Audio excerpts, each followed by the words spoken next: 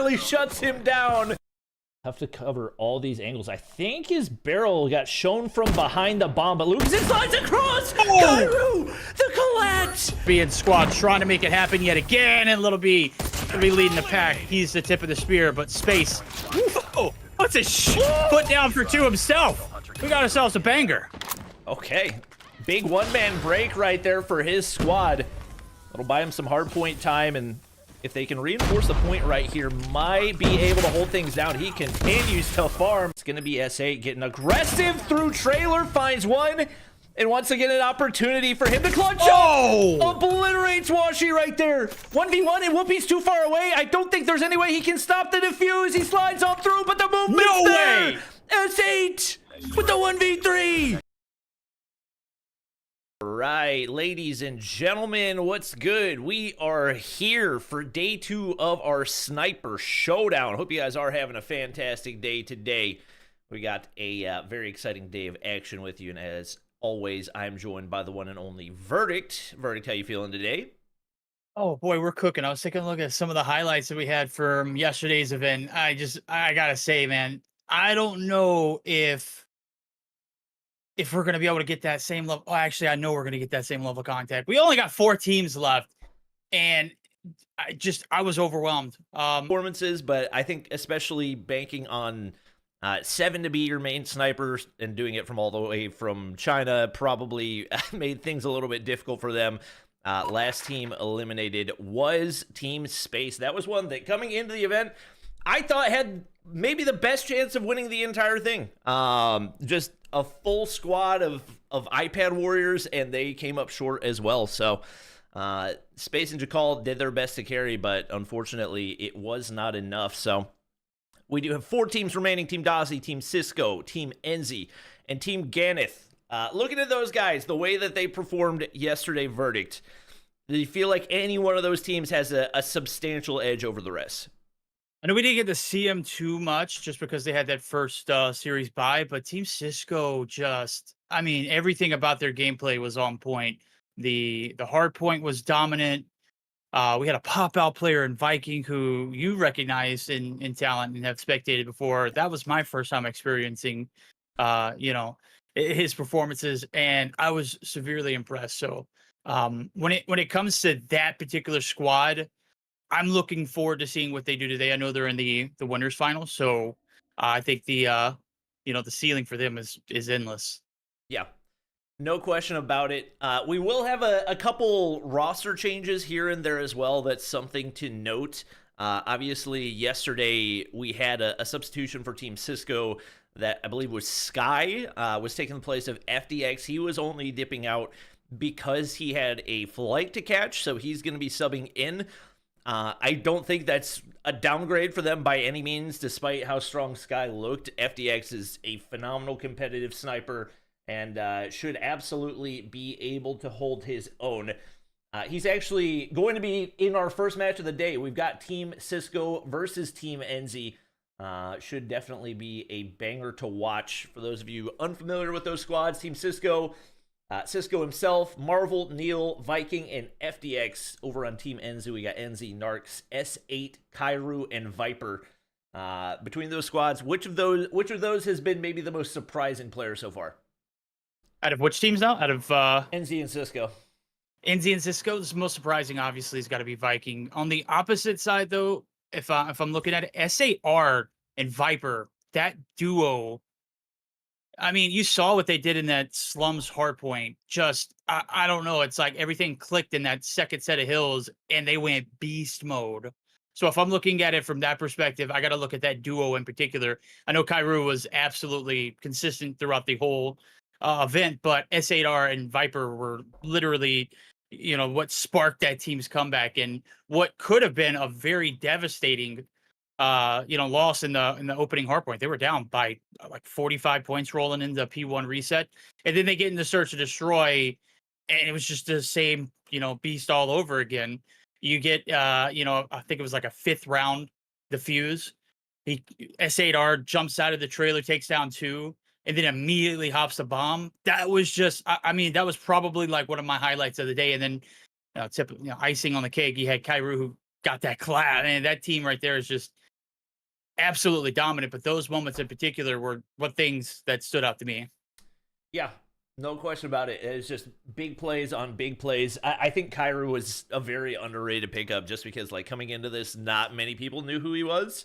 And especially because he was in the EU region, like, people don't put a whole lot of respect on EU anymore just because they haven't had the strongest stage 5 performances, but there's no question they've still got the talent there. So he absolutely showed out. We're already getting the players loaded in for that first map. And I forgot, Puven is another EU player that's actually going to be subbing in for Enzy to start the game. I don't think that Enzy's going to be out for the entire day. It may very well just be the first map, but I believe Enzy did have an exam that he has to take, so he should be subbing in at some point today, and especially given that they're in the upper finals, it's a guarantee that we'll see him at some point or another. We're just not 100% positive when that's going to be. It is going to be Hacienda to get things started, following by a firing range, search and destroy, and if we go to map 3, take off control. Any of these maps that stick out advantageously, I don't feel like there's much map-specific advantage in this setup just because everybody's using the same type of weapon, so you can't really... I don't feel like there's any specific differences in play style for the majority of these players. No, I completely agree. I think maps are just, they're just going to be mapping regardless. I mean, if it was like a summit, a hard point, maybe we see, the more aggressive snipers stand out, but these maps seem to be pretty level and balanced, and I don't think we're going to have any advantages rolling into it. The one thing to note as well is Enzy is sitting from this first game, or is it this first series? What did he say? First game? I believe it was going to be first game, but I would not be surprised if it was the series. I mean, look, kids, your education is the most important thing. That's obviously, what he's doing. We salute that and we commend that. He did provide a substitute that's going to be from the same region too, so that's great too. So that the team overall dynamic is going to be consistent rolling into it. So, yeah, I think this is about to be a great matchup. We said Hacienda for the opener. We saw some of the best clips that we had in Hardpoint out of this map alone, out of Lucasen yesterday. Lucasen's not playing in this series in particular, but we got some Lucasen-esque players in the lobby to commit as well. Yeah, no question. I mean, nobody can really replicate Lucasen, but definitely, definitely some people that come close. And for him, the biggest thing has been his consistency. We'll see if that carries through to day 2. We will take a quick look at the prize pool split for those of you who haven't seen it. I'm trying to find the updated graphic right here, and we do have that. As you guys can see, we've got $4,000 going to that first place spot. Obviously, that's the most coveted among the two. I need everybody in chat to make sure that they're paying very close attention to who's really popping off today, because we are going to have a tournament MVP.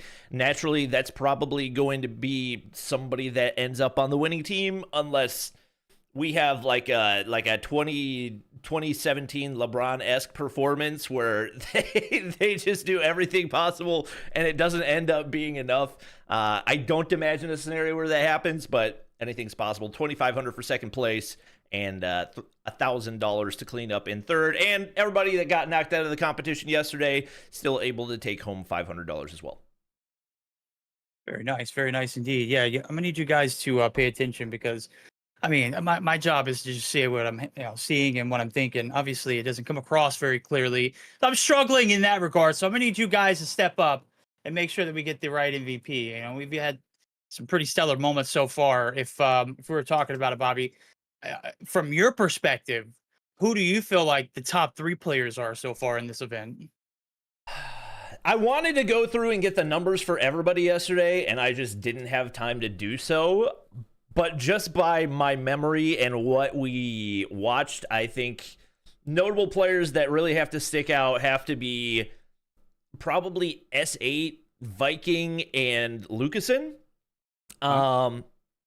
Actually, one player, now that I say that, one player who we didn't necessarily get to see all of his dominance, but apparently Abiz was tearing it up in the lower bracket. Yes. So that's another player that maybe on main broadcast didn't have some of the craziest performances, but I think had multiple 50 bombs off broadcast. So that's another player to keep your eye out for. But obviously, very solid performances across the board. And I mean, I guess that really gives like one pretty solid representative from each team heading into this one. There we go. I like it. Love to hear it. S8R definitely popped off. We're about to see him pop off again here. Viking, clearly just one of those players that came out of nowhere for me and is just resonated at the very top. And man, when we were here and everybody come in chat, they were like, "He's just dropped 56, bro. He just did it, man. He's a dog. He's him." Well, yeah, he is. 56 in one, 53 in another. It's just an absolute ticking time bomb. Can't wait to see that matchup of Dozy and Ganeth in our second series of the night. That one is going to be great because we got Abiz and Lucasen rematching against each other. Obviously, Dozy's team fell early on, made it through the lowest bracket that was just mentioned, and then Ganeth's team has just made it so close, but not quite up top to that winners final. So all the blabbing aside, we've got everybody in the lobby. We just need everybody to ready up, and we're good to go. I'm taking a look at everybody. We got FDX in the building. Marvel, Viking, Neil. And we get, okay, that's PVN. Or PVN's up, PUVN is up top. Who is Sam May? I don't know on that one. We may have to ask our admins. We actually have an updated graphic for just the finalists here. So as you guys can see, in case you couldn't figure it out by the teams remaining, it is Team Cisco versus Team Enzy, Team Dozy versus Team Ganeth. That'll be the second matchup. Actually, I don't... Wait. No, this graphic's not correct. Well, I guess that's... It's the correct graphic for the first matchups, but it's not the correct graphic for like how the tournament's formatted, so do with that graphic what you will. We will check with our admins on who is Samay, because I've not heard of that Cisco? person. Is that Cisco? Oh, maybe. That would be... He's in the VC, but I mean... Okay, that would be an odd time to change your username, but... Kids. I say kids because I'm an old man, but to each young their own. adults. Yeah. Okay, Cisco decided that for Championship Tuesday, he was just going to randomly change his name to something that has nothing to do with him. Interesting choice, branding wise, but you do you. I think we got everybody loaded in and ready to go. No map downloads. To be fair, the update just dropped like overnight, so I literally just got everything downloaded. I thought I was tweaking because I loaded. I was like, dude, I just played the game yesterday. What are we doing here? And I had to download resources again, but that makes sense. Okay, thank you. All right, looks like we are good to go. Map number 1, the finals. Let's get it. Well, not the finals. Championship Tuesday. Players finals. Close enough. Good enough. Let's roll. Let's get it, baby.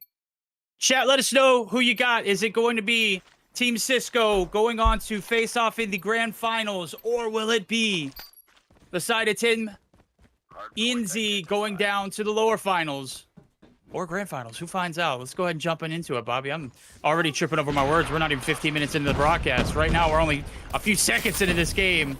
Neil's going to be able to open up with the first blood. Trades galore. Neil's going to be good for the 2-piece, and right now they're going to be coasting all over that time. The Europeans off to a hot start right here as he and Marvel combining for 5. FDX still trying to get his footing in this one. Obviously, maybe not having a day to get the feel for the way that the game's going to flow yesterday might make things a little bit more challenging for him off the start. It's been challenging for the entirety of Team Enzy right here, as they've got a whopping 1 kill throughout the entirety of the start of this one. It seems like they are not warmed up and prepared for this. It has shown big time off the start. It is indeed, and scoreboard's starting to be a little bit of a bloodbath there. 40 points and counting now as we're getting geared up for P2. It's going to be garage shot. We already got an influx of players in yellow that are already over that way. It's Cisco and your boy Neil, who's sitting on 6 and 2 respectively. Neil's going to get shut down. He does have a Preddy to work with. Cisco going to get shut down too, as well, as Neil pops the Preddy, looking for anybody on the transition. Trophy is going to save the day for the time being. Backside spawns going to be in favor of your boys over at Team Enzy. They're going to have to pick up the slack right now as they're down by about 40, and they need all the points. Viper for a 3-piece to start it off. S8 going ham right now on a 4 spree. Nearly had the collat lined up right there, not able to hit the first onto FTX, but the second goes looking for the jump shot onto Viking, but it's actually a hunter killer landing from Viper right there. So a slow start for Team Enzy, but starting to find their footing in this one. S8 continues on his spree. That's now 6 in a row. Neil finally going to be there to shut him down. He was a tad streaky yesterday, but 10 kills on the board through those first couple of hard points. Not a bad spot to be. Not a bad spot, indeed. Viper, the last player here alive to contest. Not trying to let this lead get you out of hand. It's going to get shut down through the smoke.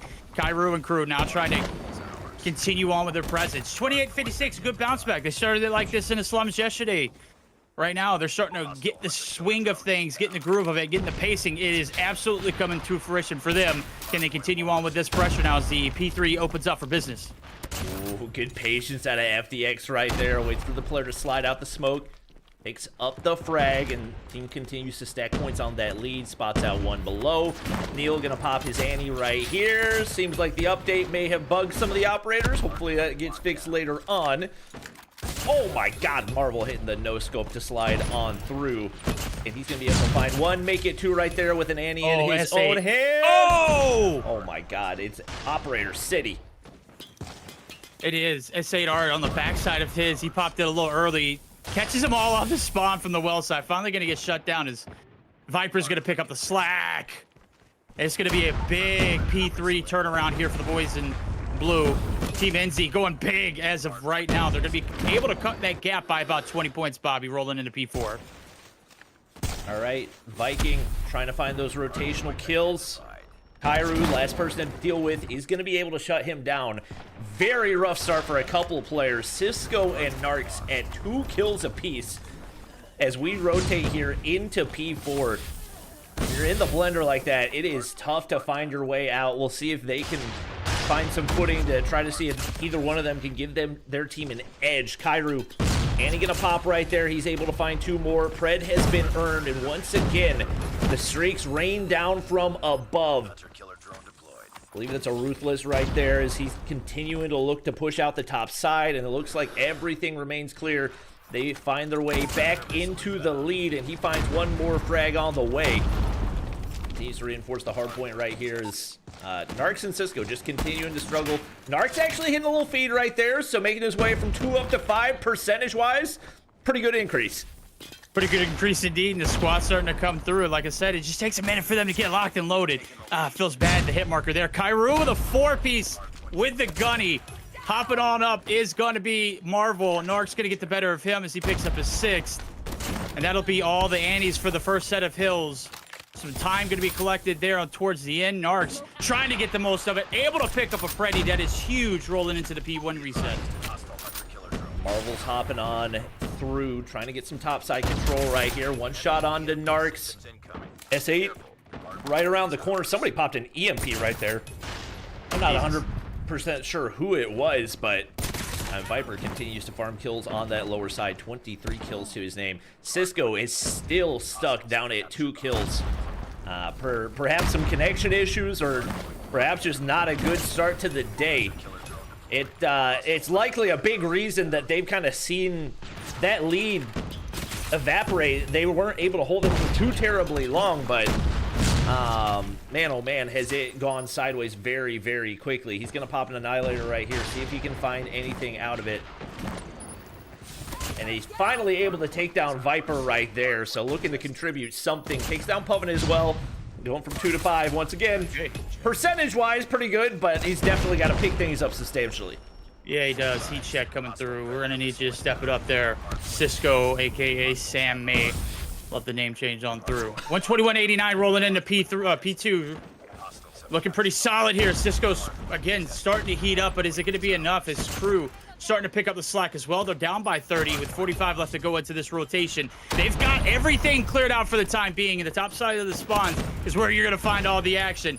Nobody from the side of Team Enzy is able to cross that threshold, and that is going to be a massive opener here for the squad of Cisco. And Neil just had driveway completely unlocked, even through the smokes, just waiting for the audio cue off the Annihilator and farming those kills. Europeans really showing out in this one. Kairu 31 to his name. SA gonna pop the ante here.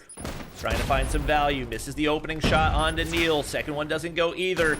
And maybe a little bit of the nerves getting to him in that one, is that could have been a big opportunity, and not able to find any value. Finally, Team Cisco closing that gap. Only 10 points between the two teams. He's still having a tough time getting going, but the rest of the squad carrying their weight. Viking, as expected, one of the top frags for the squad. That's kill number 28 for him in the turn and burn onto Viper, who gets the hit marker. Can he make it 3? Not meant to be, but there's another one around the corner, and he shuts him down. Dang, Bobby. What are we watching here? This one's going back and forth. It's like a soccer matchup. Everyone on the field here on towards the fence's site. P3 locking down. Nobody's getting time off of it. It is a highly contested. FDX going to get shut down off his Annie. Does find one before he goes. Not much value out of it. Marvel on the outskirts going to get shut down. Time's now going to be collected in yellow, and that's going to be the lead transferred over to the side of Team Cisco, who's going to be able to run the boards with it. Let's see how long they can hold it. Spawn's going to come through. Here comes the Freddy. Viking's going to be only good for 1 off of it, but that's going to be plenty of info as the team now is going to be trying to rally on through.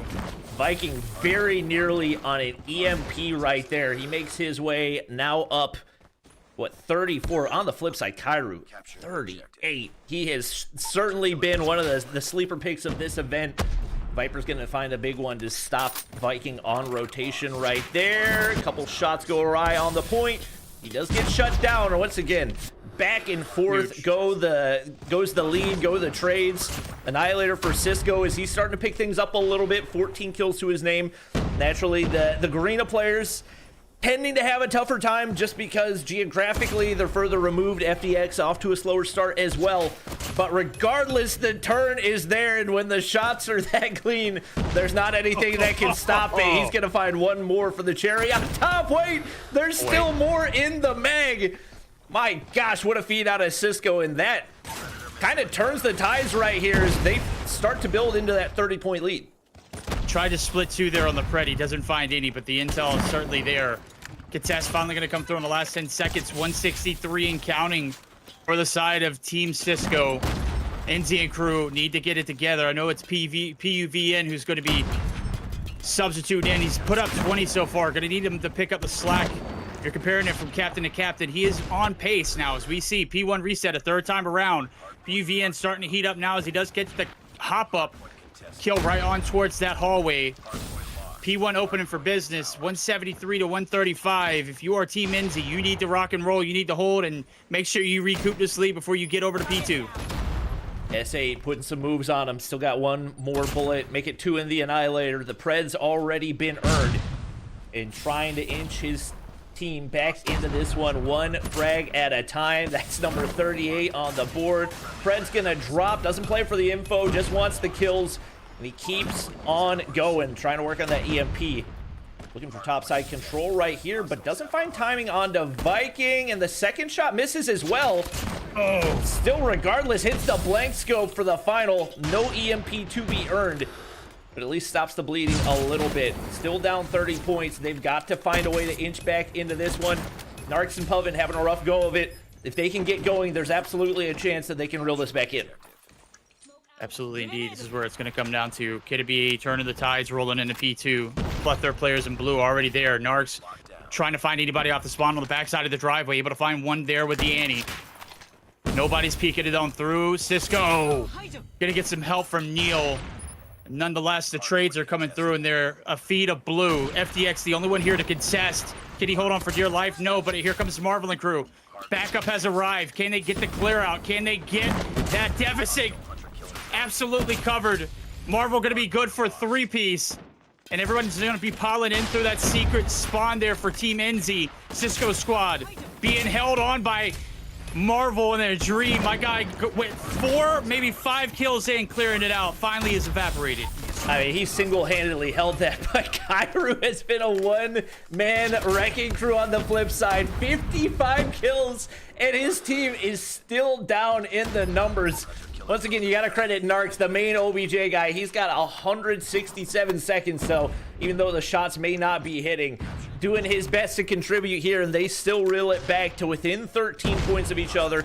Once again, seeing those operators start to pop right here as Neil looking to pick up a few. This one looking like it will certainly go down to the wire. Neil's gonna be able to find one more in that top side. Doesn't look like anybody else gonna look to challenge.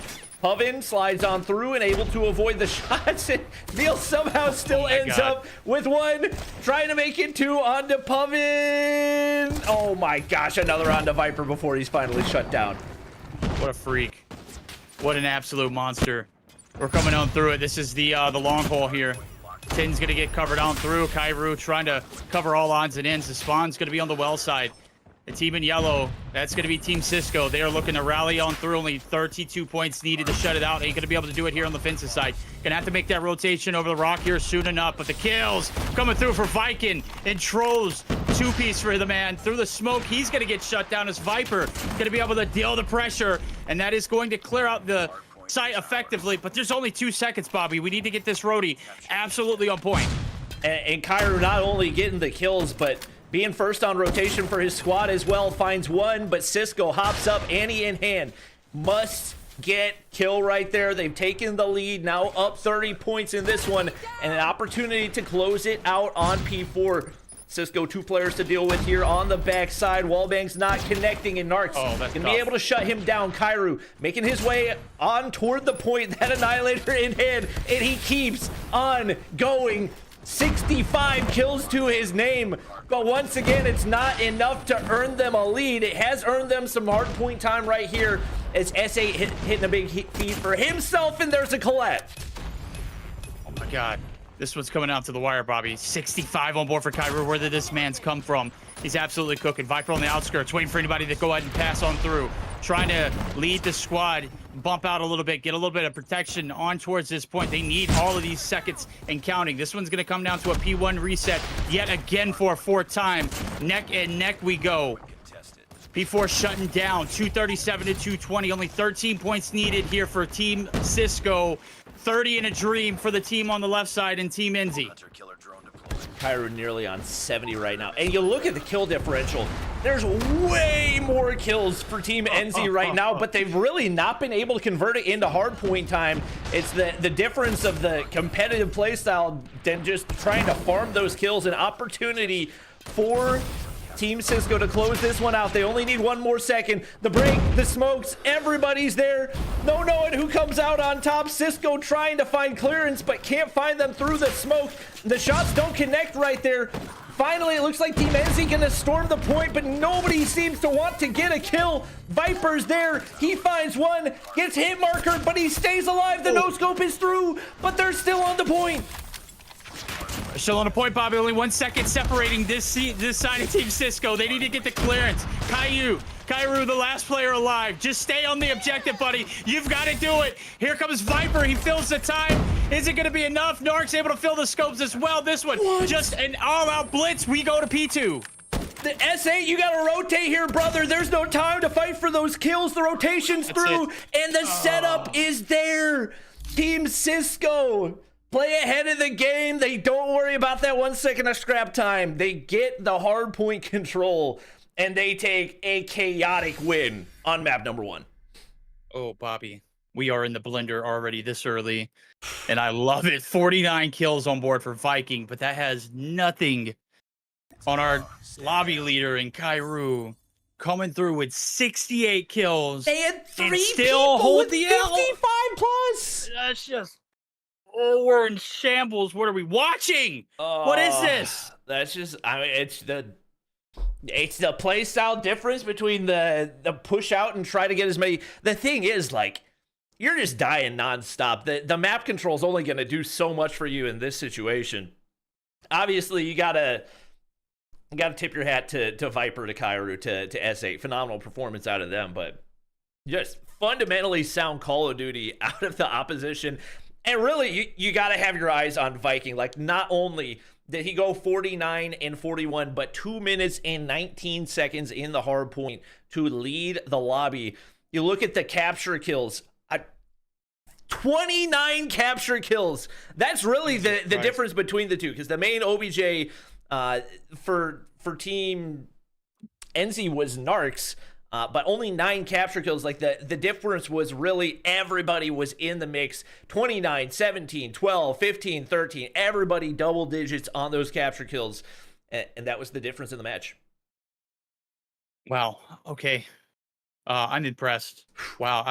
Everything about that game from beginning to end. It was a slow start for Team Enzy, as we just saw him join the lobby. He's going to be ready to rock and roll here for game number 2. They're going to need him because they lose one more, they'll be heading down to the lower bracket. They take this when we head to a control, but wow. Chat, are you not entertained? Was that not one of the best hardpoints we've seen in this 2-day spread? And we've got plenty of games left to play, too. It can only go up from here. I'm knock on wood. Hopefully that's how it appears, but wow. What a way to start this one out. And we get to follow it up with a banger in firing range? Wow. I mean, we just don't deserve this. We're not worthy right now, Bobby. No, absolutely not. I could not have anticipated we would get this absurd of a start to our day number 2. I mean, that's probably the most chaotic hardpoint that we've seen so far. So hopefully the search and destroy delivers as well. Once again, Enzy subbing back in. He had said coming into this that he probably was only going to miss the first map. So he's going to sub in for Puven right here, and he will be ready to go for the search and destroy.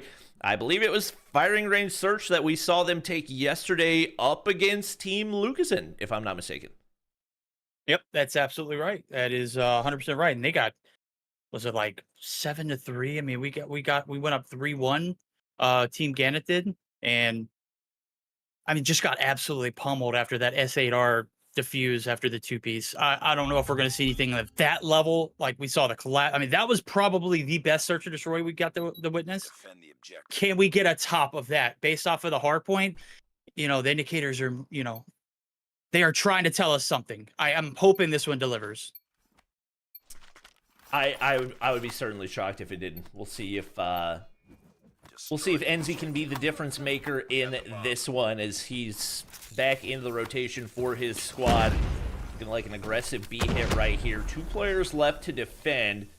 Gonna be Viking looking for a wallbang on the backside. Gets info right there. It's gonna opt to back up. They're gonna full send it on through right here. It's gonna be a bloodbath on the back of tires. Still looking for that first kill. It's FDX taking down Viper. Viking looking to slide on through it. He may be able to make a play through the smoke right here, but actually gets spotted out, hit marker. It's still chaos here on the site. Nobody seems to be able to find any type of an advantage. It is going to be 1 player up now for Team Enzy, but that evaporates, and we just continue to have chaos here on the backside. Oh my god. Whoa! Kairu gets the wallbang to land. It's just a hit marker. Neil going to be able to clean him up, though, as Cisco and him are the last players alive, and Enzy's now going to be in a position to make something happen. Unfortunately, rounds the corner. Hello, Neil is holding that angle perfectly. 1-0 lead in favor of a team that lost the hard point. They desperately need this search and destroy to take us to that game 3. If not, we will see them in a lower bracket. So far, so good for them. Let's see if they can keep that same momentum. All right.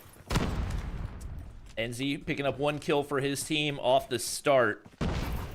Not enough to convert into a round this time. Much more passive approach. It's going to be Viper finding first blood right there, and Kairu, patience pays off.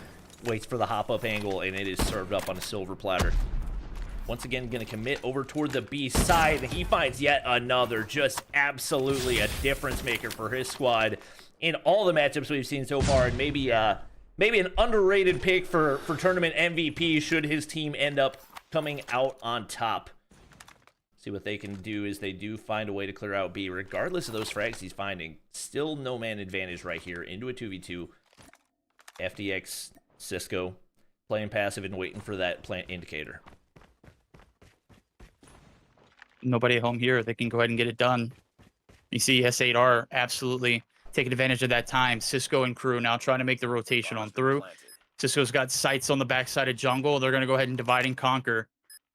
S8R and Kairu post-plant positioning's looking pretty solid. Kairu's got the angle here on FDX. If he does peek it, he's going to be dusted, but FDX just too quick on the trigger. He does the deed, and he's gone. Cisco is right here lurking, waiting for the rotation on through, and this could be dangerous if S8R doesn't play it right. Had the opportunity, but can't hit either of the shots. Nothing wants to go right here. FDX. Wow. finds the frag. Kill number 5 on the board, and may not have had his best map to start things off in the Hardpoint, but there's one thing that a competitive sniper is going to do. It's going to be make reads and big plays in the search and destroy, and he's done that so far. 5 kills on the board. Tippable. Gotta commend it. FDX didn't play yesterday. He is here to ball today. It's 2 rounds in a row go in favor of the team that took the hard point. I made a mistake earlier. I'll go ahead and correct myself. I was just going to let it slide in the rug. I'm sure you would too. But 2 rounds in a row going into the favor of the team who took the hard point. If they take this series, they'll be heading on to the grand finals. FDX right here inside of the trailer site as everything is slowing down for the attacking strats. FDX just continuing to go ahead and body. SAR, usually one of those players that are last alive. This time out, first out. Marvel's got FDX back on the rotation. Back to spawn right here. Once again, Team Enzy looking for that opening frag. Nothing being afforded to them, especially with the utility going over top, forcing them back into spawn. They've really got no map control, no info to work with right here. Just kind of opting to force through on the A side. That's going to be Kairu shut down. Finally, the opening out of Enzy. So he's going to be able to find one. Takes control of trailer right here. FDX slow walking it up mid, but Enzy reads it to perfection. That could be the opening as they bring things back into a 3v3. Now wrapping back toward bathrooms, and they're going to look to play the long angles. Yeah, the RD. That's the demon that you want to go ahead and take down, but let's see if Neil and Cisco and Viking can pull something out of their sleeves. 3v3 here for the retake. 25 seconds left to go before this bomb is destroyed. You got to clear out everybody and or defuse the bomb. Doesn't matter how you do it. Narc's going to be able to clear out one. That's his first blood on board. Neil exit his stage left. Cisco read like a book, as well as Enzy starting to get into peak form. Viking needs to get him to line up. Narc's got to get hit marker through the wall. Can't connect the shots. Doesn't matter. Narc's is shutting him down. Didn't have enough time to defuse the bomb regardless. And finally, a point on board for the squad that needs it the most. All right. First round to go through for Team Enzy. Not letting things get out of hand early on. I know in CDM we see 3-0 leads, 4-0 leads. You don't think much of it because it's a 9-round search and destroy. But first to 7, that early lead can put you in a massive deficit. So close that gap is definitely could be a game changer in the long run for them. This time allowing that A control to go through early, but Marvel's gonna be able to spot out Viper. So no bomb plant to go down. Utility's going to go over top as they get the indicator off of that. And Narc's 1 HP on the backside, shut down. Picked off 1 by 1 is Team Enzy. And now all onto Enzy and Kairu to clutch up right here. They're able to find 1. But it's an effective 1v3 right here. And the first shot doesn't connect onto Neil. Opportunity at a 1v3. Question is, did he hear FDX in the backside? It seems like there was a shot indicator. And he may have read this to perfection. Let's see if the timing goes his way. FDX slow walking it, and he's got the info. We'll see if he can execute off of it. Knowing that the bomb's all the way down this way, do you continue to chase this player? I think Enzy's dead content with chasing.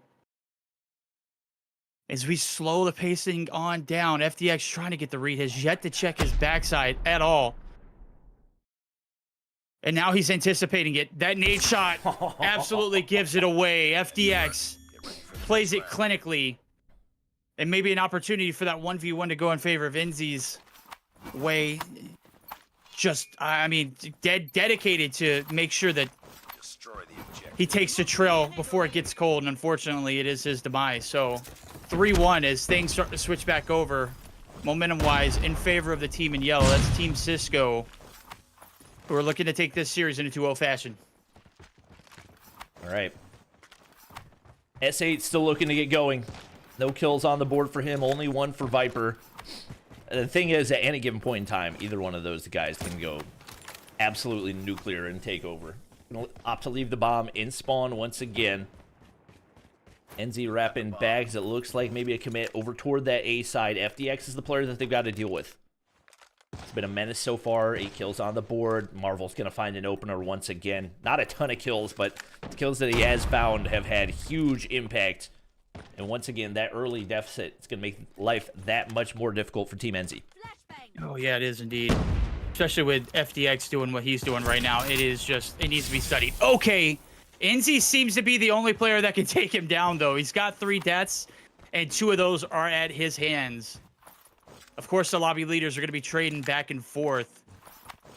But right now, the player disadvantage and not looking good here for Team Enzy, but you did take down the demon of the lobby. Let's see what they can make of it, Bobby, with about 38 seconds left to go. They do have bomb in hand. Are they going to commit over this A side? I don't think they have any other choice. Still looking for an opening right here. Struggling to find those man advantages, and Viking on the backside of site. The strongest performance so far, but this position is going to be tough to deal with. He gets info on that first cross, gets a kill onto the second, and just like that, from 1 kill up to 3, he knows Narc's still on the inside of this cubby as well, and they clean it up, put a bow on top of it. 4-1 now is the lead. Team Cisco starting to pull away in this one. Obviously, momentum could swing when we flip sides, but you really don't want to go into this half at a 5-1 deficit. Feels like a must-win round for Team Enzy. Absolutely. You go down 5-1, and just one simple mistake on the flip side of things could put you at match point. Quick little hit over towards the 8 site. Nonetheless, it's going to be Viper going to go ahead and make the stick. We got a 5v5 retake. It has got to be clean here for the defense. As we got 40 seconds before this bomb goes boom. Post-plant setup looking pretty solid. We got a little bit of an extension here for Kairu. Everyone's going to be blunt force pushing it right through the barrels. S8R absolutely going to be able to read the first. Going to get taken down as Dark's able to find one as well. Only 3 to deal with. On the flip side, make it 2 now as we do see Enzy take another. This is absolute perfection as Cisco is the last standing. This should be the round that they reel it back in, but you got to take down Cisco first. What is this? There we go. They played that a tad risky as well. Yeah. From a 1v4 down into a 1v2, and they were still spinning around playing for quick scopes rather than sitting back. Rounds around regardless, but probably closer than you would like for it to be. Once again, the bright side for Team Enzy is the fact that Viper and S8 are arguably 2 of your best players and haven't really been able to find anything so far. So that could change at any given point in time. But once again, Marvel finding that first blood. Only killed number 6, but every single one seems to have been a round changer so far. Viper, quickscope's just not hitting, and Cisco says, you know what, we'll just battle through the wall right here, see if we can get something to go our way. 4v5 retake, not going to be easy to work with. And once again, shots just not connecting for Viper right now. Looking for an angle onto trailer right here, but FDX is just going to sit at home. No frags going through so far. Finally, Kairu's going to be able to find one and nearly had the wall bang onto Cisco. But Viking trades to the opposite side, and with only 16 seconds left, that should be done and dusted. Neil going to find one, and it's all on to S8 in the 1v3. No time to work with. That will be another round going the way of Team Cisco, but my, oh my. Viking make it. Oh, me, oh my. It look pretty on the way out. Oh, boy. That's tough. Great clip. Unfortunately, not great results. Time not on their side. Quick hit over towards the A site.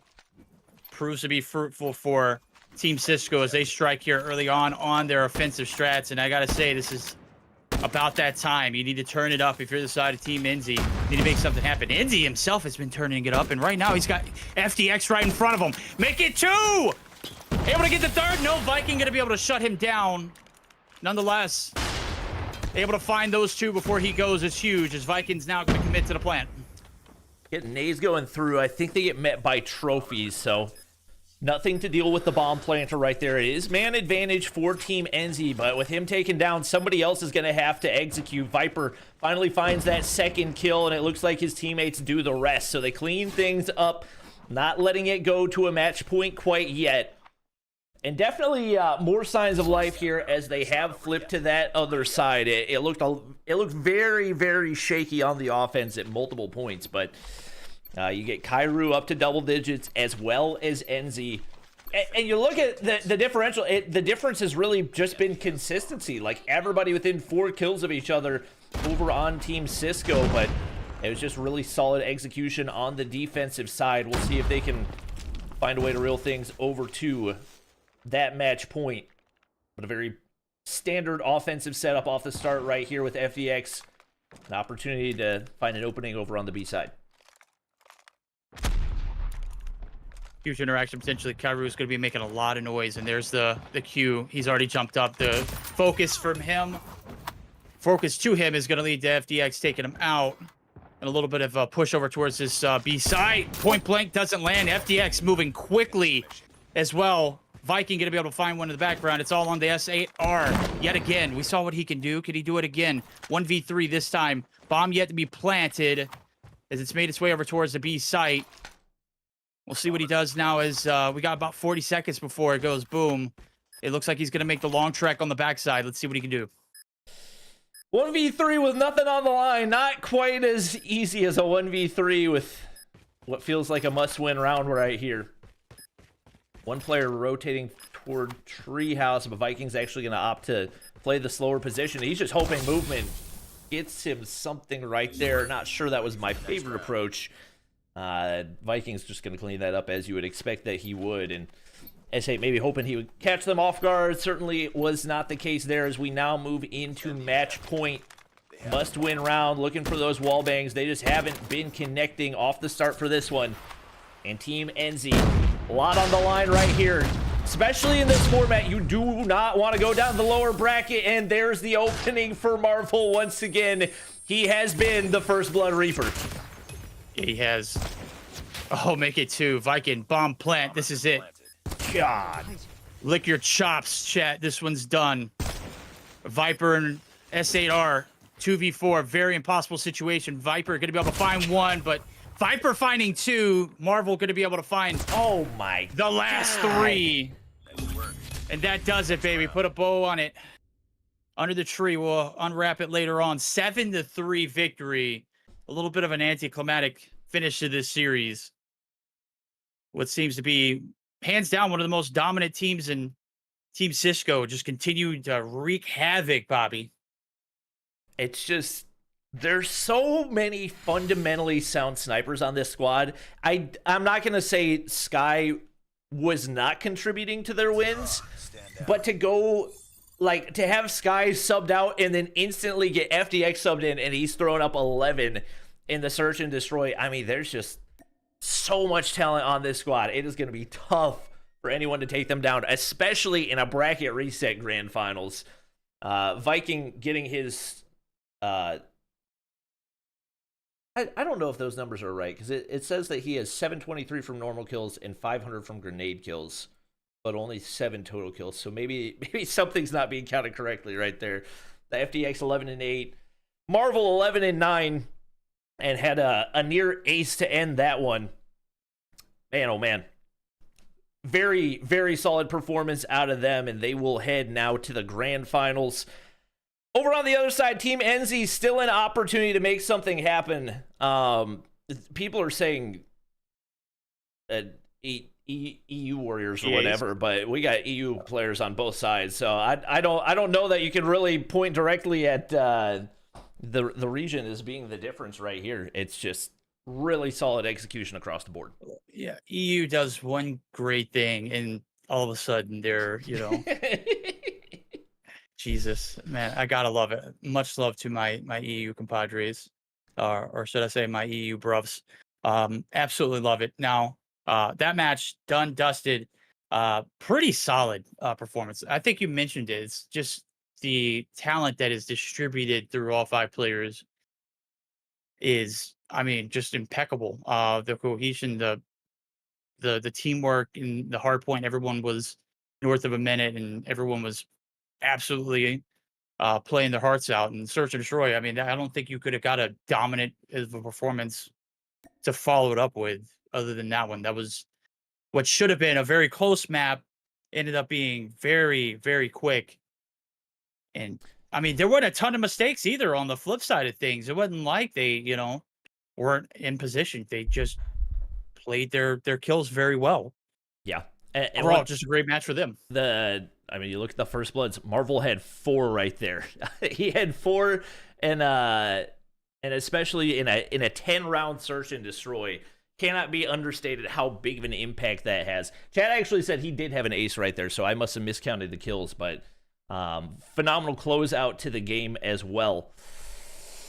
They're going to be tough to beat in that grand finals. Once again, Team Enzy not out of the competition by any means. They've still got a very big matchup ahead, and it's going to be against the loser, or actually against the winner of our lower bracket matchup. It is going to be Team Dozy versus Team Ganeth. Both of these teams showing streaks of greatness yesterday. I think a lot of it came down to consistency in what they were able to convert on. So very interested to see what these guys are going to be able to bring to the table. Verdict, looking back at the rosters, anybody that particularly stuck out to you? Obviously, one of those main players going to be Lucasen, who really carried this team through to day 2. Yeah, I mean, it's got to be all eyes on Lucasen if you're Team Ganeth. He popped off. I think the opposite end of that spectrum is Whoopi, how much he contributed when I'm pretty sure they were on NA ping. With that being said, with him performing the way that he did with, what was that ping differential? Just crazy. The fact that he was able to be middle of the pack and somewhat leading in either objective and or kills, like that's phenomenal. And then we had Dozy, who went on a spree yesterday, a bees. That's got to be your guy. You got to be looking at him to make sure that they're getting the proper matchup. I think one of the key factors that we said rolling into that series the first time around was, where were the servers going to be at? If it's going to be North America, Team Dozy wasn't going to be, they were going to be at an extreme disadvantage. Their best players are on the east side, and that makes a huge difference when they're trying to contribute, but they're also playing from, 90 to 100 ping. Did we have Team Dozy versus Team Ganeth yesterday? I don't think that we did. Yes. Okay, we did. It was the first round. First round yesterday, and that one, did that go to a map 3? It didn't. It was a 2-0 in favor of Team Ganeth. Okay. And like I said, it was due primarily. Yeah, it went down to the coastal, right? Yeah, it went down to the coastal. The coastal where they had the early lead, but weren't really able to close it out. I definitely think that they're capable of winning this. And once again, I think especially talking about bracket format, like, it's tough to beat the same team twice. So especially with this having, I'm pretty sure different map sets and everything else could be a very different scenario. It is going to be Combine into Tunisia in raid. So we'll see what Team Aerith is bringing, or rather Team Dozy is bringing to the table. I'm just so used to Aerith being the team captain. Come on now, it's Team Aerith. That was the first pick. What are you talking about? It's like when we talk about Ganeth's team, we always talk about Lucasen. Come on now, that's Lucasen team. It's Ganeth's representation, though. Yeah, exactly. There we go. All right, I'm ready for it. We've already got the majority of Team Ganeth loaded in. I think the X factor for them probably going to be Feints. He was pretty up and down yesterday. I would say Feints and Washi. Maybe Washi even more up and down than Feints. And we do actually, our admins hooking us up with the scores for that matchup. It was 250 to 159 in the Hardpoint. So that one not particularly close, but the Search and Destroy going down to the wire 7-5, definitely much more competitive. And once again, Skull Guy, I think especially is one of those players when you're looking at Team Dozy that can be the difference maker, just because he is a very streaky sniper, but whenever he gets going, there's not a whole lot that's going to stop him. So I think if they can get him with some momentum early on, there's certainly a chance where they could take this. They could take it in 2-0 fashion. I think a lot of it is going to be off how the initial engagements are going on map 1. Very true. Very true. Need to get these slayers involved early on. You need to go ahead and get their feet wet, toss them into the deep end off the bat. They need to get those gunnies rolling.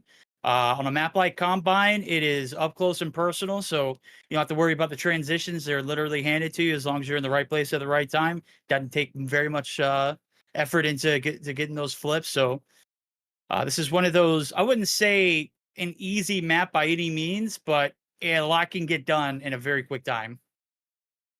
Yep.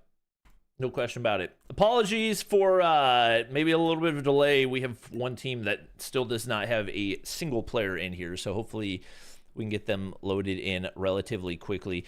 We do have our updated bracket as well, so the one that we've been throwing up on the screen maybe slightly out of date, but the official updated bracket with actually no, that's not the updated bracket. It's close to the updated bracket though. More updated than the one that I said. No, it is updated. I take it back. Cisco in the grand finals. Enzy down the lower bracket.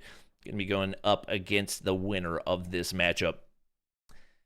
For everybody that was asking, because I saw people curious about it yesterday, the optional that shows down below the finals, we do have a true double elimination format, which means if you come out of the upper bracket, the opposition has to beat you twice in order to take the win. So even if Team Cisco loses that first best of 5, we will go into a second best of 5 where they'll have another opportunity to play for the win. Once again, for people who just started watching COD Mobile esports in the past 2-3 years, or really Call of Duty competitive in the last 2 or 3 years, that might be surprising, but that is actually true traditional double elimination format. So I would be happy to see it. I would not be upset by that by any means.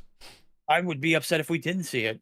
Like, come on now, if we're in a $10,000 tournament, man. Like, we need to have a double elimination style bracket. That's traditional COD.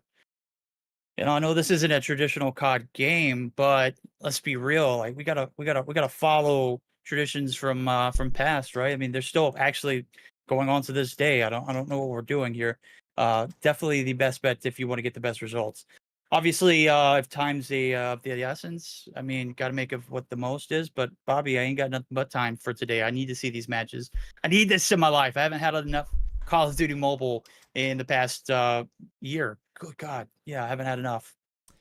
Yeah, it's hopefully shaping up to be a good 2025. I mean, CDM has already delivered for 5 weeks straight at this point, and we've not even gotten to playoffs there. So happy to get some extra action on the in-between days, and it certainly is not disappointed, especially looking back to that map number 1. The Hacienda was pure chaos.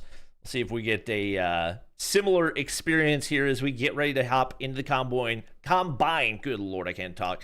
Combine actually recently added into the competitive map pool, so you won't see that in CDM, but for the 2025 Champs map pool, it is replacing Arsenal, which is interesting because Arsenal was literally only in for SPS. It was in for like the 3 months of SPS that we had, and then they subbed it right back out. Not upset about it because I know a lot of pro players are not a fan of the spawns on Arsenal and everything else, but Combine should be a very interesting one just because it plays very differently from pretty much every other existing hardpoint map that we have currently in the map pool. Yeah, I think the only comparison that you could make is probably, I wouldn't even say maybe Summit, maybe Standoff. As far as like the spawns, as far as everything going to do, but yeah, I just read in chat, man. God, you guys are so vicious. Just start the match, bot. I mean, bro, didn't. Oh my man, why didn't I think of yeah. that? Oh, sorry. We're so sorry. Yeah, we should have just started the match. Ah, Jesus, what were we thinking? Why are we even talking at this point? We should just shut our pie holes. Speaking of pie, I'm not going to go off on a food tangent, but I definitely had enough for breakfast this morning. If anybody's asking or wondering, I had eggs and bacon. Yeah, protein, superfood, baby. Yeah, let's go. Got me ready to go for the day, and I have certainly needed it so far. We'll see if these guys ate a balanced breakfast.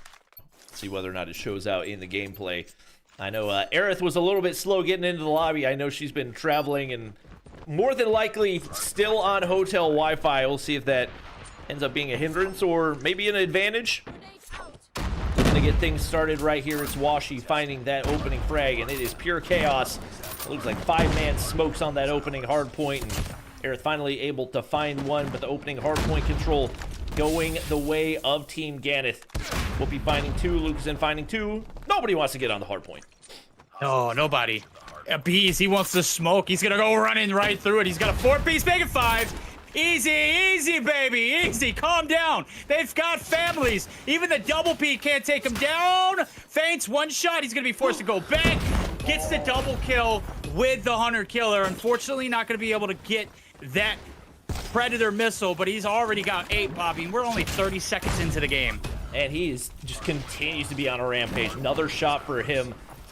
Hasn't converted into much hardpoint time, but neither of these teams really able to convert much. Between the smokes and the chaotic nature of P1 on Combine, it's not going to be easy to get any substantial amount of time. Probably the furthest thing that you will find from a money hill.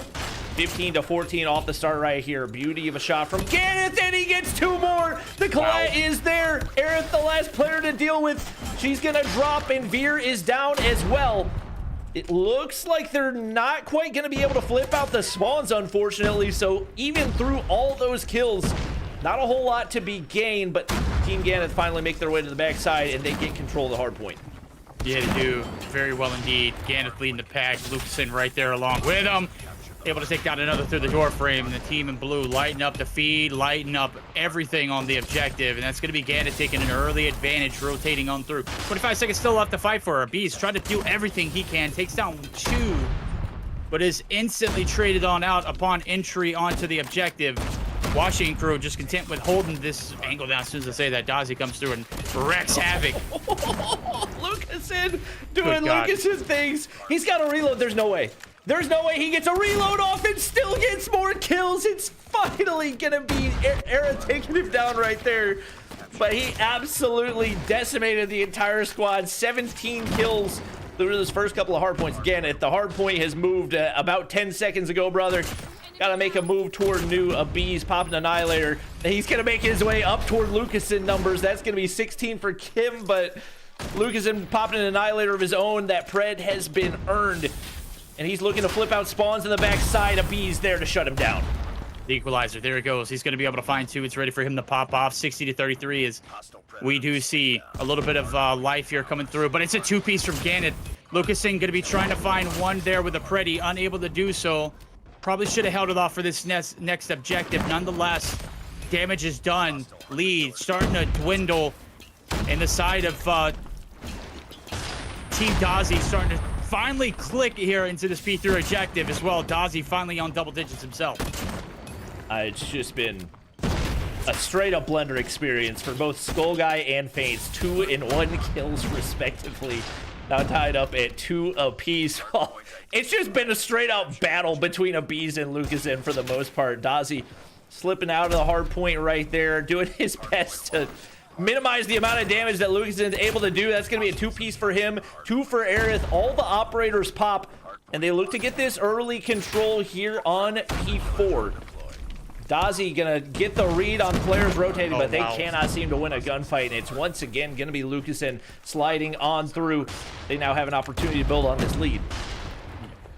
Triple Annie's pulled, nothing to show for it. That's tough. The first 30 seconds on through, highly contested and or not in your favor. This is not a way you want to start this rotation as we go through the last hill on this rotation, rather.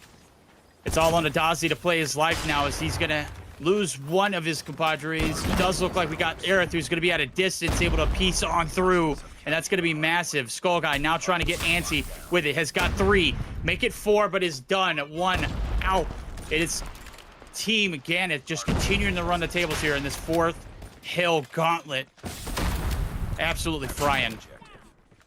Looks like Veer mid-concuss right there, not able to deal with the force that is Lucasen. 26 kills to his name, leading the lobby per usual, and he continues to move through the map. Teammates able to find their way onto the objective right here. Once again, Faints and Skull Guy still looking to get going. We know that when Skull Guy starts to get into a rhythm, he can be a force to be reckoned with. That's 2 in a row for him right here as he finally makes his way onto the hard point, and Team Dozy looking to close this gap a little bit. 1 player on the outskirts, but that's going to be Whoopi there to shut him down. Finds 1 onto Abiz as well, and trades go through. Hardpoint remains in control for Team Dozy for the time being. Lucasen just continues to farm. Yeah, he does indeed. Bad thing, though, for Ganeth and team is Aerith's starting to finally heat up. She's got 20 on board. Playing the outskirts very well. Point blank doesn't land there. The follow-up is good. Not able to get the kill onto 1. And it's going to be Ganeth who's going to be able to take him down. So it's a very contested P1 to start it up. But P2 is where it's going to be at more of a money hill. As we do see the backside rotations being locked down in yellow. It's going to be Team Dozy. They're going to need this quickly to end the rotation as we do see big kills coming through on the backside. This could be trouble. A bee spawns right in front of Lucas, and it looked like he had the wrap to flip out those spawns, but unfortunate timing. He's going to be able to find another to shut down the Annihilator in the hands of a bees. Aerith, seeing what she can find from her operator. Concussions do go through and shouldn't be able to find anything there. Feints able to find a two-piece. Substantial for them given the struggles that he's had so far in this one. Skull Guy able to find two with the pred, and if he gets going once again, that can be something that changes the game for Team Dozy. Not on an active spree right here, but building momentum, definitely a good sign. Will be on 17 himself. It's really been the Brazilians showing out. Ganeth with 27, Lucasen with 34. We'll see if they've got the firepower needed to be able to take the lead back in this one. There we go. First lead being handed over towards the side of Team Dozy. Predator earned for the captain himself. He's got a paper plane to rotate. Point blank as the two-piece. Whoopi just like bad place, wrong time. Absolutely cooked. And now the Annie popped here for Dozy. Trying to go big. Finds two. Make it three. No, Whoopi going to be able to shut him down, but Annie of his on, and look at that. Three-piece in the feed. We talked about the man putting on a show regardless of where he's at, and certainly putting on for the team right now. Aerith finds one, trying to lock down those backside spawns. Does get reinforcements as Abiz has an opportunity to push through here. Feed does go blue, but Hardpoint remains in their control regardless. Abiz turn and burn onto Ganeth. Whoopi's there for the trade. And once again, back and forth goes the lead. Whoopi now with his 25th kill on the board. Looking at the KDs, Lucasen nearly at a 2 KD right now. The difference has really been which team's bottom frag is going to get going. It seemed like Skull Guy was starting to find some momentum, but still double negative right here. Not really having a whole lot of success. Whoopi finds one before getting shut down, and Lucasen already up to 40 kills. It is a tie game as we head back on over to P4. This was just all chaos, Bobby. I don't even know. Just momentum been switching back and forth. It's just about who's getting hot, who's going to get hot at the right time this time around. Skull Guy's starting to pick up the scrap, though, as he's been kind of a hindrance in a struggle, but is going to get reinforced there at the front side of that hill. The contest was momentarily lead starting to get a little bit out of hand now, as we do see the first 20 seconds going clearly in favor of the side of Team Ganeth as they do pop their operators. Last time around, Team Dozy did the same thing, but they didn't have anything to show for it. Feints, on the other hand, says he's got a two-piece, as well as Whoopi coming through with Washi's Predator. This one starting to get absolutely out of hand. Last 20 seconds, nobody in sight to contest. Yeah, it's not been a great hard point here for Team Aerith, or rather Team Dozy. Once again, oh my god, and Feints get going. Once again, people, I saw people in the replies like, who invited Feints? Like, why is he in this event? Y'all have to understand how big the skill gap is between these players and the average COD Mobile player. Like, Feints is going to be putting you on a poster in any ranked lobby that you see. This is really just the best of the best as far as sniper talent goes. And it is showing out in a big way. Abiz trying to lock down the top sides. Team Dozy looking to get back into this one, but Lucasen Annihilator pop's gonna be big. Skull Guy's there to shut him down once again. Not his best performance so far, but able to at least keep up with the rest of the squad. 21 kills to his name. 98 seconds in the hard point. He's been one of those main OBJs for the squad, alongside Dozy, who I think has shown massive improvement from the performance that we saw from him yesterday.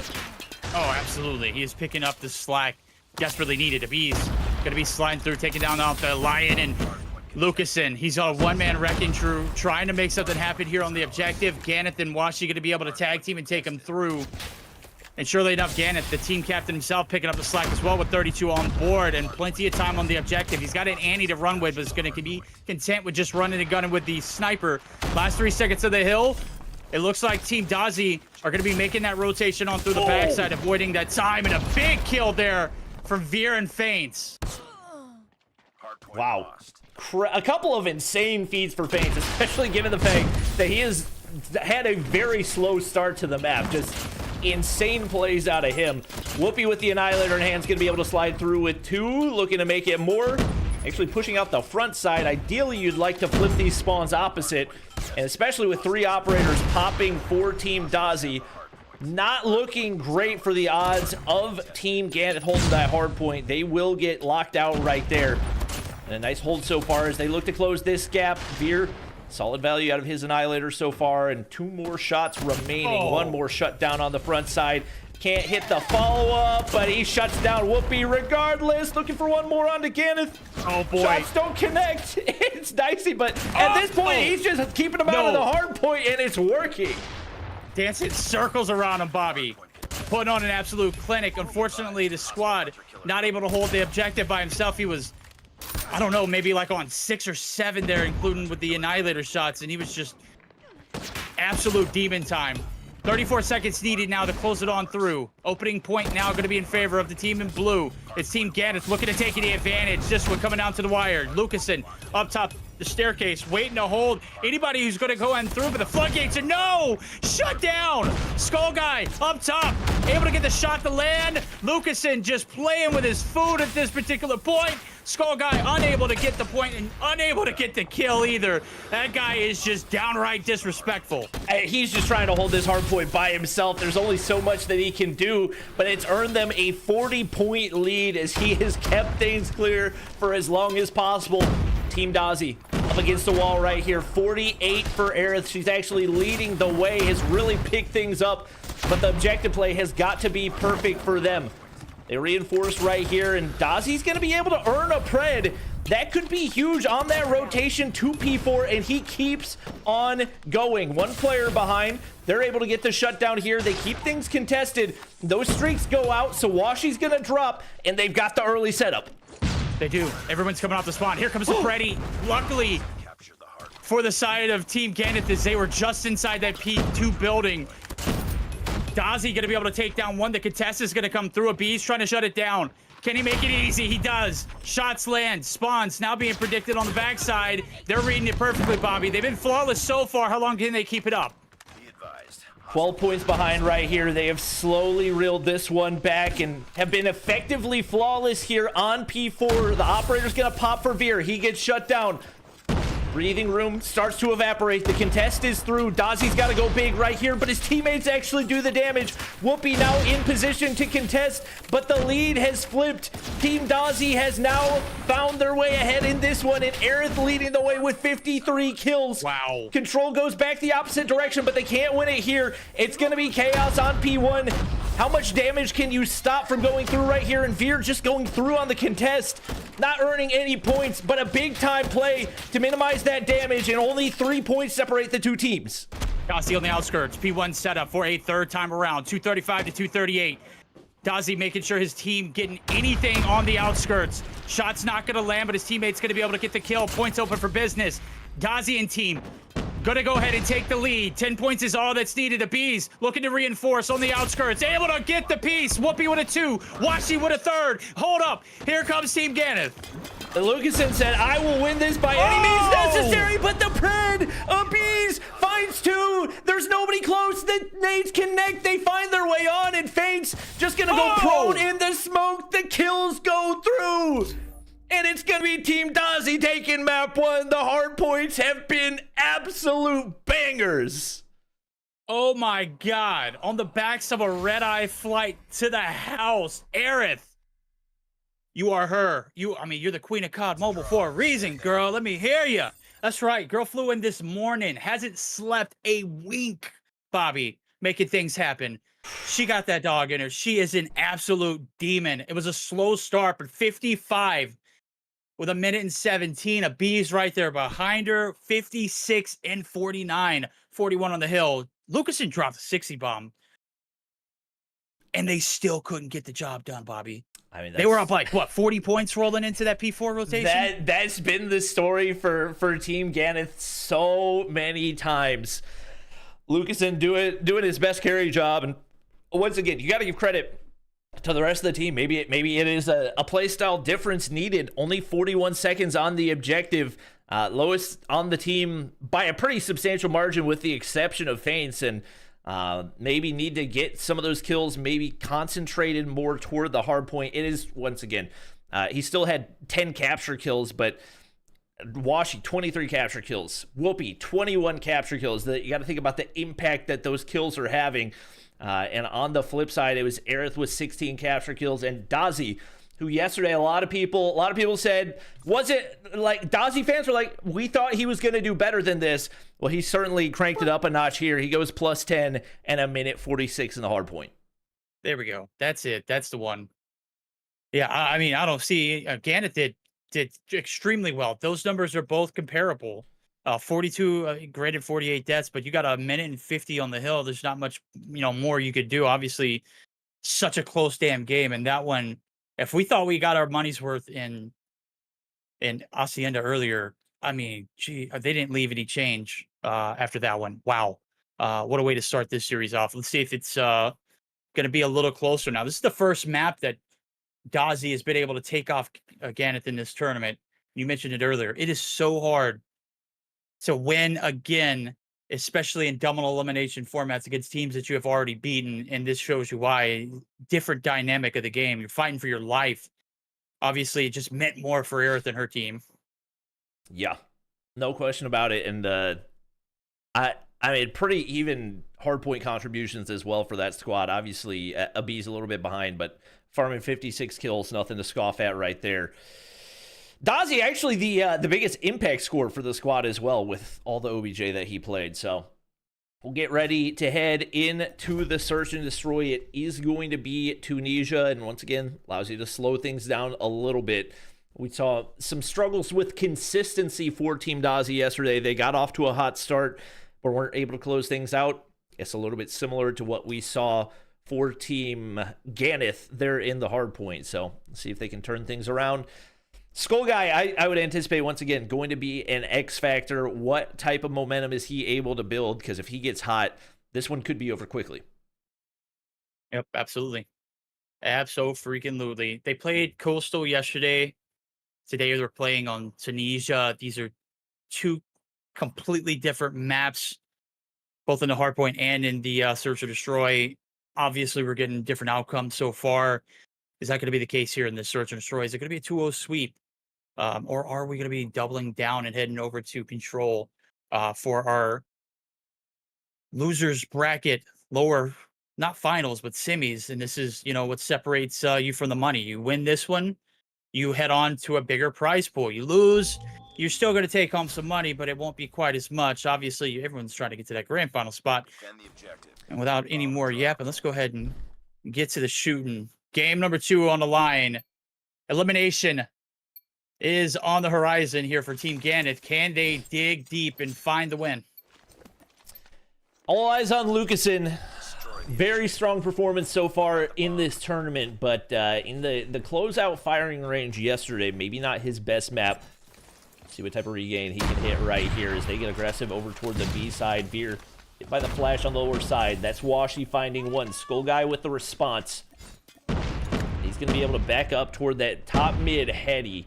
Some room to get the plant down, but a lot of players close by to deal with this pressure, and Dozy's going to be able to find one. Can't get the second to land onto Lucasen. That's the main demon that you're fighting right now. That nade over the top should connect for at least a hit marker, as Whoopi's going to drop as well. And only a little bit of damage. Ganeth able to find one right here, and that brings us into a 2v3. A hit marker as well, but Skull Guy is through. We said he could be an X factor. 4 kills to get things started. What a round there. You said X factor, and you hit it right on the head, Bobby. He didn't necessarily slay out there in the hard point. He was the main OBJ. Right now, he is putting up numbers in the Search and Destroy. Peace Lucasen, too. That's massive. First round blunders going. Everything goes awry. Skull trying to continue on the passion. Vera able to get the shots to land. Washi's drop. First blood yet again going in favor of Team Dozy and crew.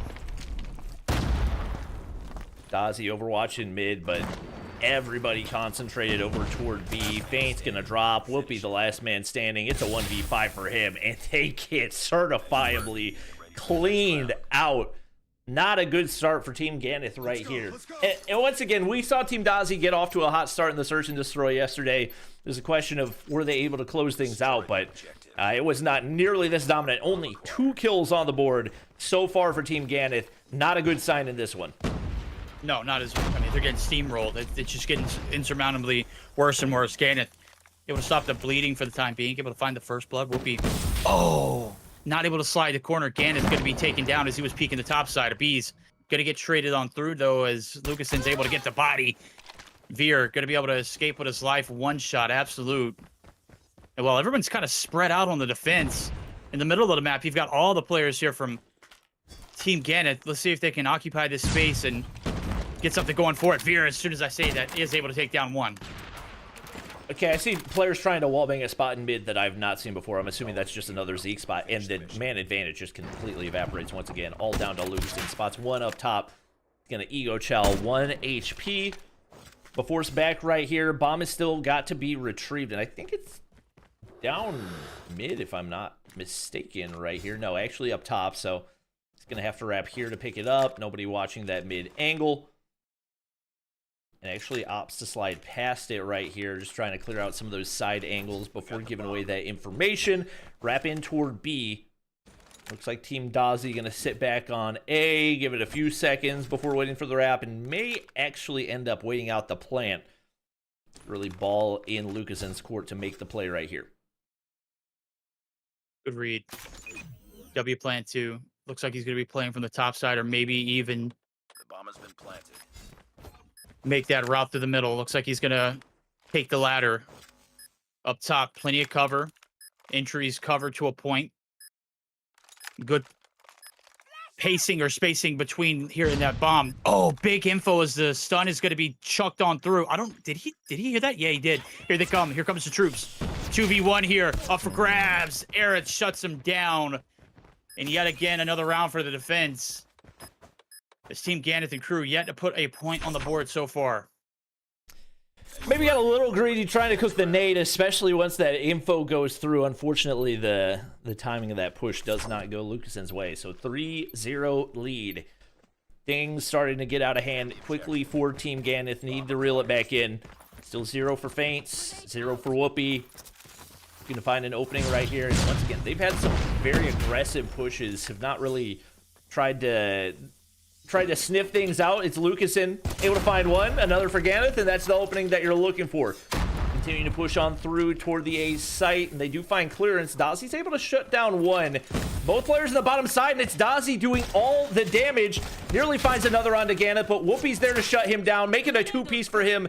Now on to Skull Guy in a 1v3. That nade over top may be perfection, but does not connect. Finds one onto Feints to open things up. Massive. 1v2, certainly doable. Bomb planted, 40 seconds. Ganeth straddling, wants to throw a shoulder. And Skull Guy is patient for the time being. He's got to make a move, and the timing could not have been worse. Unscopes, Ganeth gets the peel back, and that is exactly where he wants to be. Whoopi puts the final shot on through as the comms are effective. Finally, a point on board for the side of Team Ganeth to get things together here. Let's see if they can keep that same stroke of genius rolling into this one. It was very quick hit over towards that A side. Plan to be fruitful. Yeah, I don't anticipate it's going to be that easy again, as we do see a little bit heavier presence on the A side. 3 players here to defend, and 1 wrapping the backside as well. Bomb still down, or in hand toward A, but nothing quite committed yet. We do get first blood from Washi onto a Bees. Once again, man advantage off the start. See whether or not they can convert on it right here, as Whoopi not being afforded anything but the wrap back toward B, and there is nobody here to defend. A perfect read out of Team Ganeth as they make their way on through, and now it's going to be Dozy, the lone man, to defend. Skull Guy watching mid, needs to win one right here. Whoopi takes the shot, can't connect. The leak through is there, and he may have an opportunity to find something onto Dozy, trying to hit him with the movement. Will Peeker's advantage go his way? He doesn't need it. Lucason's there for the kill. Okay, good kill. Trace on through, that's huge. Killer, or Dozy did his best to make sure he played his life and give his team a shot. Here comes the hit. Skull Guy slides on through, takes down Feints, the bomb carrier. Bomb was planted nonetheless. Lucason now in a 1v3, able to take down one. Get shots on Dozy. Able to get shots on Dozy. That's huge, and he's forced down. The lineup is there. It is not going to connect. Skull Guy able to shut him down, and a round going to go back in favor as the momentum kept to a very abrupt halt. Aerith and Skull Guy. I mean, dude, when he's on, dude, he is an absolute freak to deal with. He's a difference maker for this squad, and this has really been the, I would say the difference from yesterday, even though he had a slow start in the hard point, once he started to get going, doesn't matter what server you're on, like, he's going to make a contribution, and him leading the way here in the search and destroy, making it that much easier for them.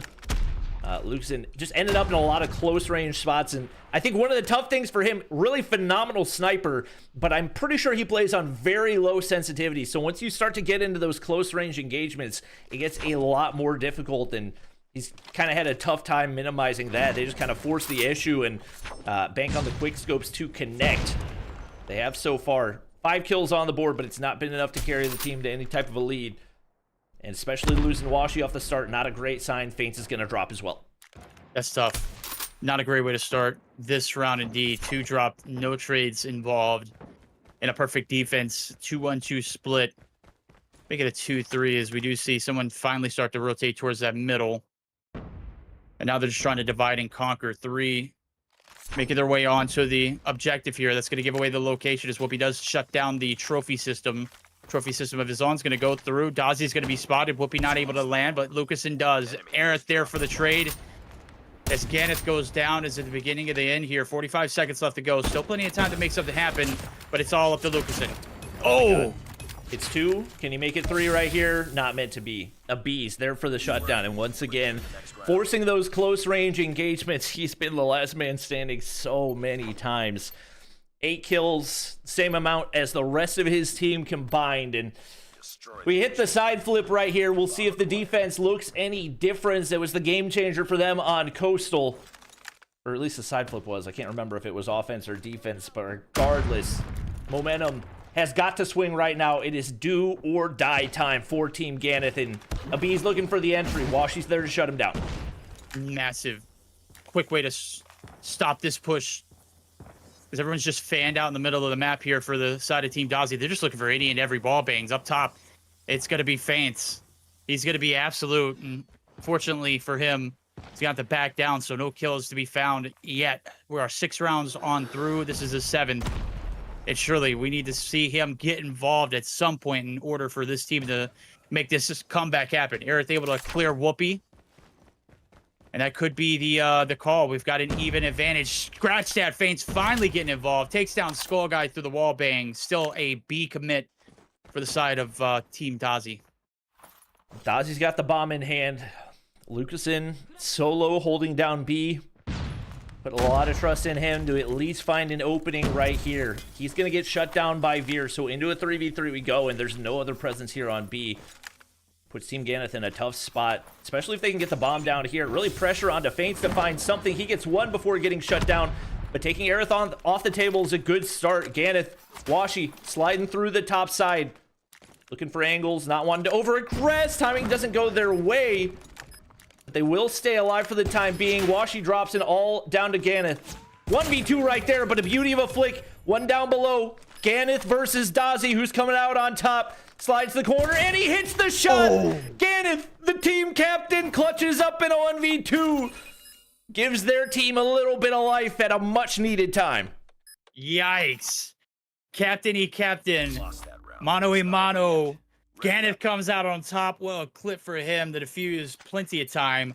What was looking very disastrous, luckily reeled in on the backs of some big plays from Ganeth himself. What a way to start this defending round out. You definitely didn't want to go down to match point just off of that one alone. Could have very easily swung either way, but fortunately enough for Ganeth, they stay alive here in this search and destroy. Everything's starting to come to fruition here for Team Dozy. Executed perfectly there. Ganeth was a better player. Veer going to be able to open up the first blood. Abi's going to be able to shut down another. Beginning of the end here for this round, as things are starting to get quickly done. Quick wrap there for 3 on the backside for the side of Team Ganeth. Can they retake this bomb? A 3v5. I don't think they've got a read on this. They've made the move very quickly, and now that they're top winery, doesn't look like anybody's got eyes on this. Maybe Dozy watching the entries, so pressure on him to find that opening frag. It's not a whole lot of time to work with. Only 23 seconds that you're giving yourself in a 3v5 retake, and it feels like they've just played this too slow. Skull Guy's got 1, all down to Lucasen. He's going to get shut down. And Team Dozy now on the brink of sending home Ganeth's squad. 6-2 is the lead. We're on match point right here. It's do or die the rest of the way out for Team Ganeth. Destroy the objective. We got the bomb. Sweet revenge. 2-0 in the first round. Maybe a 2-0 here in the lower bracket semifinals to send them home. Sweet vengeance going through. Bees, Vera, again, combining for 2 of the opening frags. This is it. Lucason's out. Whoopi, or Washi's out. Whoopi and Faints and Ganeth. They all combine for 10 kills. And they're going to need to have 5 in order to take this one as well as the defuse. They're going to have to make it quick. Skull Guy opens up with the first blood, and that could be it. You would think so. All down to Ganeth. 1v5. Very, very different from a 1v2, and especially with only 30 seconds left. You're just playing for a clip at this point. Not going to be able to find anything there. Skull Guy slides through. The X Factor was factoring. 12 kills on the board for him, and Team Dozy will advance on to the lower final. 7-2 win here in the Search and Destroy. Big closeout in the Hardpoint. They turn things up today. Let's go. And this is on the back of Aerith getting home. Just, I mean, literally moments before, well, you know, we needed her in the VC. And then joining in and frying in that first Hardpoint. Surely enough, it was a team effort here in this Search and Destroy. Skull Guy being an absolute demon early on, but Fear was a menace from beginning to end. So, love to see it there. Congratulations to the side of Team Dozy. They complete the revenge tour there, taking out the team that put them in the lower bracket. And a upsetting Dave there for Team Ganeth. Didn't really get things rolling. Had the advantage in the Hardpoint. Never really had their feet on the ground in that Search and Destroy. Veer with 3 first bloods, 2 for a bees. That's all they needed to take the advantage there. And once again, to Washi's credit, not his best map, but 2 first bloods. Unfortunately, they were not really able to convert off of any of those, as it seemed like certainly the mental was chalked.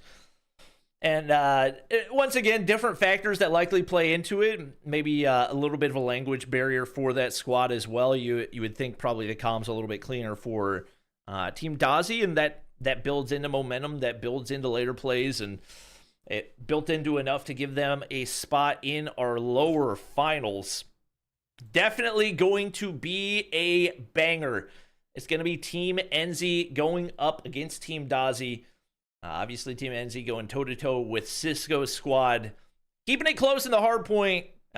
Honestly, the 2 series were very, very similar to each other in that you have absolute banger Hardpoint matches that lead into Search and Destroys that got pretty one-sided. Yep, absolutely. Absolutely. Anticlimactic finish there to that series, as we've mentioned. We got the updated bracket to show as well whenever we get a chance. But wow, what a day so far. Hardpoint's delivering. Search and Destroy, not so much. Still plenty of games left to be played. At least 2 series to show, as Team Dozy not going anywhere. They're going to have to square off against Team Enzy. Winner of that matchup will be moving on to the finale, where they will be taking on Team Cisco.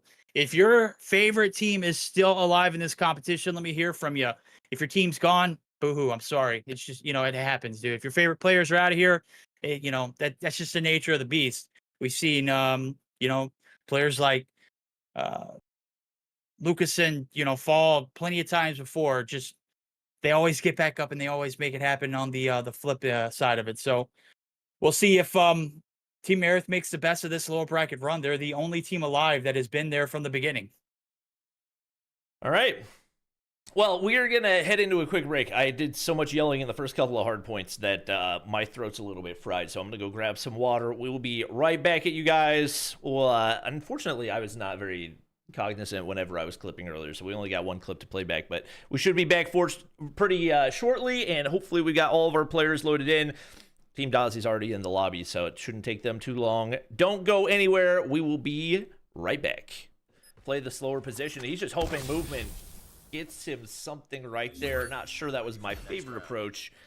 Vikings just going to clean that up as you would expect that he would. And S8 maybe hoping he would catch them off guard. Certainly was not the case there, as we now move into match point. Must-win round. Looking for those wall bangs. They just haven't been connecting off the start for this one. And Team Enzy, a lot on the line right here. Especially in this format, you do not want to go down the lower bracket, and there's the opening for Marvel once again. He has been the first Blood Reaper. Yeah, he has. Oh, make it 2. Viking, bomb plant. This is it. God. Lick your chops, chat. This one's done.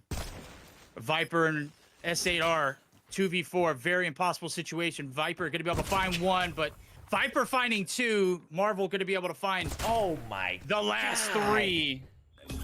And that does it, baby. Put a bow on it.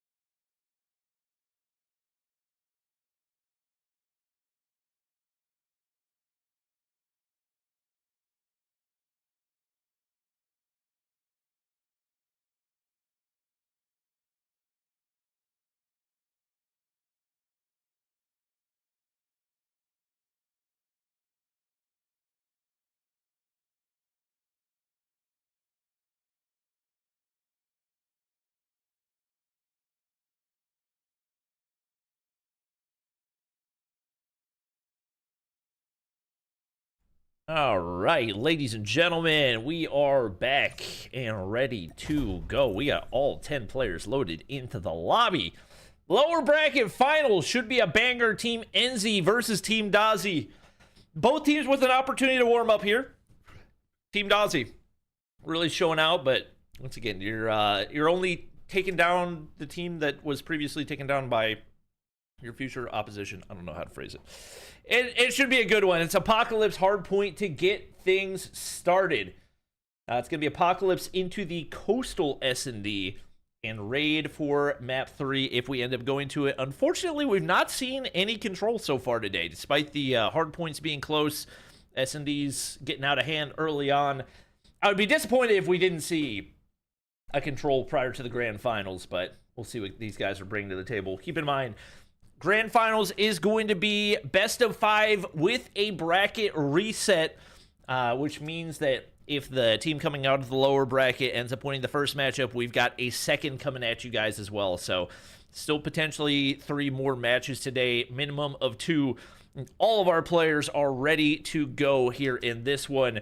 Verdict, based on what we've seen so far, momentum today, how individual players have been performing, which team are you giving the edge to? Man, close hard points, not so close search and destroys. But you mentioned it earlier, you hit it right on the head. The team that put you in the blender and put you in the lower bracket was the team that you're facing now just beat. Like, it was a very convincing win for Ganeth over Enzy. Now, the Hardpoint win earlier wasn't very convincing, but needless to say, by that, train of thought, Team Dozy better than Team Enzy. That's very, very possible, but again, it's just like one of those situations where we're gonna have to see it play it on through. Apocalypse is one of those momentum-based maps, and if that momentum doesn't get going early, could escalate and get out of hand. We'll see if who's gonna make the most of it early on. I know Team Dozy is a slow starter, but at the same time, Team Enzy, very slow starts on the hard points. As a matter of fact, the ones that they've won, they were down by 40 points rolling into that next rotation. So definitely excited to see what this one's inhales as we go ahead and jump into it. It's Apocalypse. It's a lovely map to see it unfold. I'm banking on some control action potentially. I certainly hope so. I was curious how the meta would evolve as we got through the weekend, and day one we saw quite a few Koshkas, quite a few Locusts, quite a few DLQ. It's pretty much 10-man Locust at this point in the competition. Not 100% surprised. I figured maybe we would see some Koshkas, but obviously the consistency of the Locust proven to be the biggest factor. Neither of these teams finding any control on P1. Finally, Skull Guy hits the final shot right there, and him getting 2 early on is certainly a good sign, as he was stuck on 2 for nearly the entire first set of rotations on that first hardpoint map. He's certainly gotten warmed up here in this one, trying to find control on the hardpoint. Hipfire not going to connect. So you know what? I'm just going to play my life and see how long I can stick it out here. S8 slides on through. Kill number 2 for him. He's able to find clearance on the hardpoint, but it does not last long, if at all. Still 0 seconds to be gained, and it has just been pure chaos on P1. Yeah, finally a point going to go in favor of Team Enzy. 3-piece going to be on the bound as well, too. 18-1 is your score line. As we're just seeing Enzy and crew just get completely shut down here in this objective to start us off now. The backside of this rotation is where it's going to be money. We already got a little bit of a hole going through for Team Dozy, and they don't need to worry about that slow start as things starting to heat up. They're starting to pick up the slack, as they do have that advantage. The spawns are going to be settled for the time being, but they do not have the time on the objective to start us off. So Occupied is going to be Viper trying to make something happen, as Kairu is going to get involved with it. Back and forth affair, even though it is going to be the spawn settled in initially for Team Dozy. Yeah, it's going to be a tough hold here, getting pinched from both sides if your Team Enzy. If you're going to be able to hit one right there, can't clean up the rest, and S8 actually able to hop through right here to try to contest the hard point. He's going to get shut down by Dozy, who has gone absolute beast mode. Just night and day difference from what we saw out of him on day number 1. 10 kills. We're not even on rotation to P3. Leading the way by a substantial margin. He's going to pick up one more. That Pred in his pocket could be big on rotation. Could be as well, yeah. Rotating over to Stilts, where the action is going to be. Kairu and crew finally going to get the spawns, but it's day late and $1 short. As we do see the last little bit of trickle time going to go in favor of Team Dozy, who's hopped to a hot start. Bees awfully hot there with the Annie. Viper through the smoke is dust. Vapor in the wind. He's going to be able to finally get the clip to land, and surely enough, able to find the last one as well with it. So big opening feed there for Stilts. Streak still in the pockets of Dozy. No need to rush the usage of it, as they've got things pretty much under control for the time being, as well as the hop down and the jump up. Just man's doing both. It's just trick shotting on him right now. I was going to say, are we going to use that Pred? You're about to cycle through it at this point. He's been holding on to it, and he may have actually cycled it now, as it looks like he's already got progress toward the EMP, so he's not even worried about picking up those Pred kills. He said, I'll just use my gunny. It's all I need. Rough start for Team Enzy right here, as they've yet to get any type of momentum. S8 hopping down, able to find one. Looking for shots through the smoke, but it's pure chaos. Priority's got to be on flipping those spawns, and he's going to hit marker right there. Nothing to be found. The Skull Guy picks up the kill, makes it a 2-piece. He's working on streaks, and they've got those spawns locked down. That does not bode well for Team Enzy heading into P4. Yeah, they're getting outplayed. They're getting outplayed on the objective. They're getting out-rotated. Everything's just going south for them early on here in this matchup. Enzy trying to make something happen. Looking for the backline crevice now as they do have the advantage. Here comes the operators as well. Viper and S8R need to go big. They have slow starts in almost all the hard points, but when they pick the slack up, they are definitely lethal as the triple beast comes through. The combo in favor of S8R is finally going to get shut down. Viper yet really get involved with his. He's going to get absolutely annihilated, and a part of that, a beast two-piece. Nonetheless, team is still occupying the hard point, and Enzy and crew completely content with making sure this is all theirs for the time being. Very calculated play right here. They had 5 operators charged and ready, knowing this is arguably the biggest money hill in the game. They have made it work. 4 operators used, complete hold off, and that's a full 60 to get them right back into it, and didn't even require an operator usage out of Narcs either. So despite the fact that we've got a massive life disparity, they go big on the most important hard point. They find a way back into this. The thing is, they've got to find a way to stop the bleeding with the amount of gunfights that they're losing right here. Dozy just going absolutely insane. 25 kills on the board, as well as 22 for a beast. Wow. I mean, that is just an astronomical number from 2 parts of the globe that are completely separate by thousands of miles. Yeah, like it's just ridiculous. I mean, the world. Yeah, I don't know how that happens, but hell, you know, we ball still. There we go. 30 seconds left to go here in this one. About a 30-point lead rolling in favor of Team Dozy as well. They start to get things back under control. Even with Narcs able to use that operator, not much to find out of it. He's only sitting on 13. S8R has got 18. He's leading the pack. Still relatively close for the amount of kills to spare. And you gotta stop and wonder, like, when's that gonna change? When are we gonna see this lead just absolutely run rampant with it? But it is S8R who's gonna be able to clear the backlines. Unfortunately, doesn't count the kills. Veer is right there to shut him down. And the spawns renew, solidified in blue. Lead still in the hands of the players over at Team Dozy. And obviously you look at the kills, but the spawn control is a big reason why they've been able to do the damage that they have, giving themselves that positional advantage, opening up the gunfights. And Skull Guy with the Annihilator goes ham. Nearly another right there, and he can't be stopped. Narcs finally shuts him down, but the damage has been done. 20 for him, 25 for a beast, 31 for Dozy. Thousands of miles apart, doing the same amount of damage in this one, and it's been a 50-point lead that has opened up for Team Aerith. You got to keep in mind, the majority of the time that Team Enzy's been able to get was on that P4, so even though they find themselves down 60, we know in the blink of an eye they can close that gap. Oh, they can indeed. Aerith's going to get antsy there with her Annihilator usage. Is going to be able to find one, but is stunned and gunned. S8 now trying to get involved as well. Able to find 3 in the feed. That's a full wipe. Go ahead and get him out of here. But it's, again, a day late and a dollar short on this rotation. They're going to have to make something happen on stilts. This is where things got extremely out of hands in that first set of hills. Let's see if S8R's Annihilator can make something happen. He's going to have to do it through the smoke. First shot in, not good. Aerith up top, dusted. Skull Guy there for the trade, unfortunately. And just like that, the reign of terror going to continue for Team Dozy as they're going to continue to run away with the lead. Skull Guy's shots just don't want to connect right there, so that gives a little bit of an edge to Enzy squad here. SA going to be able to find another Narcs, and he pops, and this time the operator's going through a little bit earlier. Not going to opt for the 5-man P4 play. They're going to see if they can flip these spawns out early. They get the hard point control, but priority's got to be flipping those backside spawns. Aerith's going to be able to get one. Viper, Annihilator still in hand, but not able to get far enough forward to flip.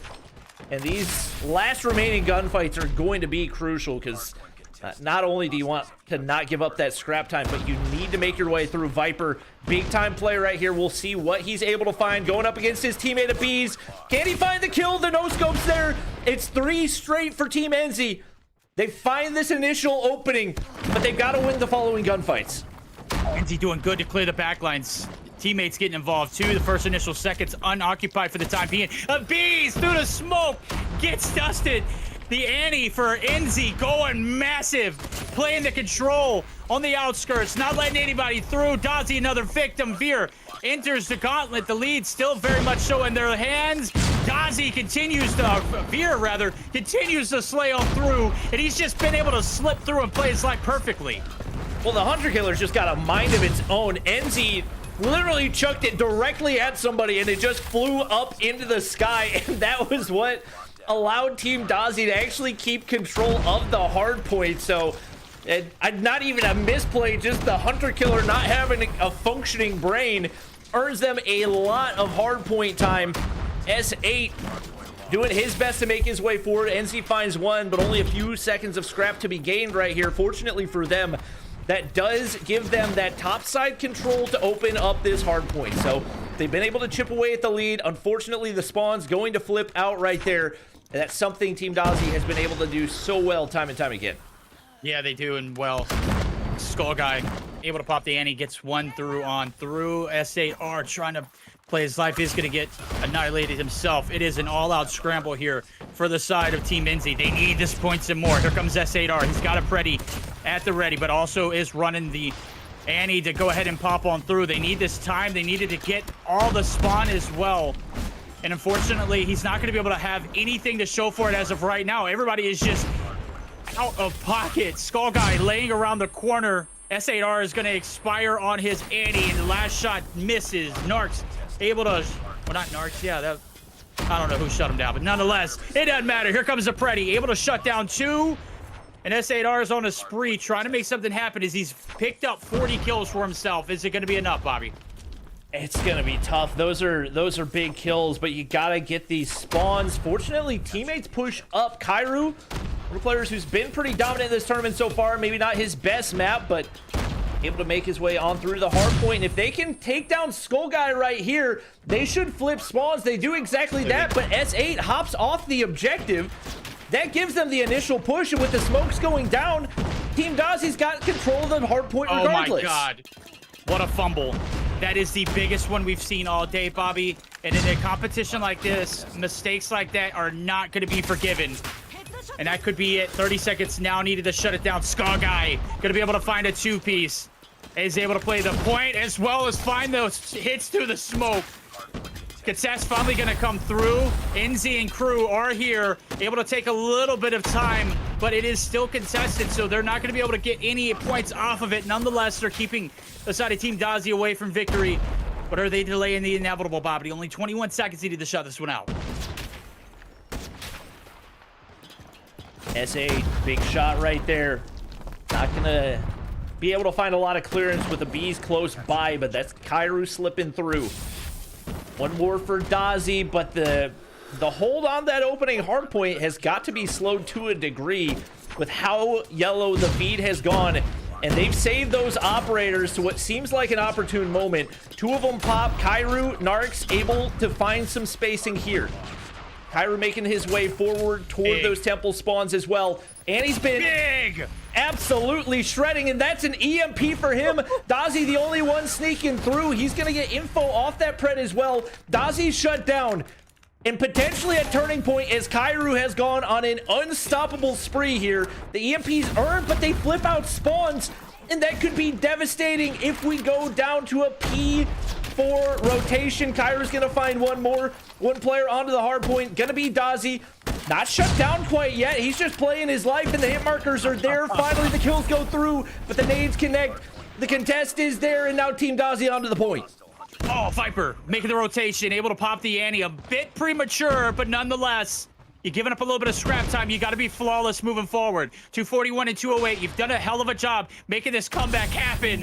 And unfortunately, it might slip through the seams as Dozy and crew are all over the objective. 5 seconds needed to close out this opening map. Can they get it done? Dozy with the point blank. S8R with the train. Here comes his ante. See what type of damage he can do. They clear off the point for the time being, but they still don't have those spawns. A bees, Annihilator gonna pop. Flicks onto one. A bees, not able to connect onto Viper for the second, but the kills go through. No spawns there, and Beer finds 3. That might be the dagger in this one. Team Dozy on a roll today as they take the hard point as well. Oh, baby. We just got our money's worth in hard points. I mean, we are literally swimming in gold right now. This has just been an absolute delight. That one flipped on its head real quick, and the comeback shut down, obviously, but what a way to start this series off.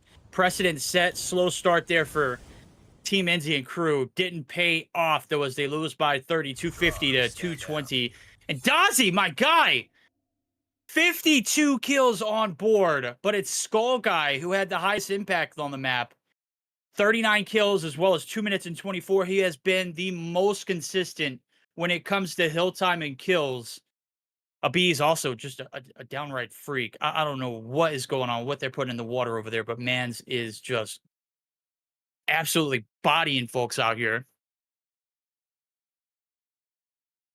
That's the thing about this squad. They can just, like, anybody can pop off at a given time. Like, Aerith, MVP of their first Hardpoint map, dropping 50 plus, doesn't have her best game. Dozy flips it, does the exact same thing. And Abiz and Skull Guy just so consistent. From my understanding, that was NA servers too. So That's the fact crazy. that they are performing the way that they are across the board, probably 90 to 100 MS, and still having such big contribution. Like, Skull Guy had the biggest impact score by a sizable margin, 195 for him. Absolutely a big reason they won that one. And 19 objective kills, just huge. Absolutely insane numbers. Yeah, I mean, you're looking at that impact score. What does it mean? I was so glad that you pointed that out. 19 capture kills. I mean, that's unprecedented. When you're playing on NA servers and you're doing that much damage, I mean, he was just hard to damn kill. Dozy was the same way, but he just did a great job of running around the map, honestly. Just you can't shoot somebody if they're not standing still, right?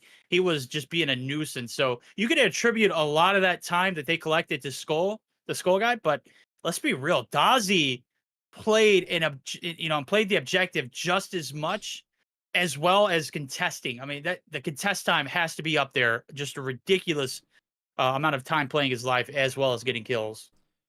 Chat saying that was actually EU servers, which I guess makes it that much more impressive that Dozy went plus 14. There we go. But man, Kairu doing his best to keep the squad up, but just not really much of an edge in the kills outside of S8. And once again, we talked about maybe that big misplay that could have been the difference in the game, opting to sit back and wait for the reinforcements to arrive rather than pushing out to the front of the hard point. That lets the smokes come through and they flood through the front side on P2.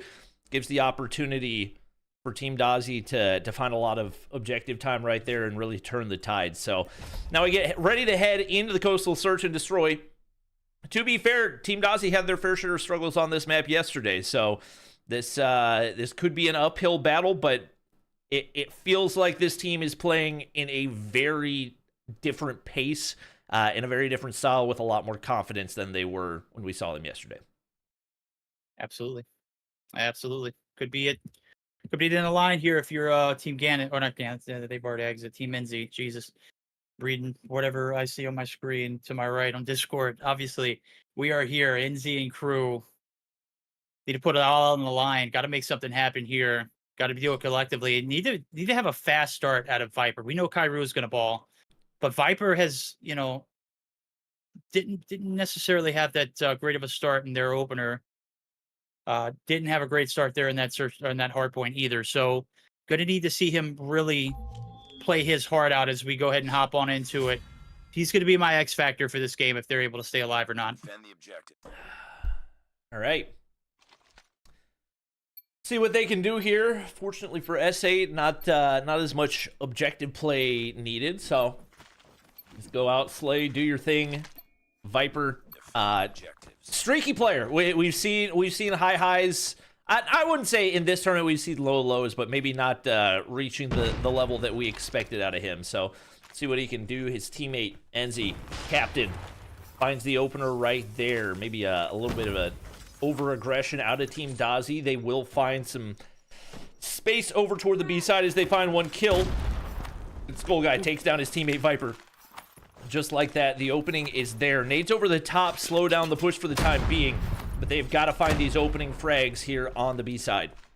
It's massive. 2 players left to deal with. Narc's the only one really in an aggressive position. He's going to have to be the tip of the spear. Here comes the smoke. Here comes the hit. Push. Aerith playing it very, very slowly. Able to go ahead and peek on through. Is spotted. Is dusted. Narcs able to go big for 2. And that equalizes us. As Skull Guy is one shot, they're looking to collect the bounty, and surely enough, he is done. Narcs on a spree right now. And all of a sudden, the tides have turned. It's a 1v1. Narcs for 4. Reels it back in. And he's not really been a name that we've talked about a ton in this competition. Has been their big OBJ player, but huge opening round for him. As we've talked about the fact we have not seen him in a main sniper role in probably a couple of years, but it seems like he's picked it up just like riding a bike. 4 kills in that opening round, and pressure onto Viper right here. Try to find one of these opening kills. It's a heavy A-side push. Let's see if he's able to catch anybody out of position, or they even check this. They do indeed, and he's patient enough to catch Aerith on the zig back. And repositions right here, may be able to find another, and the no-scope goes. Looking for another onto his teammate of Bees, but Enzy takes him down, and now all down to Veer. It's looking like a 1v5 opportunity for him, but they've got the information, and they are on the hunt. Yep, there it is. They know exactly what was happening. Woo, boy. Back-to-back rounds. It's just like that hardpoint never happened. They don't skip a beat. Come on through. 2 rounds in a row, absolutely handling business. Well, first round was just, I mean, damn good by Narcs. That round, a collective, cohesive unit push. And 3 players capturing all the kills so far on the left-hand side of the screen. On the right-hand side, we got Veer with 3. And Veer's trying to get on through aggressively. Takes down Narcs off the opener. B-side push. It is aggressive, and it is going to be fruitful. Bomb's going to go down quickly as the smoke comes through. It is 2 down for none. Can they capitalize on this 5v3 hold?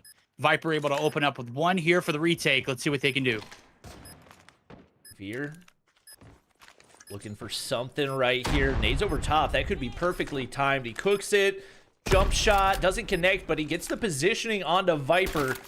It's going to be tough to make your way through. 4v3 on the retake, and the hit markers there through the wall. Looking for something else, not being afforded, but time now of the essence. Viper and S8, the only ones remaining right here, but S8's able to find 2. Viper hops the bomb, and I don't think they've made the read on it. Skull Guy not gonna peek, and it's 3 straight rounds through for Team Enzy. Wow, that one just slips right through your hands. You take down 2 instantly. Bomb plant. I mean, that was clinical. The setup afterwards, devastating. What a retake. 3v5 clutch. Only 1 drop after that bomb plant. That's crazy. Numbers absolutely astronomical, as the impact could be huge. 3 in a row. They're going to continue the drought here as the push yet again. A call is over towards B. Narcs this time able to pull back, able to take 2 with the nade and with the gunny. And just like that, it's fallen flat. Aerith not able to get anything. Go on Veer. Looking for something. He's got a 1v4 here on the line. Able to find 1 in Kairu with a wall bang, but only a matter of moments before someone peeks that angle. And he is eliminated. Oh, he catches Enzy off guard, but can't hit the quick scope right there. Somehow gets a second anyway. Enzy's not going to afford him another opportunity. 4-0 is the start in this one. And the struggles for Team Dozy on Coastal continue. 0 kills for a Bees, 1 for Skull Guy. Not something that you're going to see super often. And on the flip side, the Europeans popping off Narcs and Enzy. 6 kills apiece. All right, okay. Nobody here on the B side. We're just going to go ahead and leave this one unmanned. Nades and tacticals all been tossed on through. Smoke's going to clear. They got the green light. Everything is wrapping around the backside now. Skull Guy is going to be the only point of contact. He rounds the corner and is instantly met with 2 players. Kairu through the wall. Enzy make it another. And regardless of what they do, Bobby, the defense just seeming to do everything perfectly. That is about as clean of a retake as you'll see, and especially with nobody anywhere remotely close to that side of the bomb either. For them to have taken it back as well as they did just shows the chemistry they've been able to build over the last couple of days. And once again, the difference has really been consistency, top to bottom, everybody contributing. Bees, Aerith, Skull Guy, 3 of the most important players for this Team Dozy, not able to find any momentum. 1 round away from the side flip, but with the amount of lead that's been built, it is going to take a miracle for them to close that gap. S8 gets the read onto Dozy, actually can't convert, so he's not going to be able to equalize it into a 2v2. Dozy makes his way back toward mid. He's got an opportunity to push this into a 1v3, but there's Narcs finding one to equalize. Man, this should not be happening. What is going on? We are witnessing a meltdown right now. And that is a pun. That is also for fun. If you know, you know. But right now, this is how do you push all 5 through the A lane and then you get 3 almost instantly and they're able to take down 4 in return? This is just crazy. Narcs puts the finishing touches on this one. We are flawless through 6, Bobby, as we do get the flip of the sides. Team Dozy is in trouble. Meltdown, I would say, is the perfect word. We'll see if Team Dozy can flip things to their advantage. Heading on over to the defensive side. Bomb aggressively in toward B right here. It's really all onto Dozy to make the opening play. Veer holding down the backside. He's going to be able to find one onto Enzy. Dozy gets information for the first, but the shots are not going to connect right here. Praying the nade can afford him something. Skullguy is able to find another. And potentially a momentum flip for them is Skullguy now finding the frags, as is Abiz, and all down to SA. They are shut down one by one. And it's not necessarily always the case, but here in this tournament specifically, Coastal has looked very defensive-sided. Yikes. Defend the objective. Okay. Moment to breathe here if you're the side of Team Dozy. Wasn't pretty, but you got the job done. And when I say not pretty, Dozy was just like whiffing some of the easiest shots I think he could have landed out. Skullguy going to be the first victim here this round as Kairu and crew looking to close it on out. Able to crispy shut down. 4 left standing. Only 1 on the right hand, or 2 on the right hand side. Make it 1. It's just predicting it. Kairu with a 4-piece. We're heading to the control, ladies and gentlemen. I believe that is known as a gentleman's sweep. A little 7-1 right there. Give him something to talk about, but not too much. Whew. It's kind of tough to know what to expect heading into this one, just because, number one, we've seen so much control, or we've seen so little control. It's been a lot of 2-0s. Number two, you got the fact that, yes, Team Dozy looks stronger in the respawns, but that's got to be such a huge confidence swing, especially for them to win it in the dominant fashion that they did, and to do it without Viper having to have a huge impact. You got your team captain putting up a 2.5 in Enzy. And you got 3 of your most consistent players really struggling. Aerith 1-7, Abiz 3-7, and Skullguy 4-6. So it was it was first bloods for days across the board. Enzy 2, Kairu 2, Viper with 1. They take the map with ease and get ready to head now into the control, which I'm going to have to refresh on. It's going to be raid control to get us headed into our final map before the grand finals. There we go. Only the best for the best. Raid control to close this series out. Sign me up, chat. We've only seen 2 control maps in this event so far through the 2 days, and it has been this particular one. I'm here for it. Let's put our sunglasses on. Let's go ahead and head out to the sunny shades of that beautiful mansion over in LA, Hollywood. Yeah, we're going to Hollywood to play this one out, baby. About to be a lockdown. It's a toss-up, Bob. You mentioned it. The slaying ability for Team Dozy, absolutely there. The search and destroy, just I don't know, something went clicking. It just, I don't know. Maybe it was the map. You mentioned it. They necessarily didn't play it as well as they needed to yesterday. Obviously, they didn't play it well today at all. Gentlemen's sweep across the board.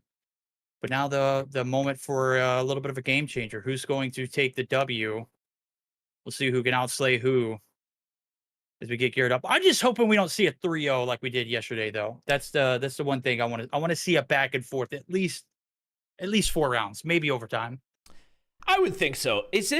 Have we only seen raid so far? I don't think we do we see a takeoff? I feel like we saw one takeoff. No? We saw our opening matchup. It was Space and Little B. It ended on a control. Dang. Raid. All right. Well, we've not gotten much control love. Fortunately, we are guaranteed to get a control in our grand finals, but we're getting a little of an early look right here to maybe help us get some expectations for that championship matchup. Obviously, we haven't even seen Team Cisco play control at all either. So No real expectations into this one. It's really going to be about the confidence that each squad plays with off the start. And I think Skullguy, Bees, Aerith all got to bounce back off of the steamrolling that we witnessed in that coastal search and destroy. We'll see what they're bringing to the table. Admins have Crossfire selected, and Is it Crossfire? It is Crossfire. Okay, well, there we go. Well, take sunglasses off. We're gonna. Where are we gonna? We're gonna put on our desert fatigues and our boots. Somebody Get it call going, baby. Somebody call up Timothy Shablagoo. We're heading to the dunes. Jesus Christ!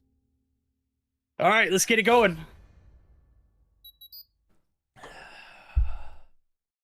All right. Is going to be, keep in mind, Crossfire control traditionally very defensive sided. So having the opening defense should be slight edge for Team Dozy, especially if you can snowball it early, put them in a spawn trap. Could be big for them. It is going to be opening kills going the way pretty much entirely of Team Enzy right here. 27 lives to 30, make it 26. They've not found a single kill, and that is not the opening that you're looking for. Viper getting off to a hot start could be treacherous here for Team Dozy. Absolutely, he's on a 3 spree. Almost 300 damage to go along with it. One tick of progress is going to be collected so far, but it's a Bees. Trying to put him in that blender.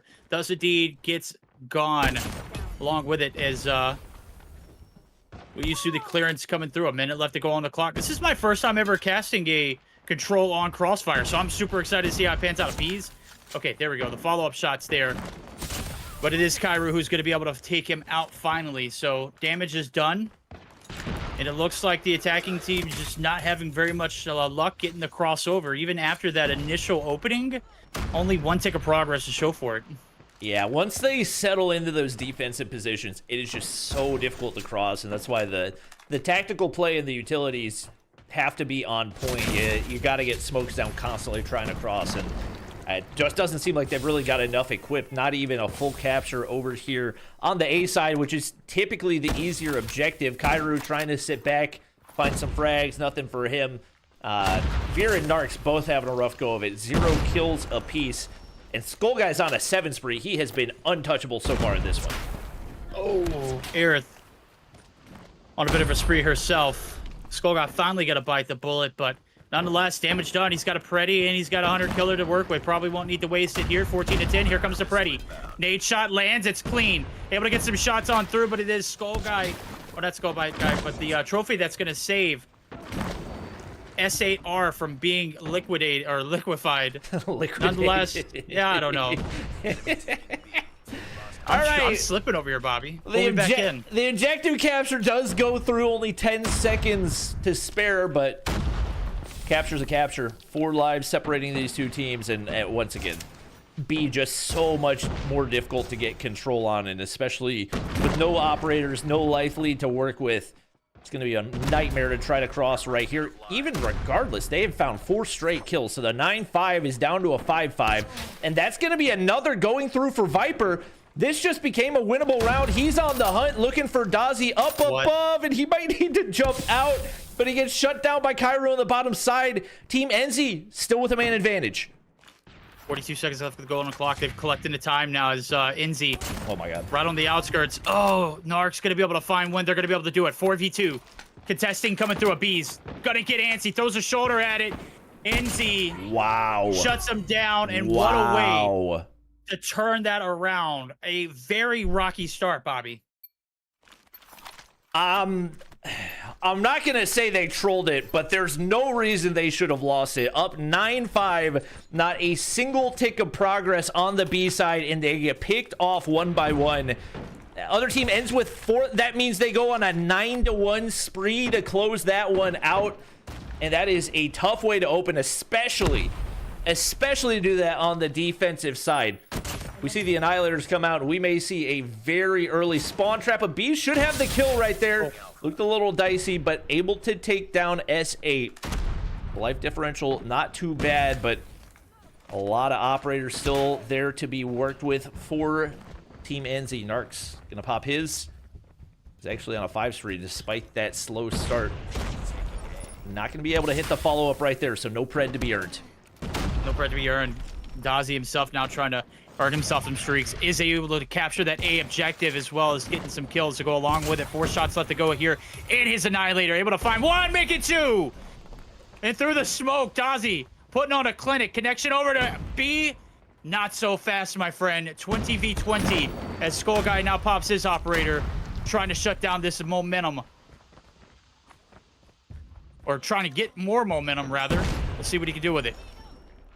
Dozy's going to be able to slip through to the objective, and pretty heavy presence here. They save those operators, pop 3. Skull Guy able to get 2. Veer, once again, maybe not the best game so far, but able to do some damage on the objective right there. Still life advantage for Team Enzy. You just got to make sure you don't allow them to get a stack, because that round can end very, very quickly. And from the bottom side, Team Dozy finally starting to connect with some of those snipes. 1 life separate the 2 teams.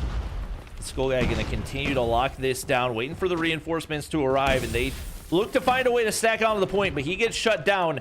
Once again, Team Enzy with the life lead. You're losing this fight. 10v8.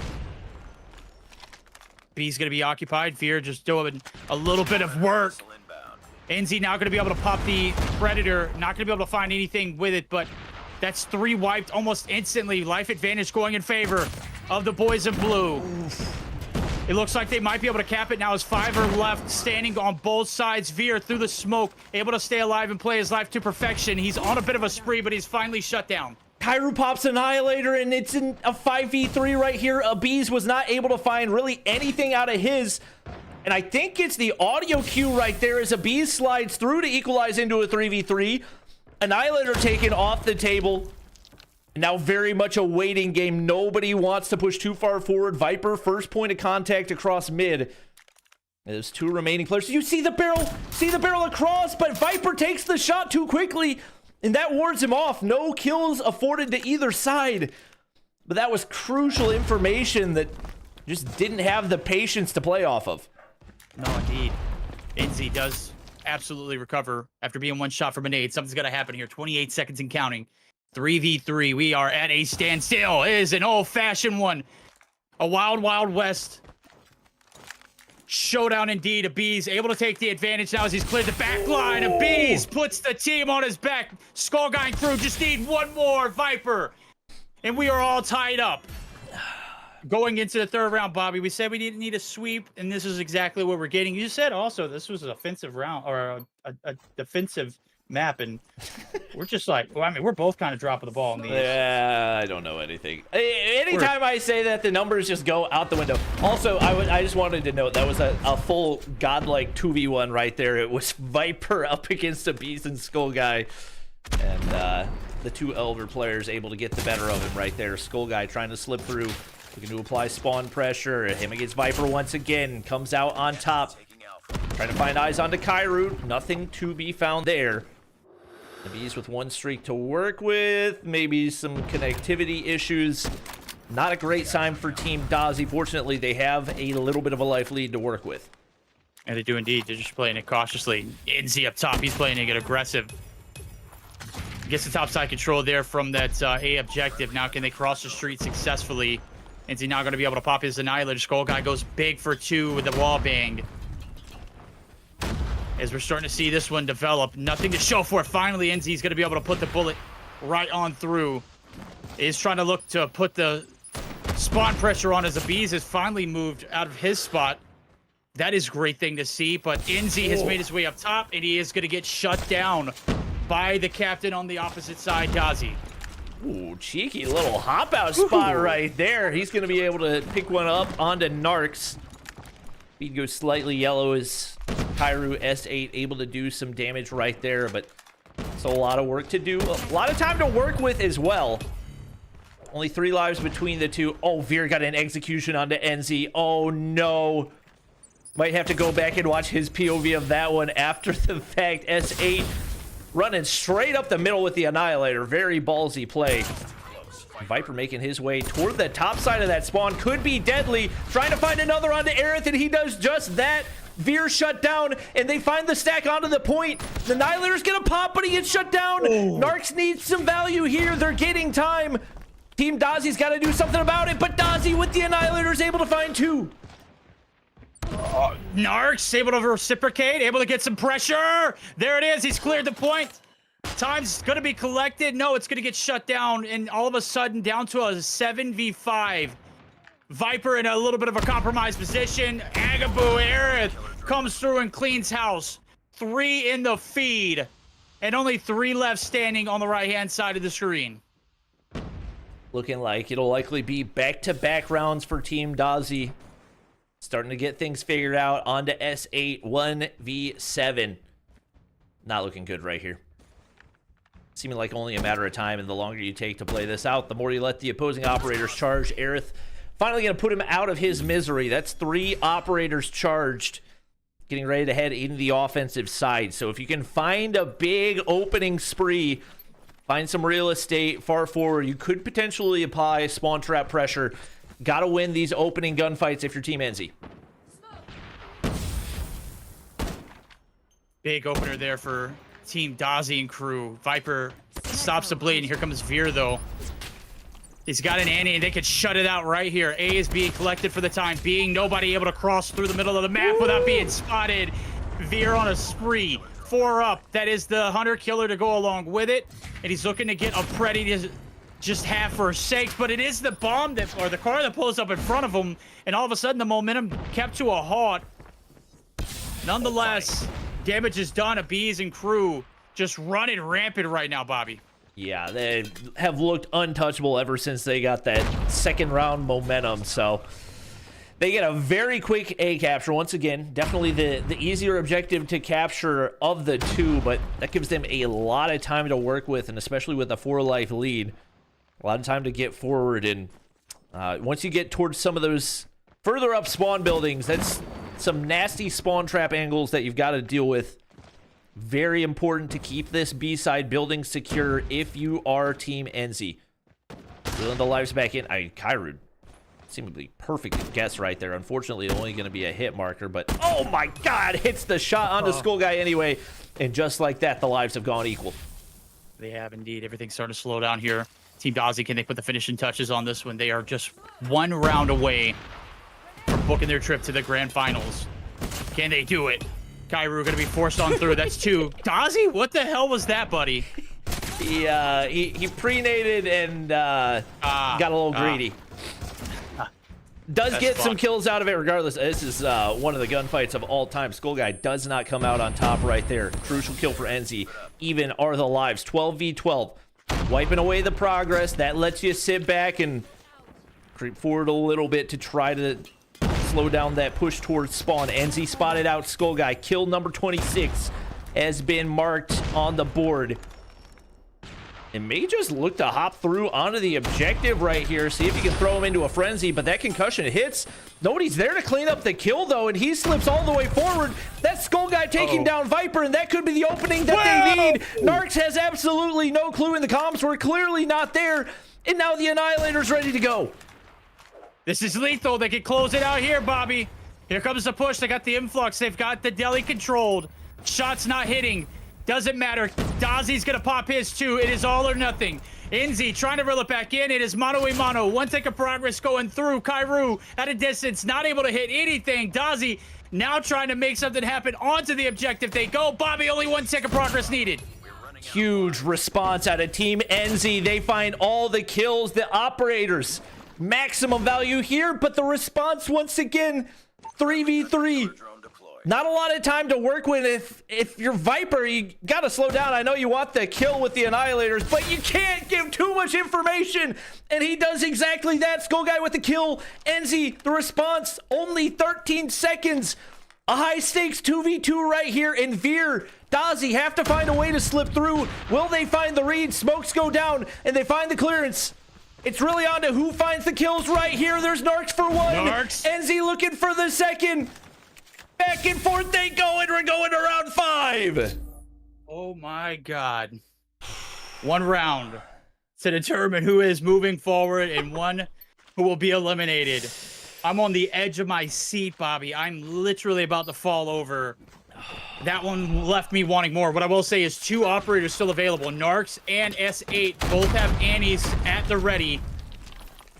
And determining who will use theirs first could ultimately change the outcome of this one.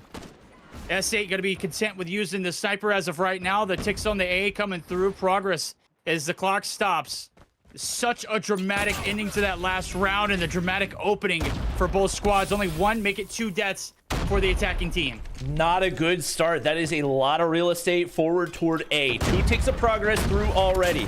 S8 stops the bleeding as it looked like they were going to go on a spree. He's going to slide on through, looking for one more. Not going to happen. Skull Guy there to shut him down, but A continues to slip away. Looks like the control's there, but Veer gets far forward looking for the spawn trap. He's shut down off of only 1 from the Annihilator. So the damage has been minimized. 21 versus 19 right here. It's all onto the B objective. It is 2 minutes, plenty of time to play for it. Life's literally at an even margin. Enzy does have the game changer, though, that could make something of a difference. He's looking for the EMP, but he's also got the Preddy that it could be the game changer. Does peek on through and finds his 27th. That is the EMP at ready. Trophy's destroyed. Here comes the hit. They want to go ahead and put the gas down, pedal to the metal. Let's see what they can make happen. 2v1 or 2-for-1 trades, make it 3. Everything is getting shut down right now. No one's able to cross through that middle of the map. Operator's going to be so crucial here. Aerith appease. Annihilator's at the ready. And now things are going to start to slow down. Still a minute 15 to work with. Everybody in spawn for Team Enzy, but not really any forward pressure out of Team Dozy. They're content to sit back, let their snipers connect. I think they may have actually been waiting for Viper to reconnect right there. Veer's going to find one before getting traded out. Skull Guy's there on the opposition, and once again, the lives go even. Skull Guy backing up right here, and the longer this goes on, the more pressure it puts on to Team Enzy. S8, Annie at the ready, and Enzy's got this pred. I'm not sure what he's waiting on, because right now the main thing you need is information, and he can get exactly that. We're at a standstill right now, Bobby. This one's about as dramatic as again. You can literally cut the tension with a knife. S8R looking to go big there as the operators are coming out for both teams. Agabu, Aerith gonna be pulling hers out too, but S8 is on a spree. He's inside the spawns, Bobby. He's inside the spawns. He's gonna be forced down. Skull Guy gonna be able to get the trade, make it 2. Annie going big for S8R. What a clip. Oh my gosh, and Viper reconnects at the perfect time. They're all sent back to spawn. They can stack the point right here. Abees gotta go huge with the Annihilator. 5 versus 7. Gotta stop the clock. You cannot let them win this by captures, and Abees doesn't read it. Teammate gets the kill. 6v4. Kairu there with the shutdown. 2 players remain. All on to Dozy and Veer. It's gotta be perfection. Dozy's able to find one. Can't find the second. And Team Enzy is headed to the grand finals. What a way to close that one out, chat. Crossfire. I'm loving it. I'm here for it. Overtime victory. Congratulations, Team Enzy. They are moving on to the grand finals to face off against Team Cisco, Dozy. What a damn series, guys. Unfortunately, falls shy of victory. Overtime. It could be lethal, and what a way to close that one out, Bobby. Stand down. Oh, man. That one had... With the exception of the S&D on the edge of our seats all the way through. My oh my, what a performance out of these 2 teams. And S8, what a play at the end right there. Everybody in chat's like, what are they waiting on? Looking for the opportune moment to pop those Annihilators, and S8 went crazy with it at the end. 33 and 27 to close out the win.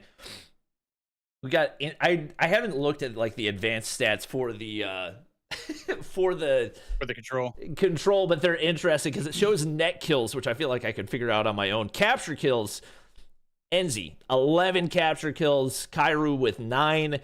At Viper going -10 right there, but he had connection issues the entire game. So the fact that they're able to get the win in spite of that, absolutely crucial. And phenomenal performance out of Team Dozy. Just ran out of momentum when it seemed like they needed it most. Yeah, you don't get that overtime round. Obviously, you win, but wow, I mean, you dumped all of your operators out in that fourth, and you never really recovered from it. It was, I mean, I guess it was head to head, nailed and or very close all the way through that last round. But I mean, I just couldn't really pinpoint anything that changed other than the fact that you get an influx of players. And again, you mentioned it, Viper reconnects on through, and then everybody's just stacking the hill, and the kills just go completely in your favor. S8R absolutely popped off at the end. Definitely one of my favorite moments from this event. Yeah, no question about it. That was absurd. That was about as good of a lower final as you can ask for, and hopefully a good lead-in for our grand finals as we are getting ready to launch into our first best of 5 with potentially a best of 5 to follow. Keep in mind, we got the bracket reset that is available. So Team Enzy going to be going up against Team Cisco. Should be a banger. At this point, for Team Enzy, I don't even know who you point at as the MVP for the event. Like, they've had so many different big performances. I feel like it's probably between Kairu and S8, but correct. Man, oh Enzy's been consistent throughout the day as well. Yeah. He's done, I mean, debatably the best in all 3 game modes, like consistent through all 3 game modes. And as far as being a captain, I mean, there's the most value coming out of him in that regard. But I do have to say, S8R and Kairu have been the backbone of this team as far as Jesus, I'm reading in chat. I need 15-minute break. I'm gonna catch a heart attack. Welcome to the club, buddy. Yeah, welcome to the club. Oh man. Yeah, the lower bracket matches have not disappointed. Would have liked to see more controls, but there's been at least one banger map in every series so far. And that does now lead us into the grand finals. Whew. For those of you wondering what the setup is going to be, it's going to be slums to get things started. Kurahana Metropolis for the search. Takeoff Control. Summit Hardpoint and Standoff S&D. That's assuming... That's the last match, is assuming we don't get a bracket reset. If we get a bracket reset, that means another best of 5, which would be Hacienda, Firing Range, Raid, Combine, Tunisia. It's going to be a fun one to watch as far as the rosters that we're dealing with. Cisco, Marvel, Neil, Viking, and FDX on Team Cisco going up against the squad that you just witnessed, going all the way through Team Enzy with Enzy, Narcs, S8R, Kairu, and Viper. We're going to go ahead and set up a poll in chat for everybody to get their predictions in for the grand finals. We're going to take one more quick break, and we will be back with you guys in a minute when we are ready to go for our final matches of the day. Play the slower position. He's just hoping movement gets him something right there. Not sure that was my favorite approach. Vikings just going to clean that up as you would expect that he would. And S8 maybe hoping he would catch them off guard. Certainly was not the case there as we now move into match point. Must-win round, looking for those wall bangs. They just haven't been connecting off the start for this one. And Team Enzy, a lot on the line right here. Especially in this format, you do not want to go down the lower bracket. And there's the opening for Marvel once again. He has been the first Blood Reaper. Yeah, he has. Oh, make it 2. Viking, bomb plant. This is it. God. Lick your chops, chat. This one's done. Viper and S8R. 2v4, very impossible situation. Viper going to be able to find 1, but Viper finding 2. Marvel going to be able to find the last 3. And that does it, baby. Put a bow on it.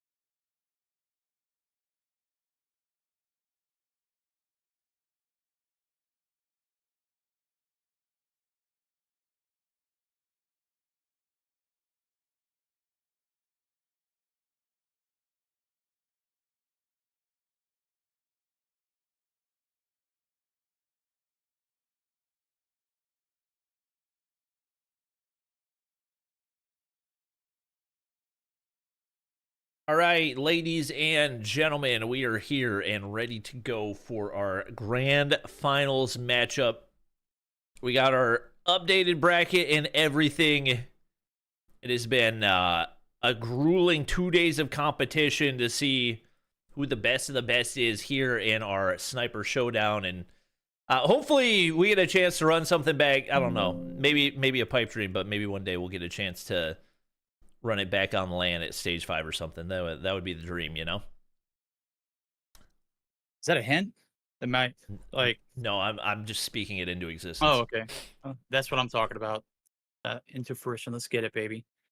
That'd be great. I mean, when we went to Raleigh, I was hoping we'd get something like this, and then obviously when we were in Atlanta, we had the spawn going on. But I would love nothing more than what we had in Dallas that day, where we've got everybody in just one venue, and the vibes had an all-time high. I know you were there for a little bit before, and then as that day came, it's just unprecedented. When you get that much energy into one room, you guys just have no idea. All right. Yeah, it's and people talk about a LAN event, like everybody thinks you need a big production, you need a stage and flashing lights. All you really need is everybody in the same room. Like you can have just as much fun, everybody chilling in a room and walking around to the different players as you can with a big $100,000 production. So I hope we get to make it happen. I don't even know where stage 5 is going to be this year, so we have absolutely no idea what that's going to look like. But this is getting me excited for future possibilities. We'll see what we can do, as we are finally getting both of our squads loaded in.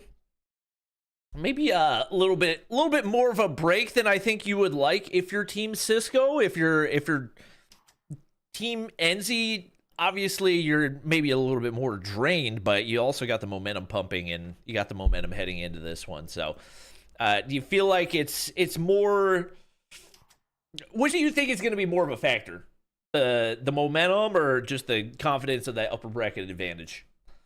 I think the confidence of that upper bracket advantage is huge. You got to look at what you just witnessed too. That was a lot being poured into a best of 3 that ended on a round 5 overtime.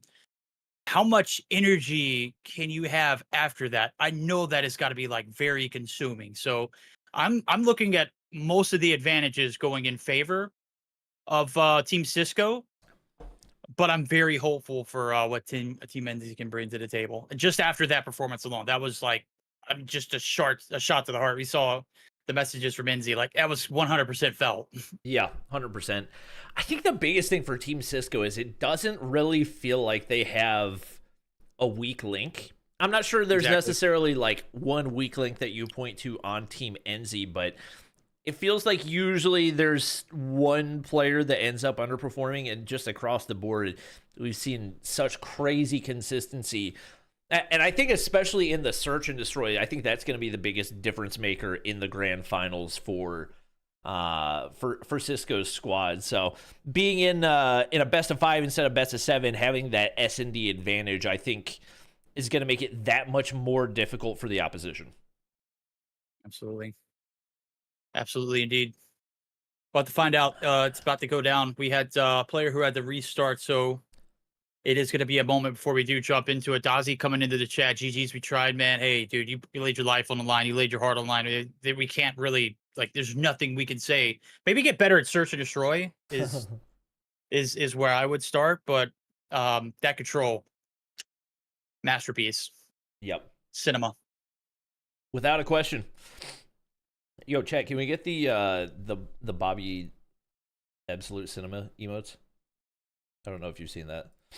I haven't. Let's let me see them puppies. You can't really tell, but it's my face swapped onto the guy. Yeah, that's nice. All right. I like that. All right. Just waiting for Enzy to get his OBS restarted and one more player loaded in, and we'll be good to go. Once again, the setup for the series is going to be Slums Hardpoint to get things started. Kurahana Metropolis for the search. Takeoff for the control. If it comes down to a map 4, we got Summit Hardpoint, and if we go to a map 5, Standoff Search. get Viper back in. I'm assuming probably like a router or a device reset, given that he was having some connection issues. So I'm praying that grand finals time we get no connection issues, no excuses for anybody, just a good, well-rounded match. We'll see what these guys can bring to the table here as we get ready for that Slums Hardpoint. Get geared up. This is one of those maps that we saw a slow start out of Team Enzy, and then a very quick recovery going to a second set of hills. So this is a map they're familiar with as a collective unit. On the flip side of things, that is probably the most collected unit out of the whole squads that we've seen in Cisco and Marvel and FDX. I mean, obviously FDX didn't play in day one, but even without him, they played very dominant in their one and only series of that day. Come on, guys. We've definitely got this map downloaded, right? You would think. I mean, once again, we had I don't think anybody's played Slums today. We had the update last night, so we'll cut them a little bit of slack. Yeah, there we go. You know me, I'm an old head. I don't remember anything, and I'm just like jump to conclusions. So come on, get it. What the hell's going on? All right, I think we only got one or two more players, and we should be good to go to hop into it. So hope you guys have enjoyed. If you have, please do me a favor, drop a like down below. If for some reason you haven't downloaded Call of Duty Mobile already, there's a link to download that in the description too. But we got most of our players readied up. And let our admins know that we're ready, and should be good to hop into the first one. The past 2 days has been a blur. I don't have any capacity to analyze map by map because I cannot for the life of me remember who has even played Slums. I'm on my final like strings. I'm starting to fall apart myself. I just remember them having that slow start, and I think it was day one. Seems like an eternity ago. And and I do remember them turning the guns on and S8R going absolutely crazy, as well as Viper. Cairo, again, just been a dominant force from beginning to end. If you had to put an MVP up there, his name's got to be, up there in the top three this whole entire tournament. All right. Let me, I guess I should update the title to say Grand Finals so everybody understands the importance of what's happening right now. Once again, taking a look at that prize pool, $4,000 for the winner. A difference of $1,500 between winning and losing this matchup. So obviously 2,500 is nothing to scoff at, but you want to take home the trophy. See which of these teams is looking to do so. I mean, it's been a relative. I mean, it's been actually definitively the easiest path so far for Team Cisco. Not only did they win the opening free-for-all, so they didn't even have to play the first match. They've only played 2 matches so far. They played the one upper bracket semifinals and they played one upper bracket finals. So I believe admins are saying we're just waiting on Enzy to start his stream, and then we'll be good to go. Hopefully he doesn't unlist it. Apparently he streamed yesterday, but he unlisted it, so everybody was coming into my comments saying, "Where did Enzy stream?" I was like, I don't know. I'd tell you if I could, but I want to get all of those POVs out there.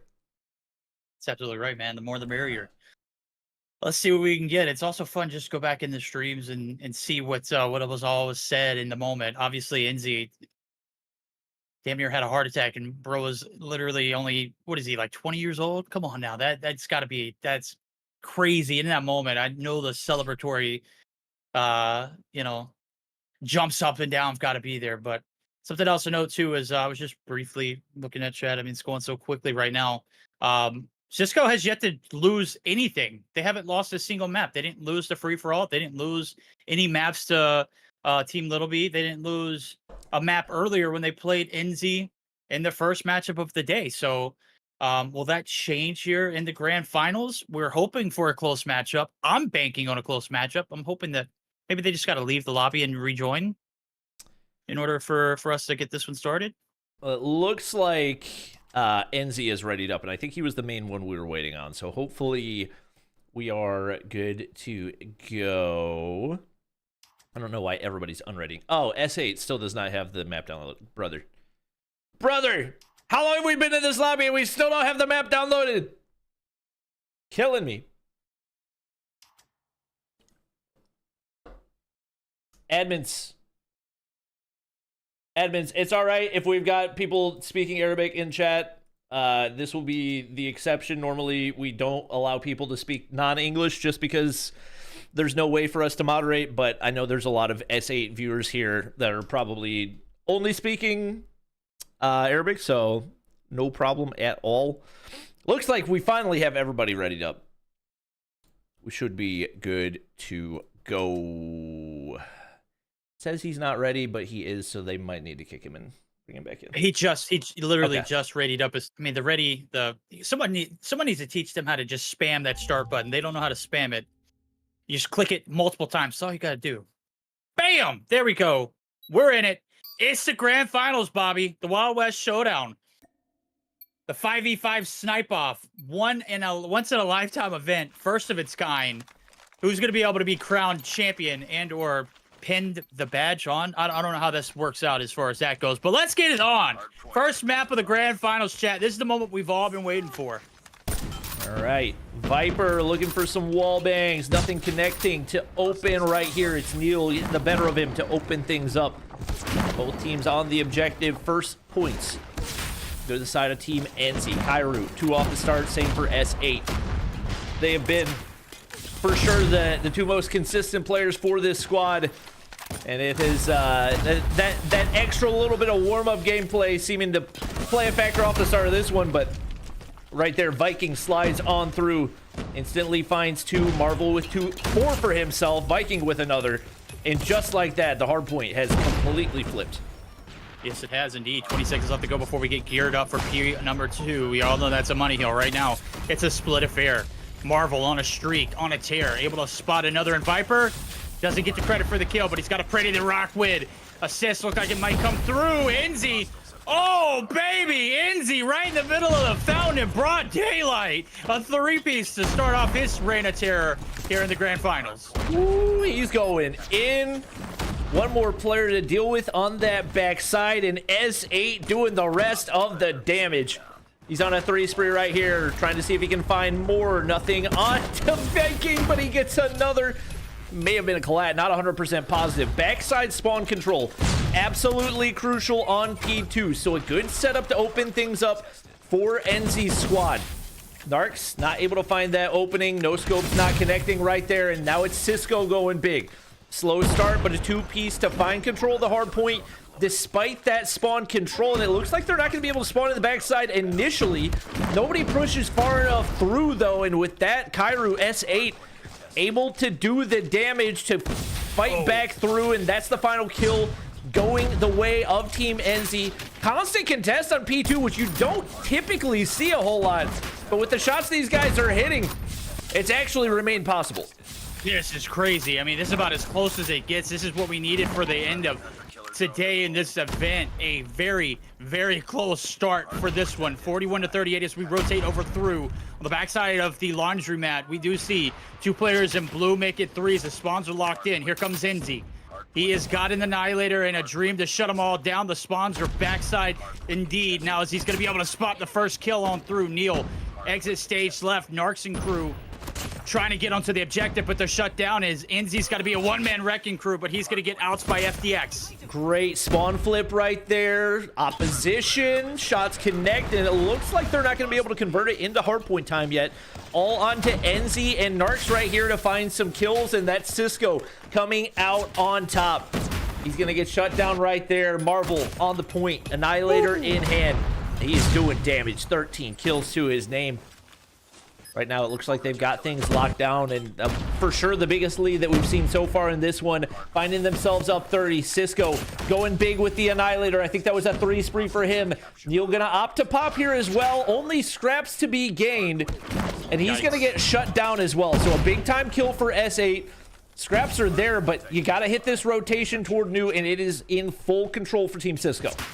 Yep, FDX and crew looking to put the burners on. Big P3. Followed up by an opening start to the P4. Marvel's going beast mode. Predator out at the ready.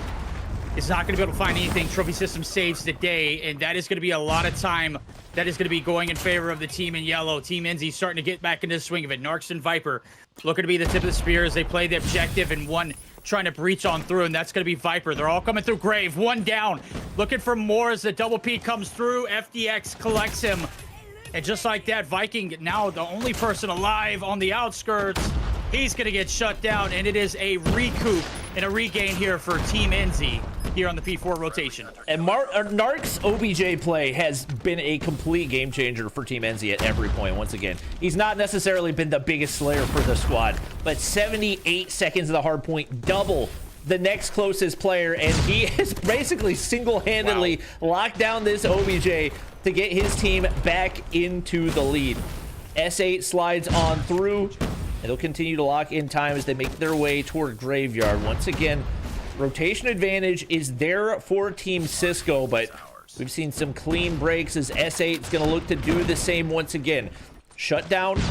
Nobody occupying the hard point for the time being. Narc spread if he wants it, but likely won't see that come into play until that wrap back toward P2. Those spawns so important and can come into play big time with the right timing right here. Shots not connecting, a little bit shaky on the point, but Enzy's going to be able to make his way up to the top of that statue side, and he gets two straight, looking to make it a third. He does, yes indeed, to turn and burn onto Cisco, and the snipe on the FTX for the cherry on top. That's a one-man squad wipe.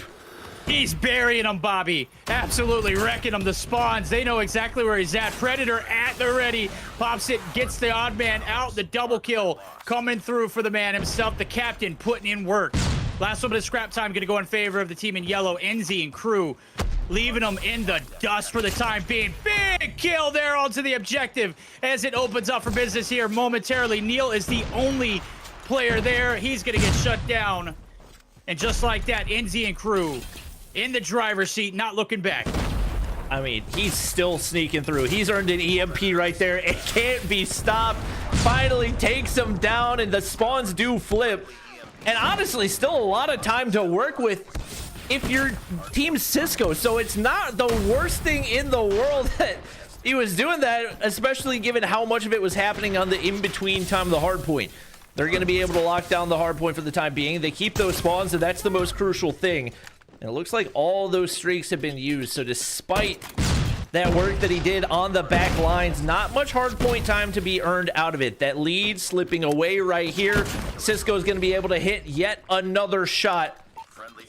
Nothing to be found on God or to Viper, but my oh my, is that blue feed convincing, and especially flipping those spawns out. Now only two players left to defend over on P3. Yeah, this is tough. You pump and dump the spawns. You get the flip early, too. Everything just going in favor of Team Cisco. And even in adversity, when Enzy just went crazy, you still find yourself in a great position.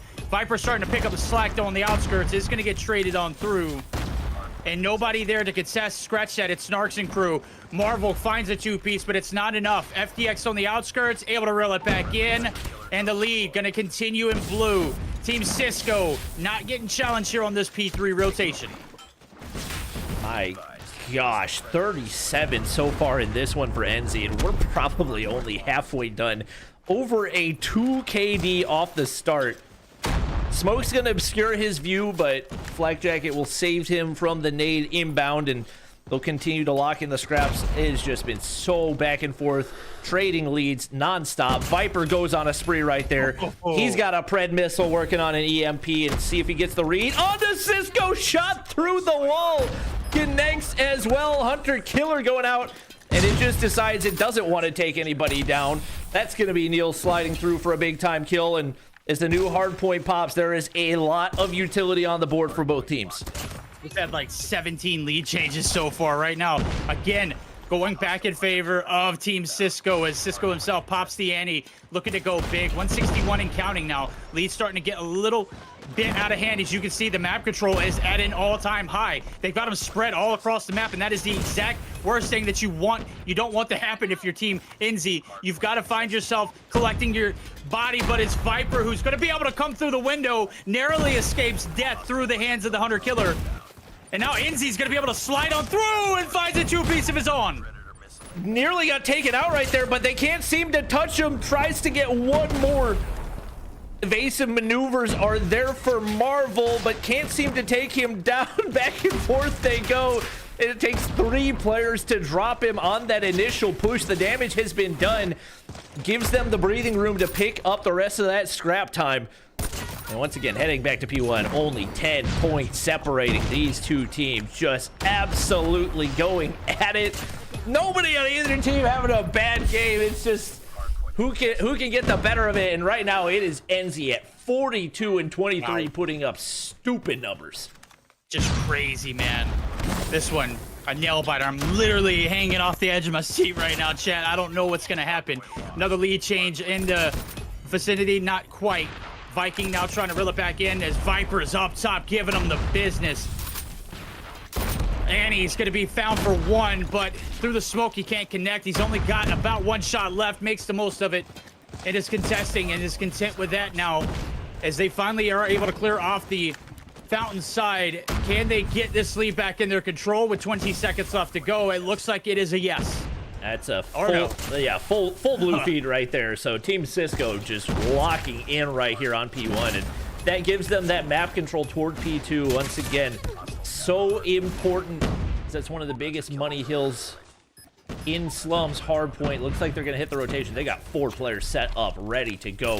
This is going to be a nightmare of a break, and there's not really any util to help them out with it. No operators, no score streaks. Every possible advantage should be there for Team Cisco, and it doesn't matter as they break through the front side. They flip out the spawns instantaneously, and they did it all with just the snipers. Very perfect aggression there through, and now it's a little bit of a take out of the playbook. Go ahead and smash it through the front. The contest is through. Nobody able to capitalize on any at a time. It is an all-out bloodbath. Nobody knows what's going to happen. Finally, the feed is lighting up in yellow, but it's Neil who's going to be able to contest yet again. He's shut down. Spawn still in favor of Team Enzy. Will they be able to continue on with the pressure throws? They're getting hit from each and every angle. Backlines, FDX, able to clear the hell of the hill. Viper, though, able to equalize it himself with the Annie. And just like that, the lead's going to be ran away with by the side of Team Enzy? Question mark? I don't even know. Viper earns a pred right there. There's no way of knowing who's coming out on this one. It's really going to come down to whatever direction the momentum swings. Back and forth, FDX coming in day 2 for his squad and putting up 37 here in this one. Marvel, the veteran, trying to lock down the hard point, but the break is clean once again. But Viking has something to say about it. The kills go through. And perfect timing for Team Cisco is he's going to pop the Annihilator right here. Looking for info through the smoke. Not going to be able to find anything. Big time kill for Viper. He gets traded, but Narcs has slipped through to the back lines. He's going to be able to break by himself, and that's the opening that Enzy was looking for. SA. Whoa, peeking at the right time. Able to catch another one. Whoa, my God. I can't even contain the excitement anymore. Dude is literally going beast mode. He's going to get shut down, and so is Narcs. Objective up for grabs. 15 seconds left to go. This could be the game changer. Who's going to be able to come out on top right now? It is literally Enzy hanging on by a thread inside of that objective. Everything is happening all at once, and Bobby, I can't keep up. I have no idea what's happening right now, but it is beautiful. 11 seconds separate these two teams. Narcs, big shot on the rotation right here, but Team Cisco's got the setup.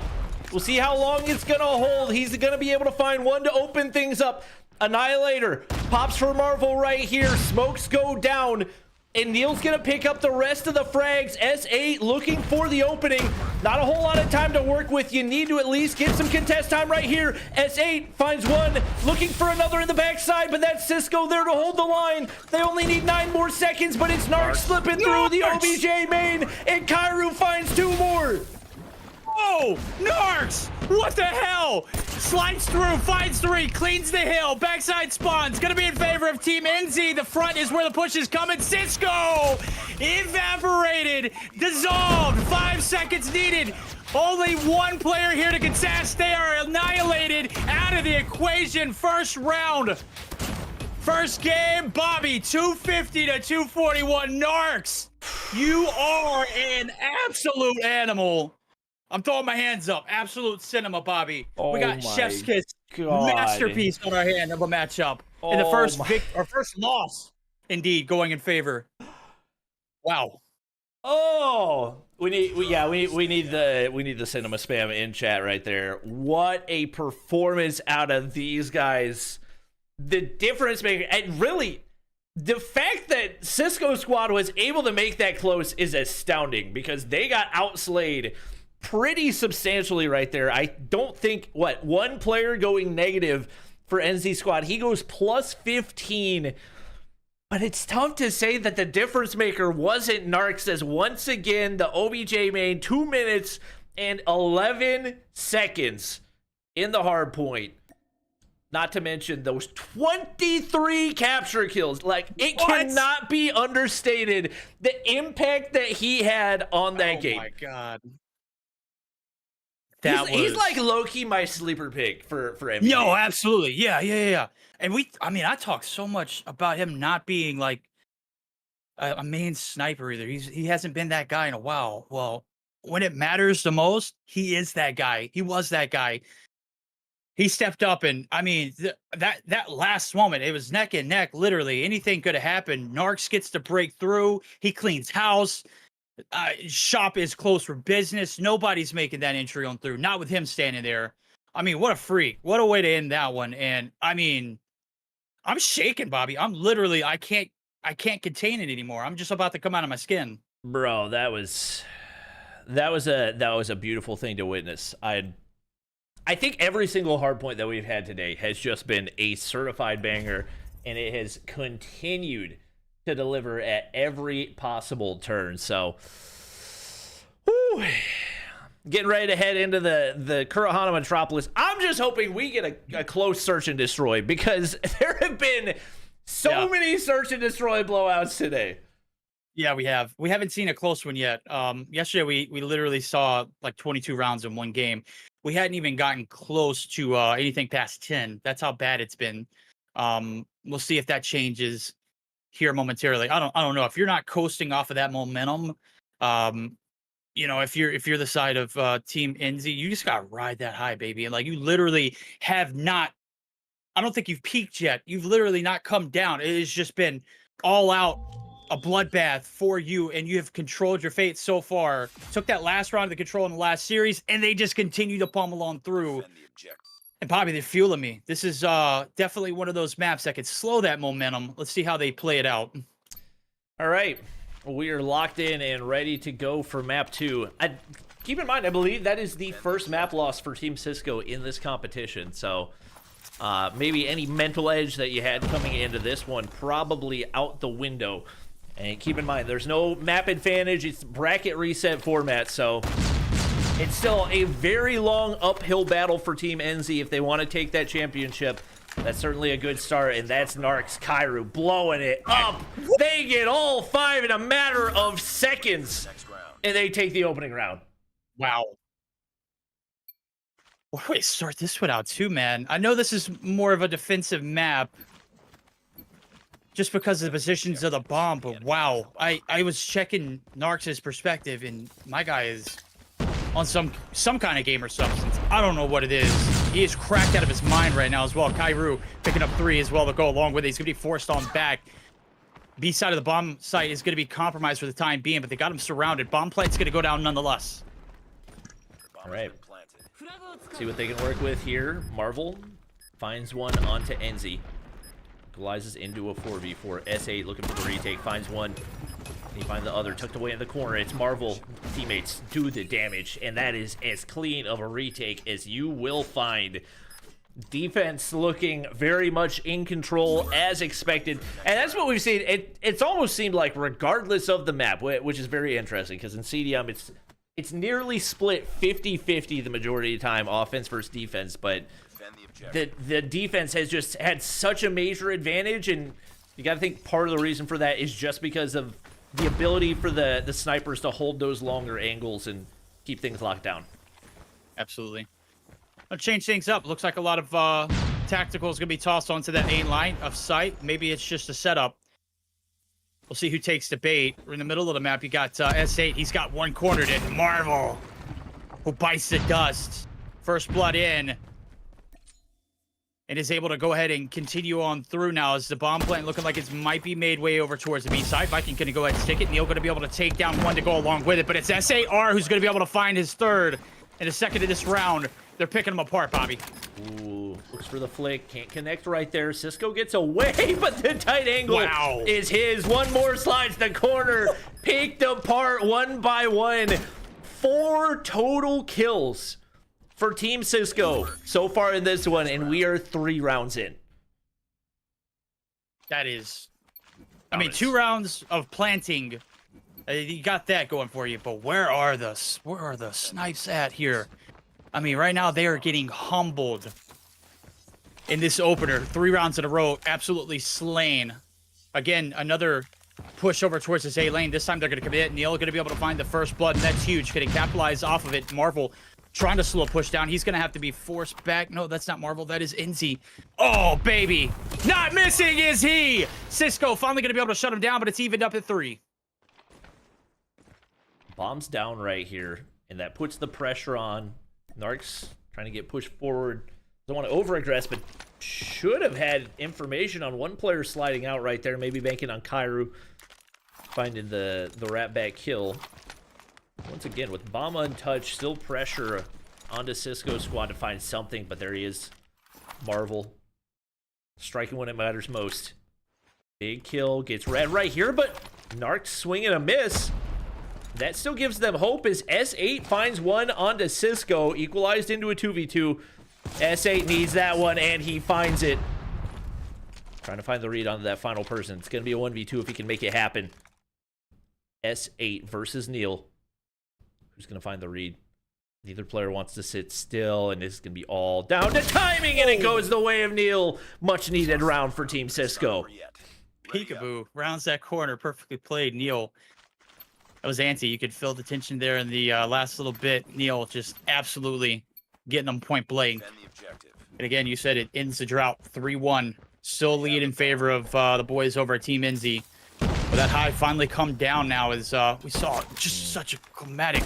Oh, good start there for S8R, but he is going to be turned down as well. So 1-for-1s make it a big feed in yellow. Narcs and Enzy, the last one standing, but Narcs, if he's alive, there's always hope. 5 kills now on the board for him. FDX wrap in the backside. Should have audio cues off of that, but he misses the shot.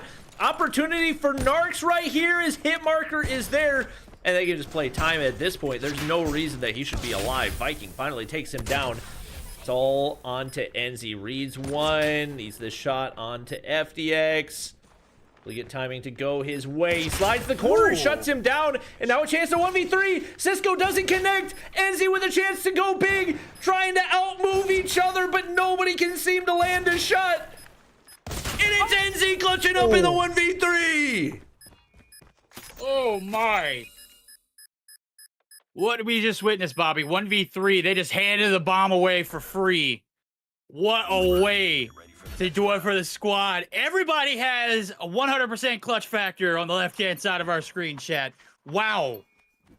Instant aura boost there for Enzy. 6 kills on board, a 1v3 to his name, and a big fat lead as we get geared up for the flip. Can they make it 5-1? Seems very likely. Coming into this competition, Enzy was, of the captains, probably the least known of those available, but I think he has more than earned his respect as his spot in this one, and he's going to find another onto FDX. Hit him with the movement. Cisco tied away on that corner, and I don't think anybody's going to read that. The question is, can he land the shot? Not an easy angle to deal with. Enzy wrapping back to the top side and shuts down Neil as well. Nades now over the top. Kairu looking for the opening. 2v2 we go. He may have read this positioning by Cisco. Cisco definitely got info, and this time he's not going down the same way. Onto Kairu for the 1v2, but only 13 seconds. All Team Cisco has to do is sit back. Viking gets spotted out right there, but the perfect read. Okay. Cisco clutches up, but maybe a little bit close for comfort. Oh boy, close for comfort is just a bit of a understatement, man. That one just... Imagine back-to-back rounds. That had to have been devastating if it happened. They know if ands, buts, or maybes about it. This is COD Mobile. You either do it or you don't. They didn't. 4-2. Lead still very much so in the hands of Enzy and crew. But they're going to have to flip it and do it on the other side. Right now, Neil's doing it 3 ways. Sunday. Able to find 1, 2, and 3. But Narc's able to get the trade on through. Down to a 2v2. Did not get any of those kills, which is absolutely tragic. It's a bloodbath. He was a dog, bro. It's a bloodbath here on the site. Marvel's gonna find one, put things all onto S8, slides the corner, looking for one more. Hit markers there. Okay. And Marvel's cleaning it up, so that's back-to-back rounds now going through for Team Cisco. Some momentum building, especially with how defensive side of the map has looked. Definitely a good sign for them. We've seen it all so far. This is this has been one hell of a search and destroy. This one is close. Let's see if it continues at the same pace. Quick hit over towards the B site, looking to clear the angles is Narts and Viper. Do they have clearance? It's Viking. Devastating was Neil last round. He's going to be first blooded on through. It's 2 for 2, make it 3 for 2. It's down to 1 in SAR. Can he do something big here in the 1v3? Doesn't have the bomb. Is already spotted. FDX going to be tucking his tail and hitting the trails. And now he's just playing time per essence, but is finally going to be spotted on through and is eliminated. S8R now certainly in a pickle, but can he bail himself out? 10 kills on the board for him. Solid performance throughout the entirety of the tournament and would be a huge round right here. Especially with how, like we said, defensive side of the map, and really all the maps have looked. With the bomb down on B and so many angles to clear, he just can't really seem to decide which direction he wants to take on the retake, and he's now hitting a wrap all the way over to A, maybe trying to clear out some of those wider angles, but you got to think the longer he takes to do this, the more advantage it gives to the opposition. We'll see if he slows down the push, but we've seen him just sprint into some situations. I mean, his movement is just so clean. Put Marvel in the dumpster right there. Now a 1v1 versus Viking. Obviously doesn't have the information, but just trying to bait out a peek, and he gets it right there, but Viking doesn't miss that time around, and just like that, we're tied up at 4-4. This 3 in a row consistently, but 2 on that defending site. Let's see if they can keep that same momentum as we are tied up here in the 8th, or 9th rather. No kills as of right now. 20 seconds in the round. As soon as I say that, Viper comes through with the first, peeling back FDX's skull. We'll see if their attack here onto this B side is fruitful. Skyru yet again finds another. Just so difficult to entry. So many different sniper angles to hold from. And they capitalize on him as 2 kills go through. Response is there as Neil now makes it 3 in a row for Team Cisco, and all onto S8 once again in this position a lot. But Viking is just not giving him anything. This is my bomb site. You're not taking it any time soon. That's now 4 rounds in a row. I believe 4 rounds in a row? Yeah. Going over to Team Cisco, and the momentum has swung completely. Yeah, it has. 3 rounds on the defense, 1 in that last round on the attack. And they have shown why this map is defensive-oriented. We'll see what changes here as we got some lethals being thrown towards that A lane. One player in FDX, he has been an absolute monster handling his own weight. And a little bit of hesitancy. The middle of the map is wide open, Bobby. Nobody peeking in that window. I don't know quite if Enzy and crew know it's there, but if they make this hit, they can make some wonders happen. Viking is the only person to stop that from going through, but we'll see what happens now as everything is just at a standstill for both teams. We haven't seen a lot of slow rounds like this on the Kurahana, but I would say especially with the way that things have started to unravel on the offensive side, this has certainly got to be the move. If your team Enzy, Viper gets pushed up but not going to be able to land the shot once again. Things just not going his way in a few of these engagements, and at the bare minimum, it gives you the information of the position, the setup that they've got. Looking for something to entry through mid right here, and that's going to be Enzy with the opening. Absolutely crucial. Trying to hit him with the movement. Shots don't connect initially, but he follows it up with a shot on Dendil. They get the sight. They get the man advantage. and trying to see if they can get the map control pushed out a little bit as that bomb goes down, but Cisco slips through. He's going to be able to find one, and he's... was that a wallbang? Wallbang. That was a wallbang. That's crazy. That's new to me. All right, we find out something new every day. Bombs are planted. Time pushed up. Now it's down to 30. They got to make something happen. Marvel calls his number. Viper, dare for the trade. FDX looking to hold on for dear life here. As Cisco's going to be able to find the opener. Can they get the retake? It's all down to Enzy. 1v2 up for grabs. Bomb's going to get hopped. FDX going to be forced back up, and now he's just playing his life. Can he do it, Bobby? No, he can't. Enzy clutched the 1v3 earlier. Shoe on the other foot. We're on map point. Man, oh man. It's not over yet. Looked like they had the opportunity. The bomb was down. The man advantage was there, but could not hold off the retake, and perfectly played from Team Cisco. And we kind of figured like they were solid in the hard point, but their S&D, it felt like, was what really separated them from those other teams that they went up against. It is shown right here, especially with their resiliency going down 4-1 off the start. Neil continued to lock down the B site right here, and I'd be shocked if we didn't see some type of a look over toward the A side, especially given how many times they've tried and failed to play off of that B side plant. 100%. I mean, this is now or never. It's do or die. Either take this and keep the dream alive, or we buckle up for some control. We'll find out. Viper able to get the head cleared off there of FDX. Said he can hold his own, but unfortunately he does succumb to the shots. And still no traction on that. They are not playing this aggressively. They're just waiting for the lanes to open up proper.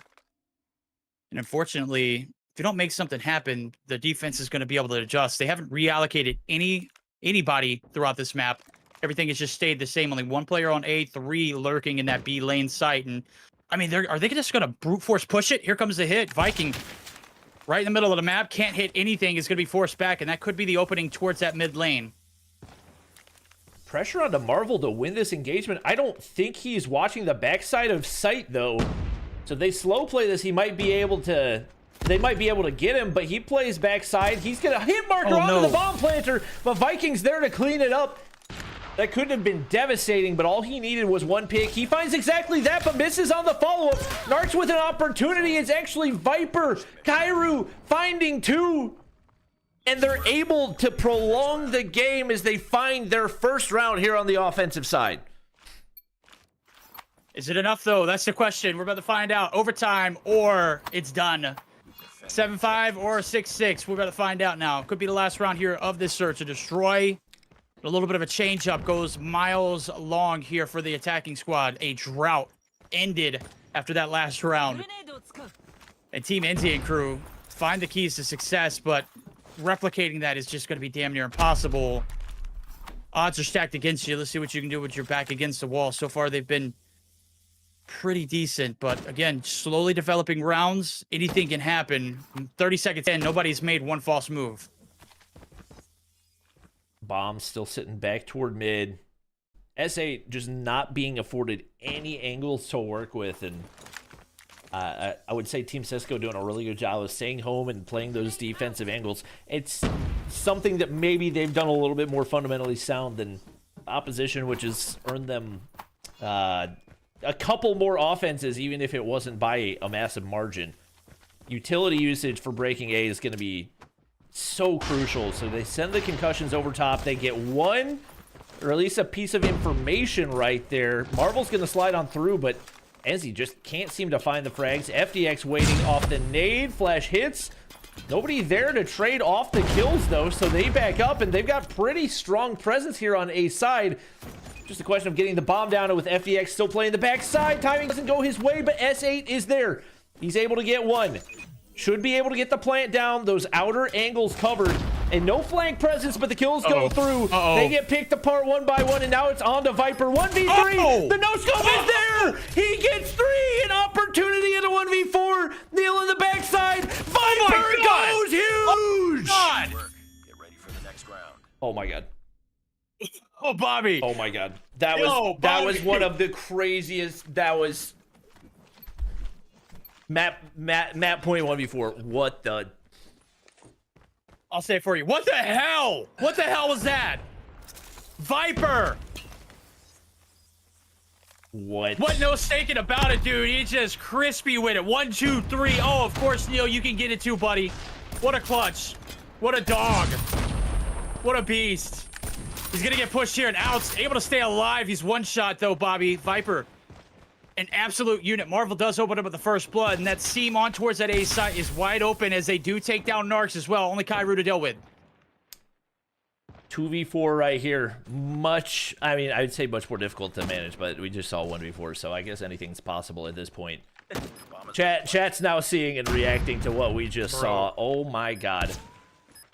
S8 gonna get hit markered right there. Sits back, doesn't want to risk any nade shots, but with them understanding the position that they're holding, it's gonna be so much more difficult to find a push through, and just so many different sight lines. So many different angles you got to try to work around. Kyra's going to slip through.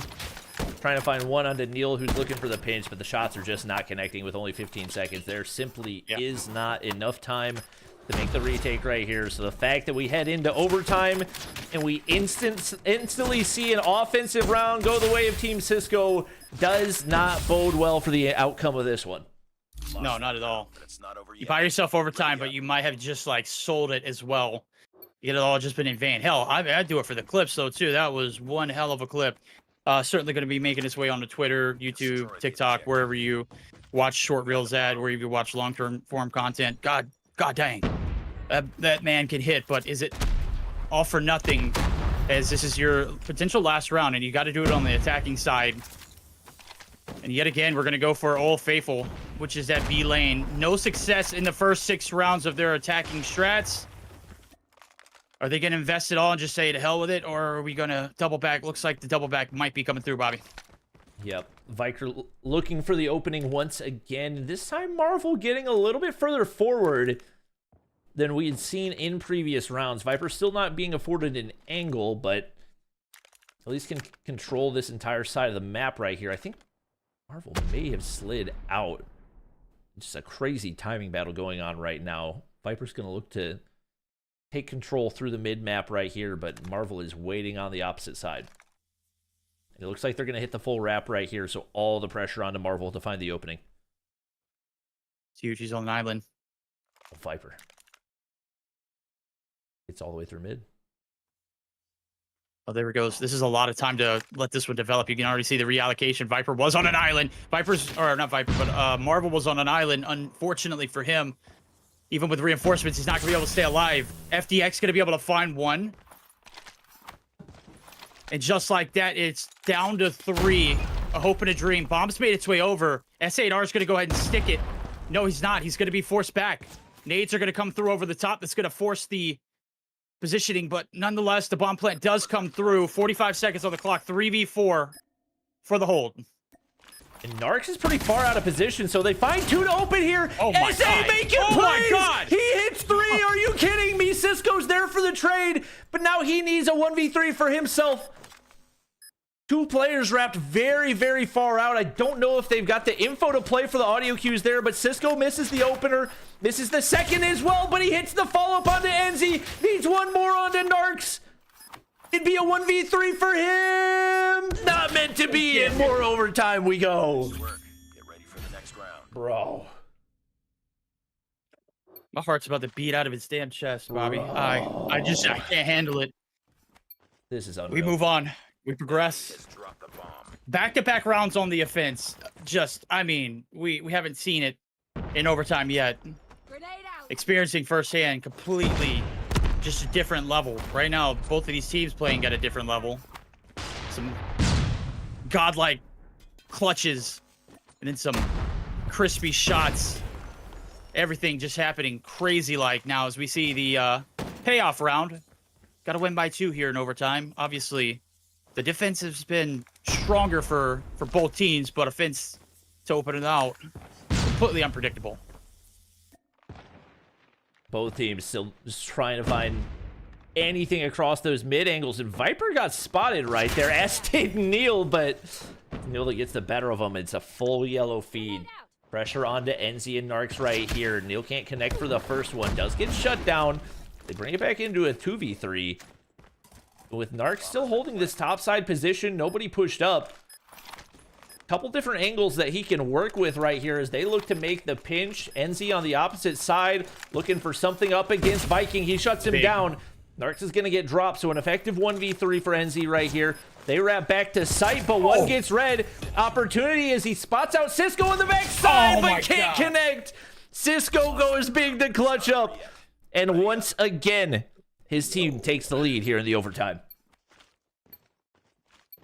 That could have been a damn good clutch there. That would have been 2 1v3s for the captain himself, but Cisco, the opposing captain, shutting it down this time around.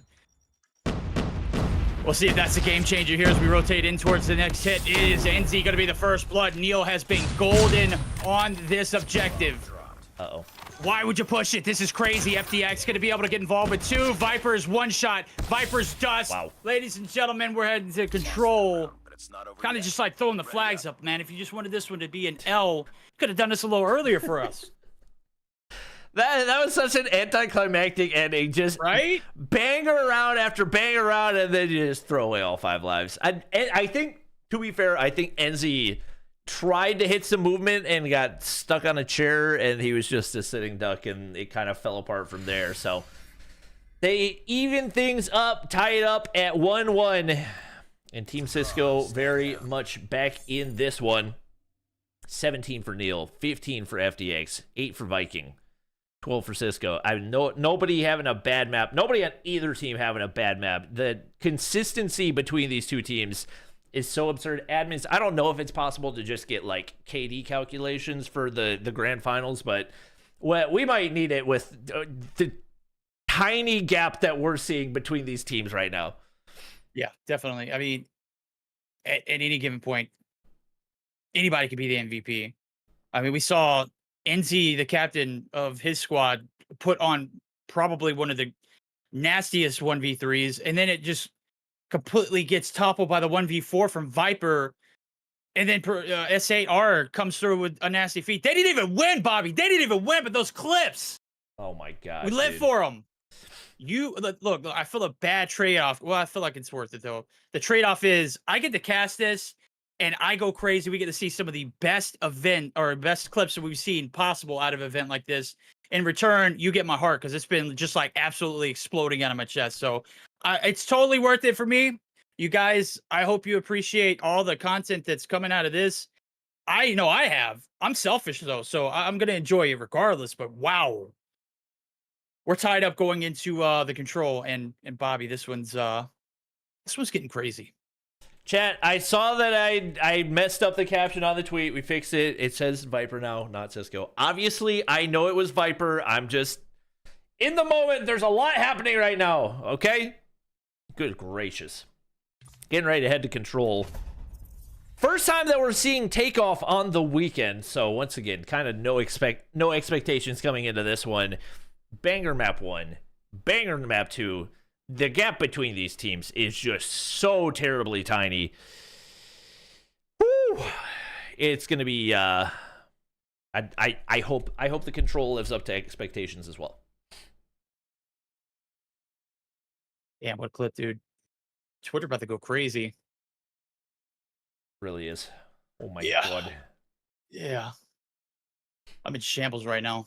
I gotta catch a breath, man. I gotta get a sip of water or something. I don't know. Take an ice bath. I'm gonna do that. I'm gonna need to get a bucket, put some ice water in, and just face dive into it. Yeah, it's like a million degrees in my room right now, so this is just not a great combination. Yeah, right. It's all right, chat. It's worth it. It's worth it 100%. for the content. All right, we got everybody readied up. We're good to go. I'm gonna let you carry it 1 second. I gotta run somewhere. Yeah, do your thing, bro. All right, let's get geared up for it. We're going to be on board with SHOWDOWN, and this is the first time we've seen takeoff in control for this event. Ladies and gentlemen, get geared up for it. This is going to be the difference maker in this one. The series tied up again. Very dramatic ending in the Hardpoint. An absolute masterpiece in the search and destroy, as first blood does come through in the form of Narcs, but it's going to be traded on through from K-Roo. As everyone's playing this very slow, I would imagine everyone is drained after having, just a downright crazy search and hardpoint. We'll see if this one tinkers off, but S8R finally going to be able to find the objective. That's going to stop the time on the clock, the 102. 1 tick of progress going to be looking like it's a lock-in, but from a distance, going to be FDX finding a two-piece. And that's going to be the defense shutting down that progress onto the A side. All right, 24v24. Not much of an edge between the two. Once again, as per most control maps, I guess with the exception of Raid, relatively defensive sided. So getting any type of a life lead here on the offense would be huge. Team Enzy not able to earn anything as of yet, and really need to stop the clock ASAP. Only 30 seconds remaining, and that's kind of your biggest opponent. Obviously, the live's starting to drop as well, but were it to come down to around 5, you want to have that edge. Finishing around an offense, especially with 0 objective captures, could be deadly. These lives don't mean a thing if they're not giving you any type of advantage later on, and they just can't really seem to find their way onto the objective. Finally, one slips through onto B. And that is going to be Viper, I believe. He is the one-man hold for the time being. Yeah, he is indeed. And only person here to shut it down is going to be Cisco. Going to need some reinforcements. Able to shut down one. Viper has a little bit of backup on the back lines of medical. Both of them going to be shut down. That's going to be the time clock. Going to be continuing on. This 1 tick of progress has been captured. This might be the defending site. Again, I remember from when Control was added back in, this map extremely defensive oriented. As we see it planning out, 15 or 16 v5, make it 3. As the scaffolding is going to be occupied by Marvel. He's got a pretty to rock and roll there for this next round. As expected, defense dominating. Only 1 tick of progress. Once again, that's kind of your biggest issue right here, because now you see anything more than that go the way of Team Cisco, and that gives them a massive advantage off the start. Kairu's going to be able to hit 1 onto Neil to get things started. And this is what I expected to happen. Just lots of smoke onto that objective to give yourselves a chance of getting that locked down. Cisco hit him with the movement.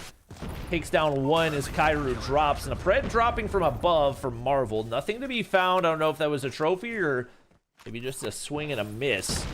26v26, and once again, no captures onto the objective so far. And unfortunately for Team Enzy, S8 off to a much slower start than we've seen from him in most of the previous games. We're almost there. Keep it up. You know, I watched Marvel and Kairu just have an absolute mid-off for, I don't know, what seemed to be forever. Marvel takes the cake, though, able to take him down. Now has earned his Annihilator. Both reloading in that clip, too, as well. I know you missed it, but good God, bro, that was tough to watch. Unfortunately, Kairu is, again, a victim of Marvel, who is on a damn spree right now, Bobby. He's got 13 on board and 9 in the combo feed. That's just with the sniper.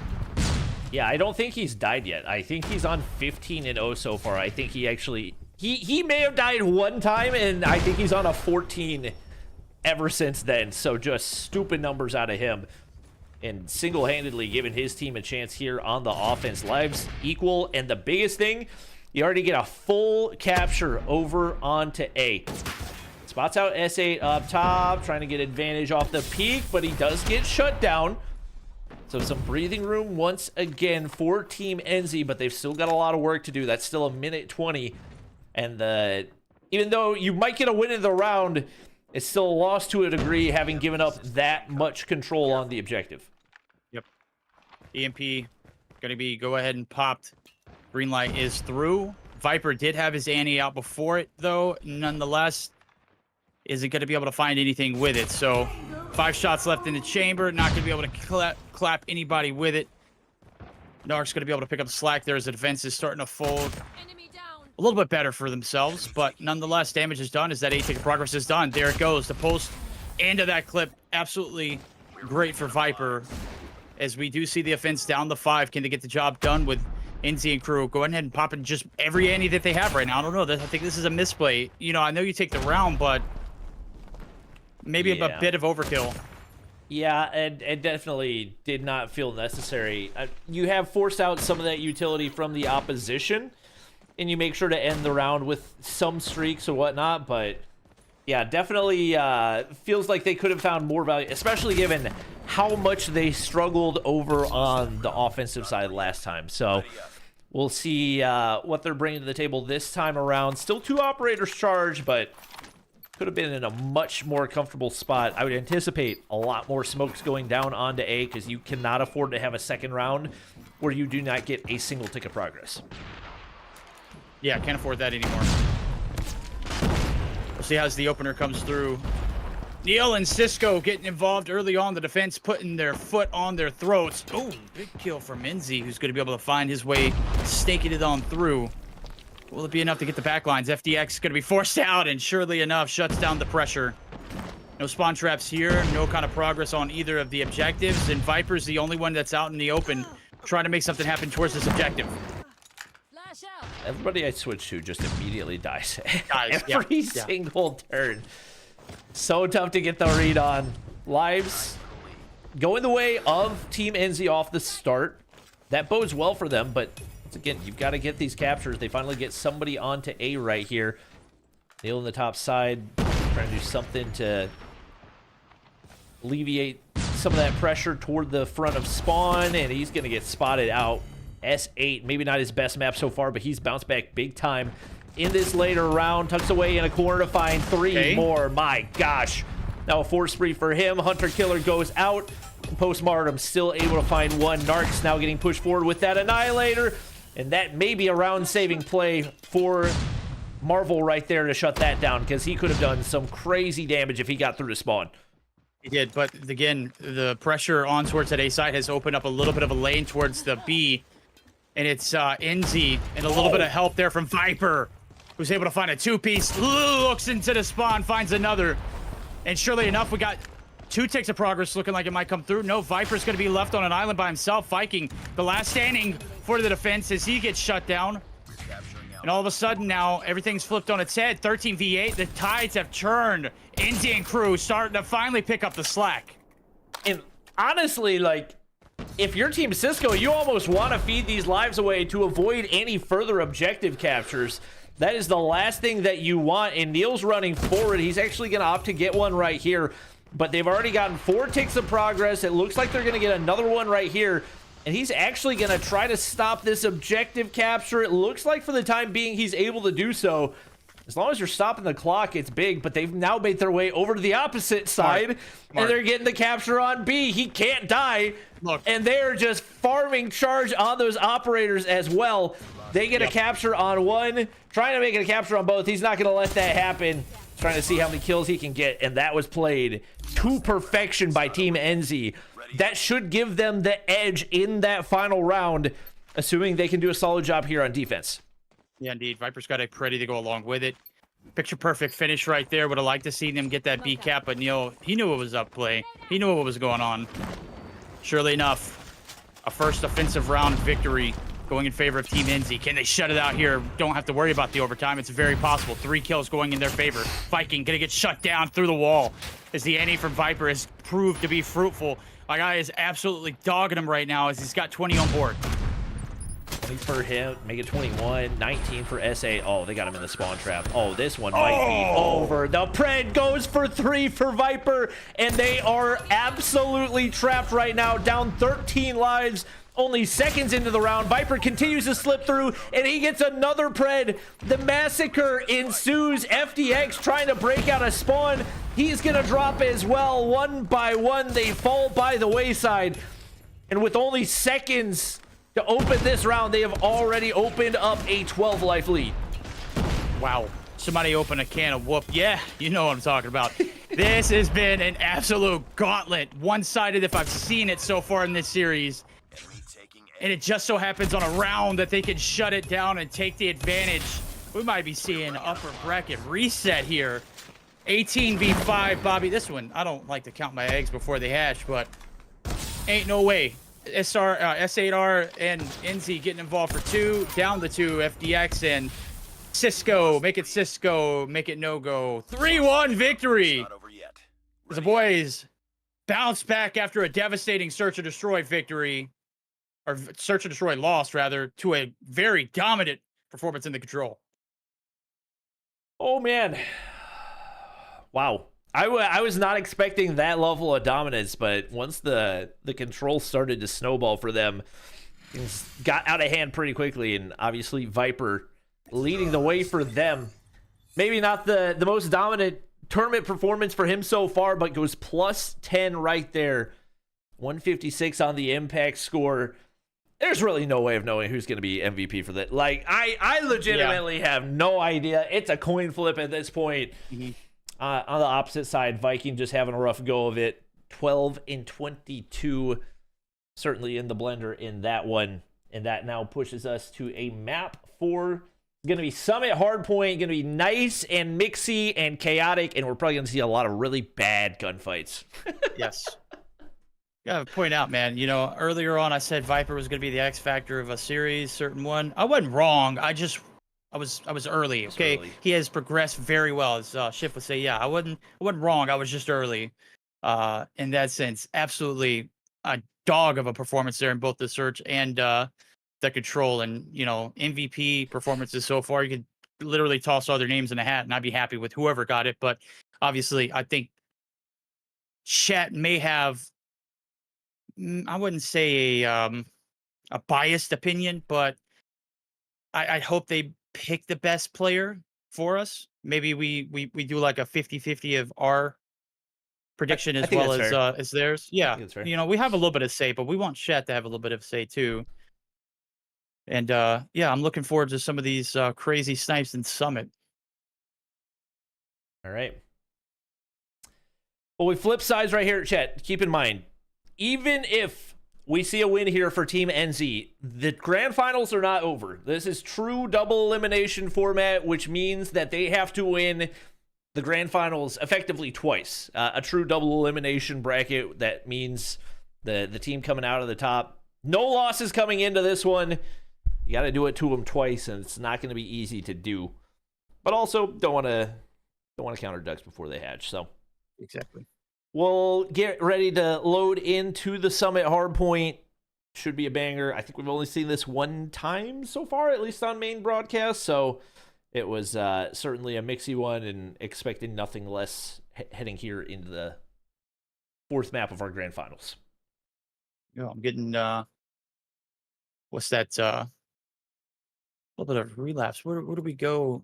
Who was it that played the Summit? I'm trying to look it back in the notes. It was Team Enzy who actually beat Zeke, which was a beatdown. It was 250 to 44. That was me picking Team Zeke and just, I mean, absolutely being wrong. You were completely right about that. I'll fess up when it's time. Can Team Enzy do it again and take us to a bracket reset though? But to find out now, 2-1 is the series count. If you're just now tuning in, you missed out on a lot so far. You're gonna have to go back and rewatch it, but continue to do so afterwards, because you don't want to miss a bit of this action live. You don't want to be catching the content on Twitter and being like, damn, I missed that, and I wasn't able to share the excitement. This has been, I mean, well deserved for the content. Also, some chat, of these clips. I have some very bad news. Oh, iPads have been banned for stage 3, so Bobby Bucket's Dino Nuggets is no more. Rip. Sorry, when did I know you it's find? off Did you just topic, find but this out? I was scrolling Twitter and I saw that iPads are banned for stage 3, and it looks like my my competitive career, if you want to call it that, is now coming to a close. So we had a good run, guys. Fortunately, Bobby watches now anyway. I don't actually play the game anymore, so we're gonna have a lot more fun watching this one as we get into the Summit Hardpoint. Chaotic, to say the least, off the start here. It's going to be Enzy sliding through. Neil with 2 more. And S8 in the top side, able to find the last one, as that gives them the breathing room for Team Cisco over here on the objective. Enzy slides through, finding the contest, but S8 is there for the response. Go. S8 there for the response. Last 30 seconds here. 16 to 5 and counting the feeds. Now going, and SAR is on a damn mix right here. Bro's putting up numbers. 6 off the bat. Has a Pretty to go along with it now. Trying to anticipate the spawns. Whoa, there's someone in your front door. Able to get the shots. The 360. It's crisp, but it's not enough. The aim just not there. Kairu able to take him down before he is shut down himself. He's on the top side on a 4 spree himself. Yet to die so far in this one, and I believe that's a right take.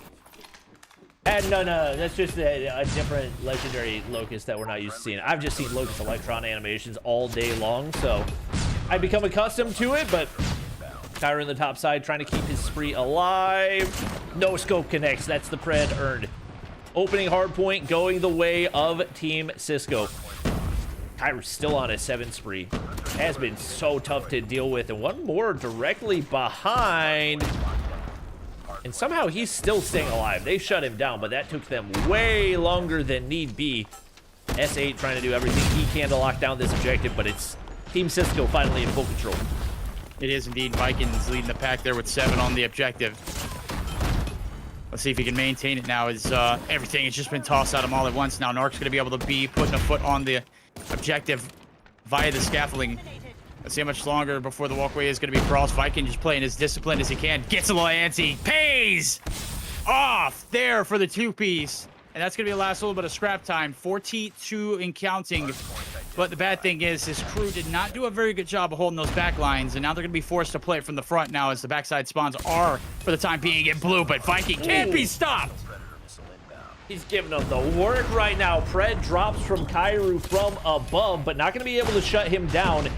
And now that's a pred earned for Vikings. They don't have those backside spawns, but hasn't really seemed to need them. Unfortunate hit marker onto Viper after the crazy spree. Can't seem to connect. They flip out the spawns anyway. And Team Cisco very much in the driver's seat here. Cisco, Annihilator gonna pop.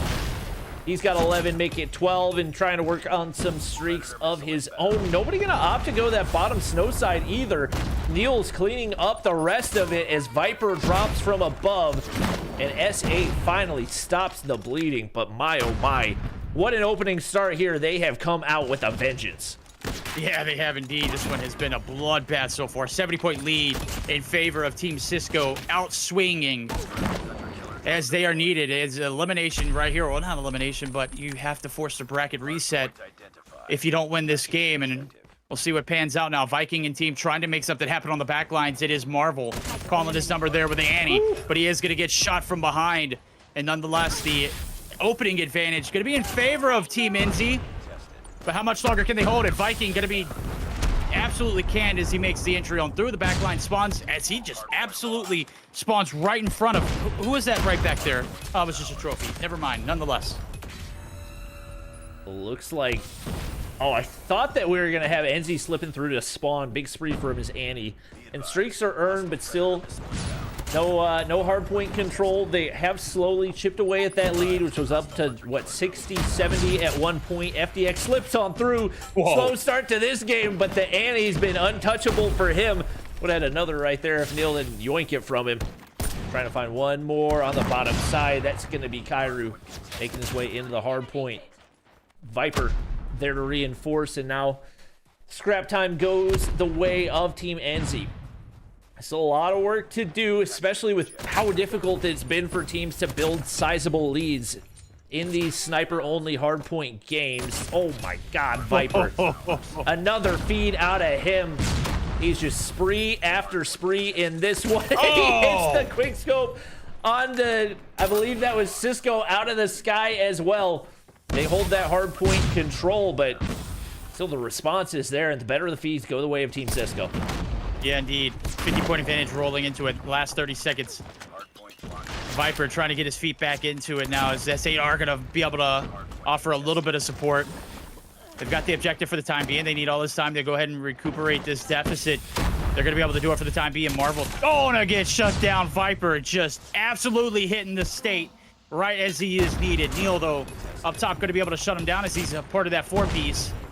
Kairu getting involved with 2. This one's just crazy again, Bobby. We started off hot. We are continuing hot. This one doesn't look like it's going to be coming down anytime soon. No, and I'm surprised we're not seeing a little bit more smokes, but these guys are just very content to constantly 1v1 on the hard point and trust their aim to get them out on top. Viper spots one on the cross and actually gets it onto Viking, but Actually trades out instantly. Kairu with some connection issues. We haven't seen that for many of the European players, but hopefully not something that persists.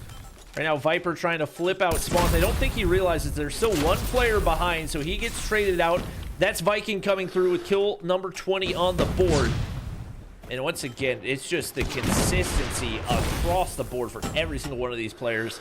Narc's the only one having a bad map right now, but we've seen him, even in the maps where he's not necessarily slaying out, contribute heavily with the objective play.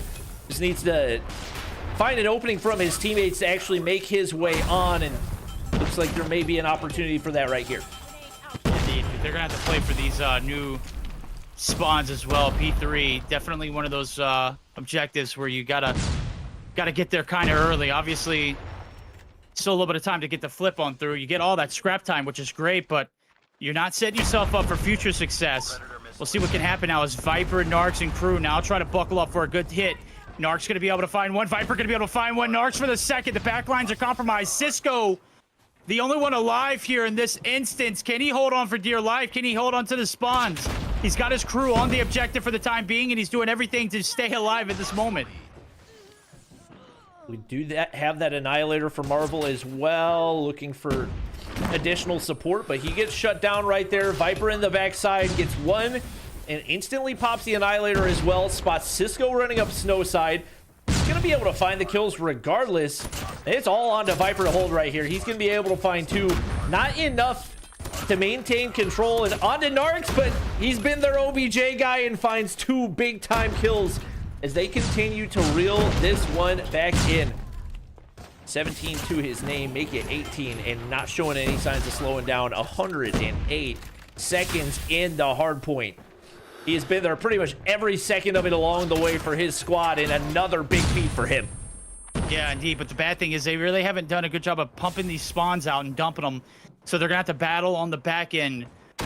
Late to the party, we'll see how much it pays off now as the first initial opening points going to be going in favor of Team Cisco. They're just going to be able to collect this for free, as you're going to be seeing a lot of fighting for the spawns on the back lines, not necessarily a lot of contest on through. Narc's going to pop the ante, looking to go big. Viking shut down. Neil able to get the frag in return, and just like that, the first 20 seconds, all Team Cisco's for the time being. Wow, none of the Annihilators finding value as they drop one by one for both sides. Team Cisco still holding on to that lead, haven't really allowed too much of a dent in it, and with the way that these teams have played, especially 30 points is quite a good bit. There are very few full 60s, especially on a map like Summit, unless you're doing it on P2 and even, or rather P3.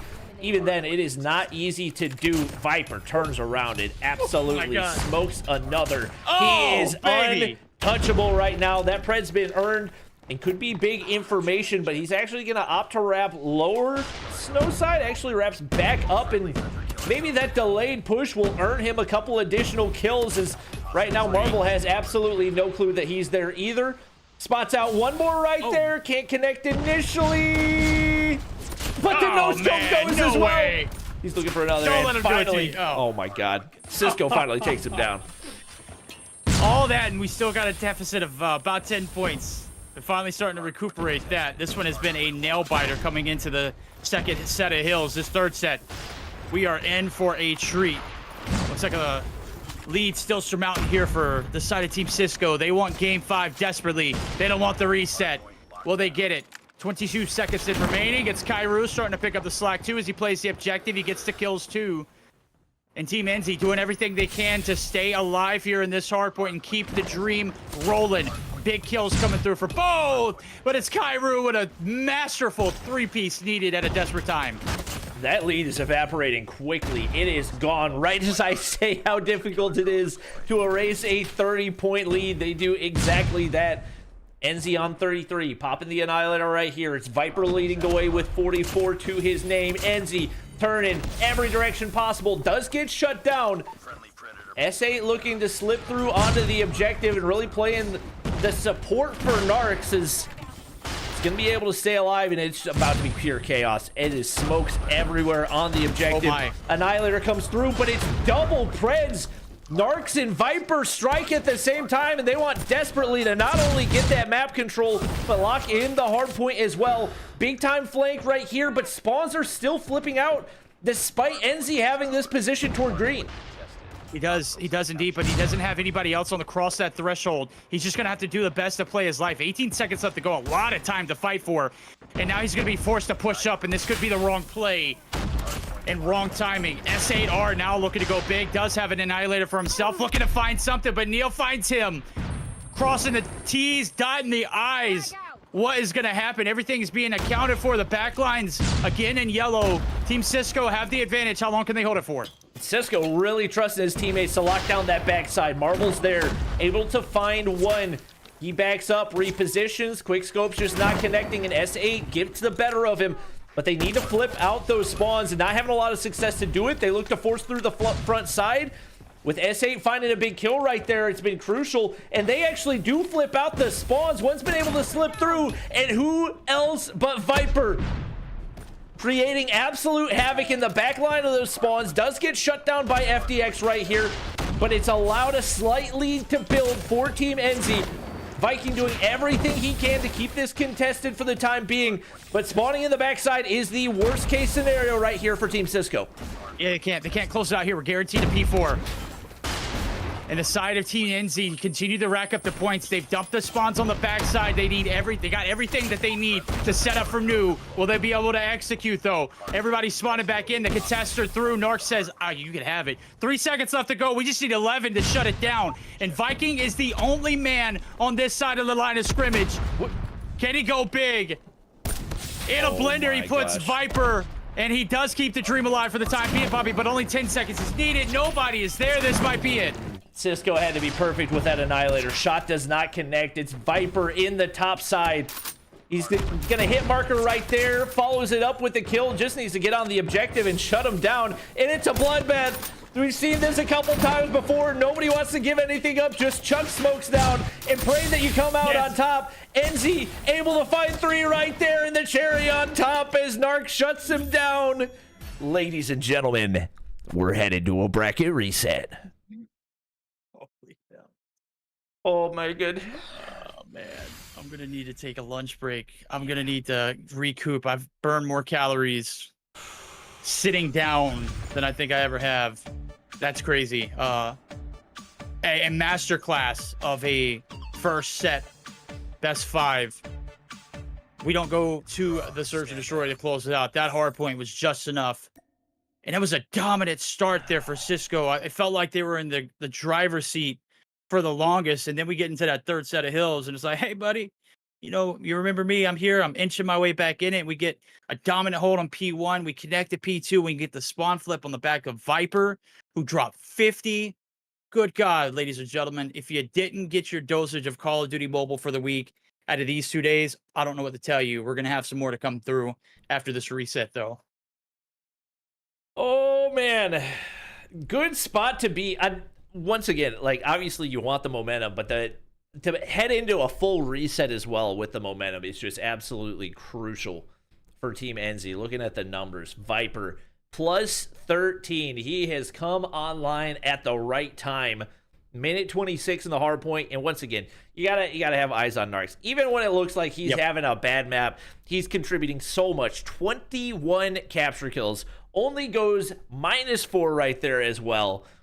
And once again, like, he's the difference maker. He's probably not going to be your top fragger in most of these situations, but he is the difference in so many of these games that they've won so far. Yeah, and he had probably one of the slowest starts that we've seen to date. I mean, it was just what, 12 kills through 2 sets of hills. That's a tough way, and then all of a sudden he just becomes this monster. I don't know if 12 kills is accurate, but I mean, just for dramatic effect, it felt like it was 12 kills. Still contesting at a pivotal time, impact at an all-time high. 21 capture kills is just downright ridiculous. He's done it consistently too throughout all the hard points that we've seen him play. All right, we are gonna give Verdict a break because, oh my gosh.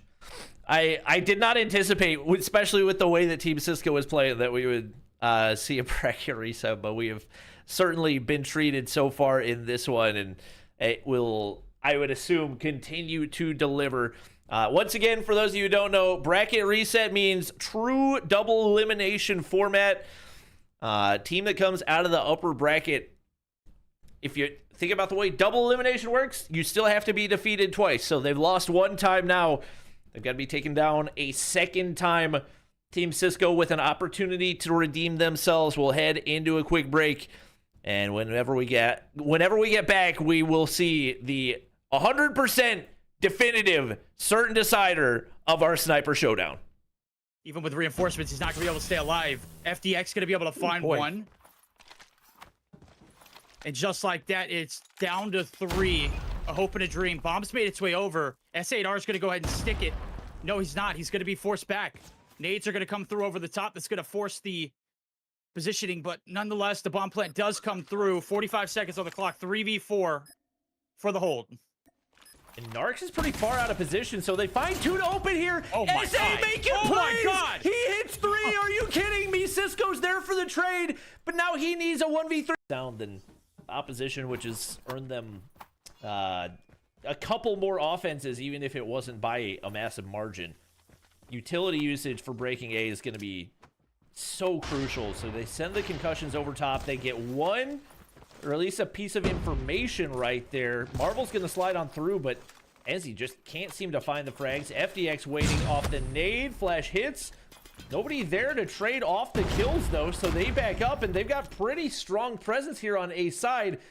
Just a question of getting the bomb down, and with FDX still playing the backside. Timing doesn't go his way, but S8 is there. He's able to get 1. Should be able to get the plant down. Those outer angles covered. And no flank presence, but the kills go through. They get picked apart one by one, and now it's on to Viper. 1v3. The no-scope is there. He gets 3. An opportunity in a 1v4. Neil in the backside. Viper goes huge.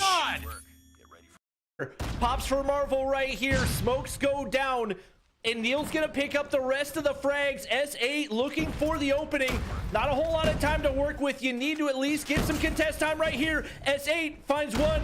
Looking for another in the backside, but that's Cisco there to hold the line. They only need 9 more seconds, but it's Narc slipping through the OBJ main. And Kairu finds 2 more. Oh, Narcs! What the hell? Slides through, finds 3, cleans the hill, backside spawns. Gonna be in favor of Team Enzy. The front is where the push is coming. Cisco! Evaporated, dissolved, 5 seconds needed. Only 1 player here to contest. They are annihilated out of the equation. First round. First game, Bobby, 250 to 241. Narcs, you are in. OBJ to get his team back into the lead. S8 slides on through, and they'll continue to lock in time as they make their way toward Graveyard. Once again, rotation advantage is there for Team Cisco, but we've seen some clean breaks as S8 is going to look to do the same once again. Shut down. Nobody occupying the hard point for the time being. Narc spread if he wants it, but likely won't see that come into play until that wrap back toward P2. Those spawns so important and can come into play big time with the right timing right here. Shots not connecting, a little bit shaky on the point, but Enzy's going to be able to make his way up to the top of that statue side, and he gets 2 straight.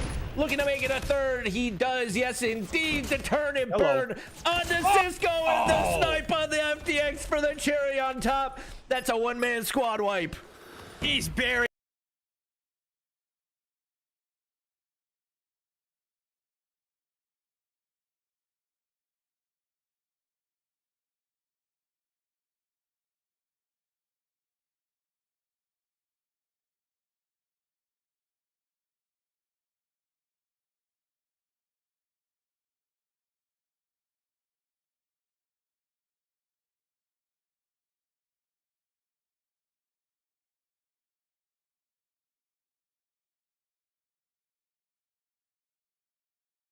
All right, ladies and gentlemen, we are back with our bracket reset. It seems like a lot of people are being educated on what double elimination means today, so I'm glad that we can be a source of information for you guys.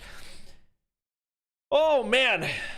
It should be a banger of a It's already been a banger of a grand finals. We have an opportunity to witness even more of a banger as we have all of our players ready to go heading into our bracket reset.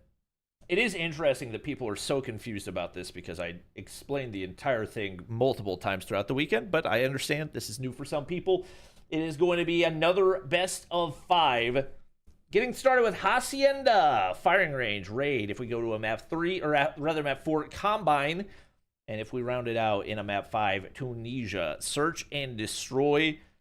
Team Enzy handing Team Cisco their first loss of the tournament. And now an opportunity to bounce back and take the whole thing. Let us know in the comments who your pick is for MVP for the event, because right now it very much feels like a coin flip. I don't know if any of our admins have numbers for any of the matches that we've had so far, but we're all ready to go. So I think we would like to waste no more time and probably hop into this as quickly as possible.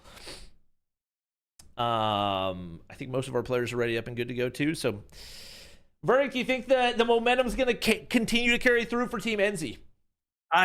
God, I don't know how it couldn't, man. It's just like they've been riding that high ever since we saw them in the losers final, right? They got here on the backs of a 5th round overtime control, and it's like they really haven't looked in the rearview mirror since. Every map that they've played, they have won convincingly, as well as even the ones that they've lost, it took to overtime in the Search or Destroy. So I don't know, man. That last one was close for call, but again, it was still like, what, a 30-point advantage? I don't know what to expect out of this one. I don't know how you don't continue to ride that high. We'll see how it pans out now. As I can quit yapping and we can get to the shooting. Let's get it going. Here is the bracket reset, ladies and gentlemen.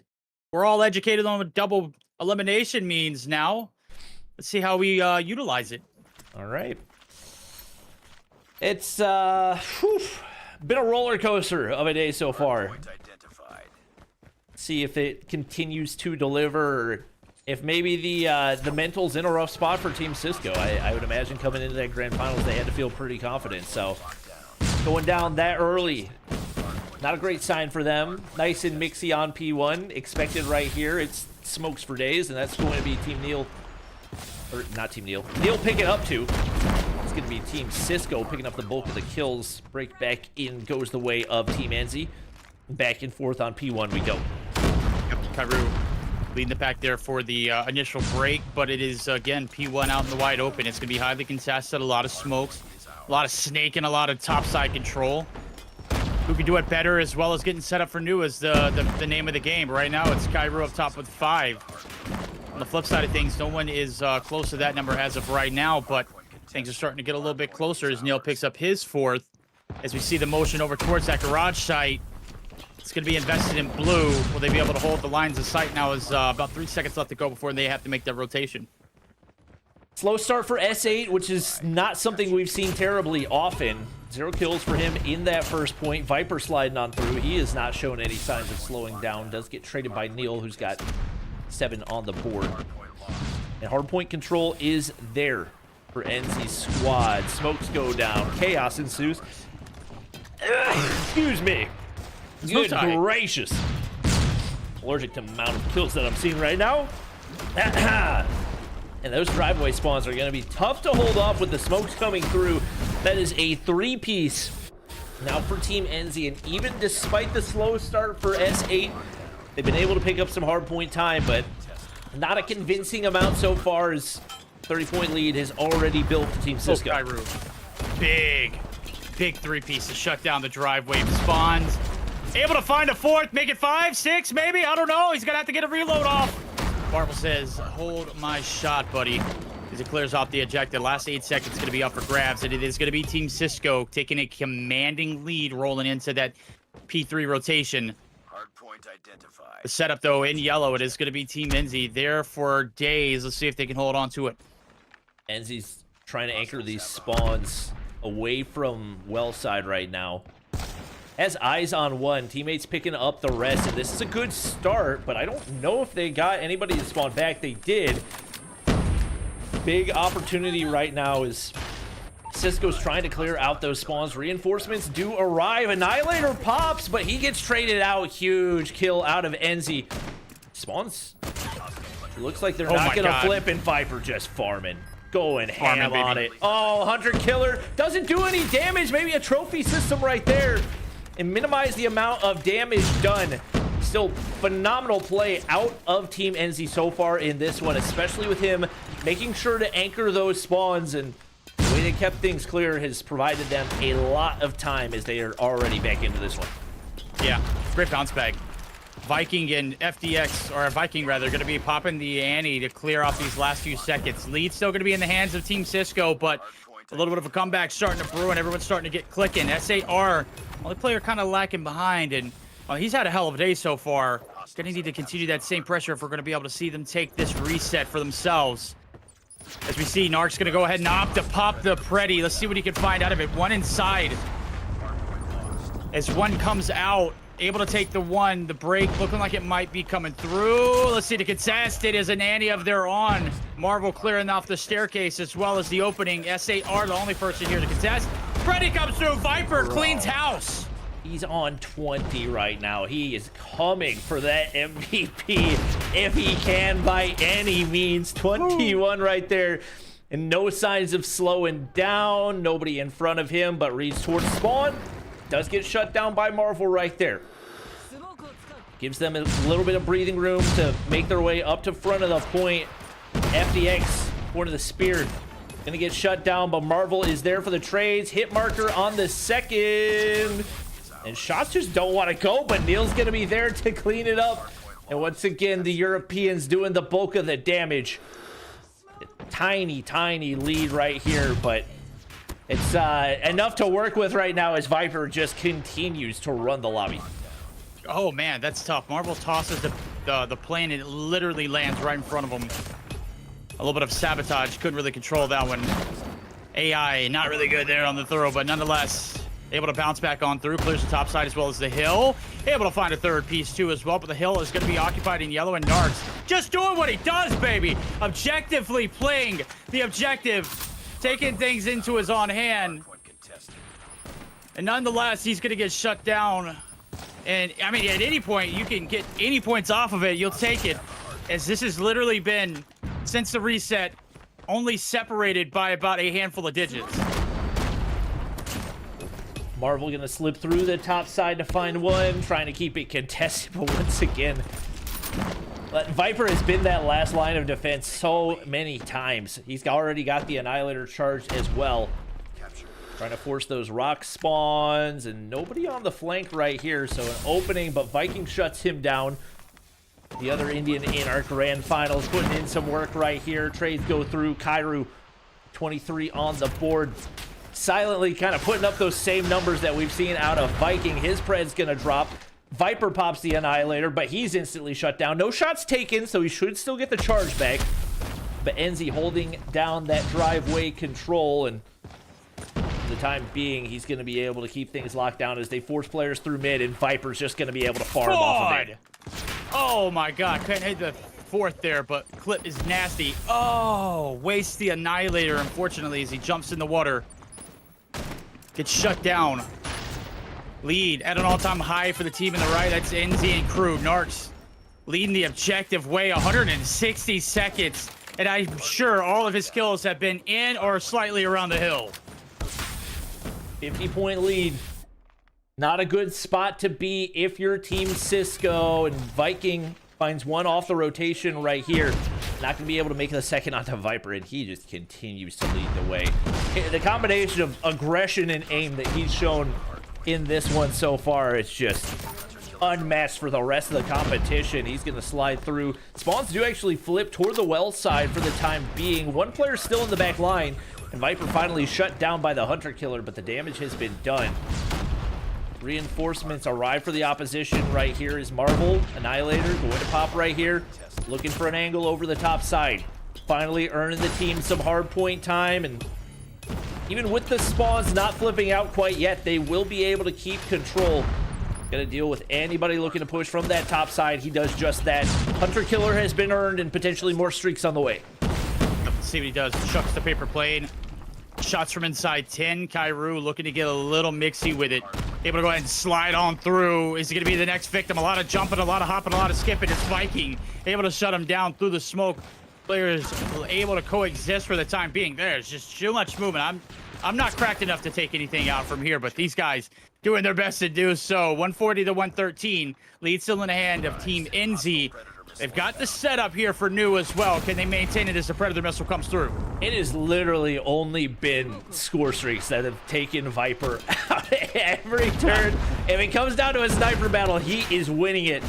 Now 36 for him. FDX, not his best map. Same for Cisco. The two Garena players probably going to be at a ping disadvantage in every single one, but doing their best to keep the team in it. Narc's going to find two more right there. That Hunter Killer's been earned. Survival training gonna give him his vision. And he continues to be that OJ. He has over 3 minutes in the hard point. 200 seconds for him. They don't even have 200 seconds worth of hard point time. He's just running around for as long as he possibly can. And once again, being a difference maker in this matchup for that squad. Viper shut down off of the Annihilator early on, and if he took a shot right there, not going to get any charge back. So maybe a glimmer of hope for Team Cisco. But they just really seem to be in the blender right now in this one. Oh, yeah, they do. Viking and FDX combining for the kill onto Viper, who has literally just been speed running this lobby with kills. 39 to his name. 170 to 116. Pressure starting to build. Cisco and squad, where you at? You need to get on the objective. Marvel not able to hit the shots. FDX from a distance trying to piece him off is able to do so as the stun goes through the middle of the map. No hits, no dice, no joy. He's still content with playing the objective. A little bit of movement. Narc's going to be able to shut him down, and Narc has just been an absolute nightmare to deal with on the objective as he delivers another blow. Viper maintains that top side control, but maybe a little greedy for the kills right here. No interest in making his way onto that objective. You do try to flip out these spawns to have rotation toward new. It looks like he's going to be able to push through toward checkers. Not going to be able to connect off of those shots, though, and big kills do end up coming through for Team Cisco. Bad spawns, unfortunately, but they've got some presence here in Marvel. Should be able to ward off any opening push. It looks like they're all going to flood through the mid side and all onto Marvel to shut down this push. He finds the opening right there. A full 60 could work wonders for this squad. And Marvel's off to a good start, but the rest of the squad are going to have to hold the line as he drops. Yeah, he does. Insert Viper into the equation. He's able to take down one, but Cisco able to shut him down finally. Neil looking for a little bit of stability. Able to shut down one with the Annihilator himself. Make it two. Driveway spawns. Absolutely feasting. Paper plane thrown. Able to get the godlike Viper White. 5 on board. And a big Hail Mary from the boys over at Team Cisco as they have been running a gauntlet here in the garage. I mean, Neil has gone huge on this hard point specifically. Such big contributions. He and Marvel holding their own on that objective. Not letting anyone through in what was a 60, 70 point game has now been drawn back in. Only 20 points. It's probably going to be 15 off the rotation, separating the two teams. Ladies and gentlemen, we've got ourselves a game of Hardpoint. We'll see what Viking's able to do off the entry from the top side. He's got the best chance, and he finds one to open things up. They get that top side control, but instantly shut down by who else but Viper. Ooh, Viper. Big kills. Entry coming through. Cisco looking like he might waste the Annihilator shots. Has it found anything with it as of yet? Content with contesting. And just shots, how are they not hitting? Finally able to find one after 4 whiffs. Very tough. Nonetheless, his team's there to have his back, as both players there are going to be wiped on through. Marvel trying to make something happen inside the 10. No dice. They're getting shut down, Bobby. This one's starting to get out of hand. 30 points and counting. Viper on a 47 bomb. Looking for 50. Getting greedy into the spawn. He goes. Viking gets saved by maybe just a little bit of an inch. The shot missed to the left. 219 to 180. Kairu just continues to be such a force for this squad. He is on 50 and 29, and he's got 126 in the hard point, but that's nothing next to the 265 for Narcs. He is the captain of the hard point. He's keeping them in it right now. He's gotten them this lead. And right now, Team Cisco trying to do everything they can to punch a hole in it. Viking first shot not going to connect. Second won't follow as well, but kills go through regardless, and they're chipping away slowly but surely. Operators ready to go. Viking trying to hold off that mid entry. Shuts down Viper right there. That's a great start. Another one onto S8. 2 demons taken off the table. That gives them some breathing room and may give them an opening to be able to take the lead. Oh, things start to get a little bit out of hand. Lead now disappearing. Viper inserted into the equation, finds a 2-piece, but it's not enough. Cisco onto the objective. He goes. Enzy does God's work, finds a 3-piece. He gets the wipe. Big! Almost gets the squad wipe. Marvel able to put his foot on the hill, and all of a sudden, we've got ourselves a 13-point game, rolling into what could possibly be the last kill of the game. S8 finally starting to heat up for Team Enzy. And a good time to do it. A lot of points bleeding away for them. Trying to see if he can find one more on that wrap through mid. He does, but instantly traded out by Marvel. And now the chaos on P1 ensues once again. Viper finding one, looking for 2, not meant to be. Neil, Annie, what can he find? Absolutely nothing. Kairu, 59 for him. 59 and 34 to be exact, and second most hardpoint time on the team. We haven't given him a lot of spotlight in this one, but he absolutely deserves it. His dominance has led them to only be 10 points away from the win, and it's going to take something crazy for Team Cisco to pull this one out. Now down 20 points, they find a break on, but Kairu, Annihilator in hand. He's shut down from above, but the trade's there. S8 goes big, trying to find a second, but the shots just aren't connecting. Viking is there, and they stop the bleeding for the time being. We're going to head on over to a P2. It's an all-out scramble. Viper rather. Gonna go ahead and get the hop up. Into the water they go. 3 down. That is a wipe off of the objective. 10 seconds only needed. Where are the spawns at? They're split, spread all across. A long journey for everybody. Viking, the first one here, first one out. Next one enters the door. It's gonna get shut down. No, they're still contesting. 5 seconds and counting. Game 1 coming down to the wire. And certainly going to be up for grabs. It looks like Team Enzy is going to be able to take his Narcs, continuing his reign of terror inside the objective. Neil, the last hope. Neil, able to take 2. Able to keep the dream alive. Narcs, though, still alive himself. And it's a scramble. It's a flip of a coin. Who's going to be able to take it? How did Narc stay alive for that long? Are you kidding me? Viper breaks in. That's the final kill to seal the deal. 250 to 232. The hard points continue to deliver. Are you kidding me? 68. Stand down. Wow.